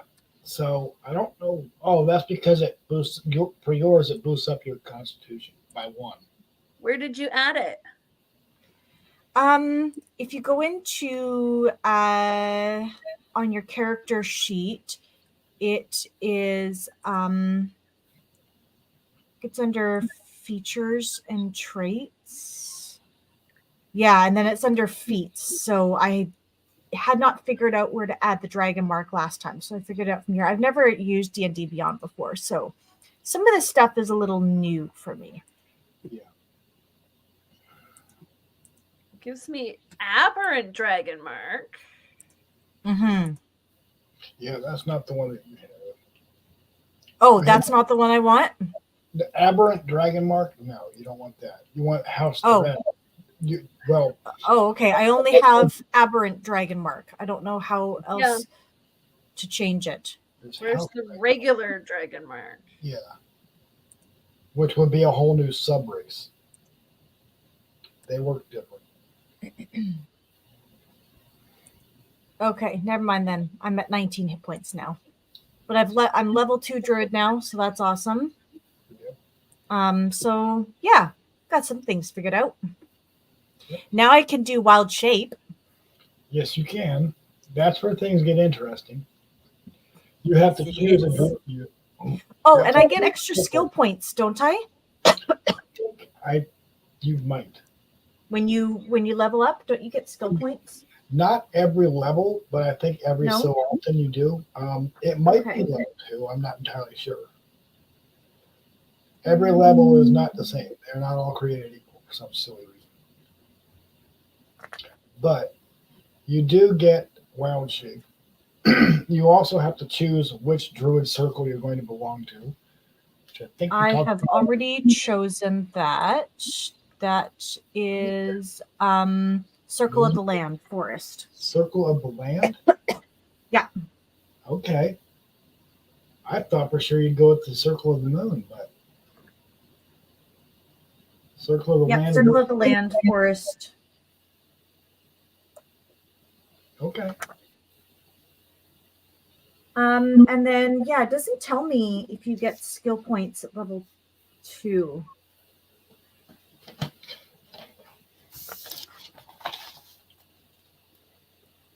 Just says proficiency bonus +2. Oh, I see. So at 5th level, then your proficiency bonus goes up to +3, and then that allows your skill points to go up. Is that right? Yes. Okay, there we go. That's what I was thinking. Okay.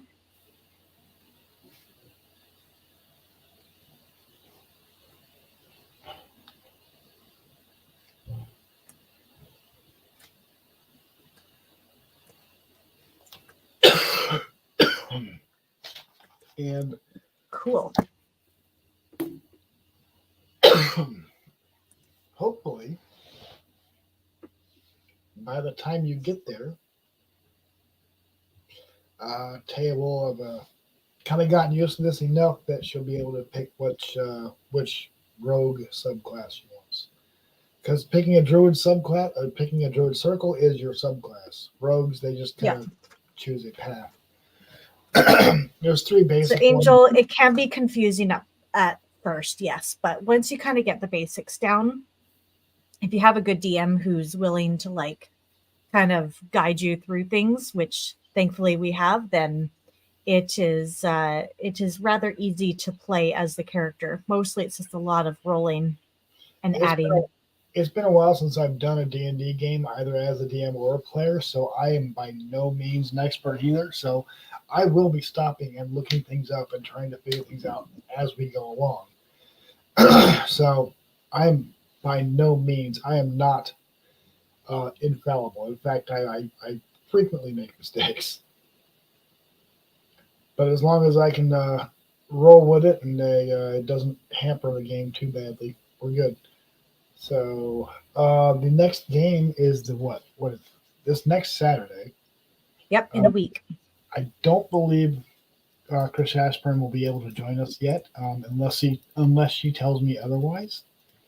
And if so, then we'll be moving to 2:30 so that she can join us after her whatever it is that she does on Saturdays. If not, do we want to plan on just starting at 1 again? What works better for you guys? That would work for me for next week, but if we need to start a little bit later, we can start later. I'm good. Okay.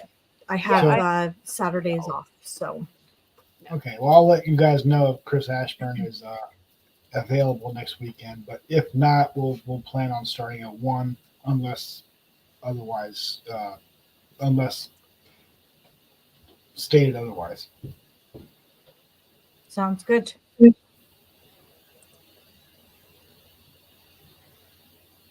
All right. Next Saturday is what, the 21st? Yeah. Okay. Yep. Okay, so I'm hungry. I'm gonna go get dinner. You guys, My daughter just showed up. Luna. So I hope you're enjoying D&D so far, Taya. So okay, all right. As long as it's fun, that's really all that matters. So if you're enjoying yourself and you have fun, don't worry about whether or not you get the rolls right. Who cares? It's fine. We'll get there. It's fun. I can see how it'll come together. The more you play, the easier it gets. The more you kind of just understand all the little things. And Yeah, critical successes are great, but critical failures are way more funny. like, I'm gonna do this thing. No, I'm not. Oh no, I am not.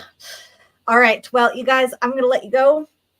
Yep. I'm gonna go have a shower and get comfy. I have a video to record after this, and then edit and upload. So, Awesome. All right. be the first video on my channel in a few weeks now. Yep. Are you guys streaming this to your channels as well? Because I set up so you could. Cool. All right. I have. Alrighty. I'll talk to you guys later. All right. Sounds bye. good. Have a good Bye. week, guys. Thanks for tuning in, everyone. Yep. Bye.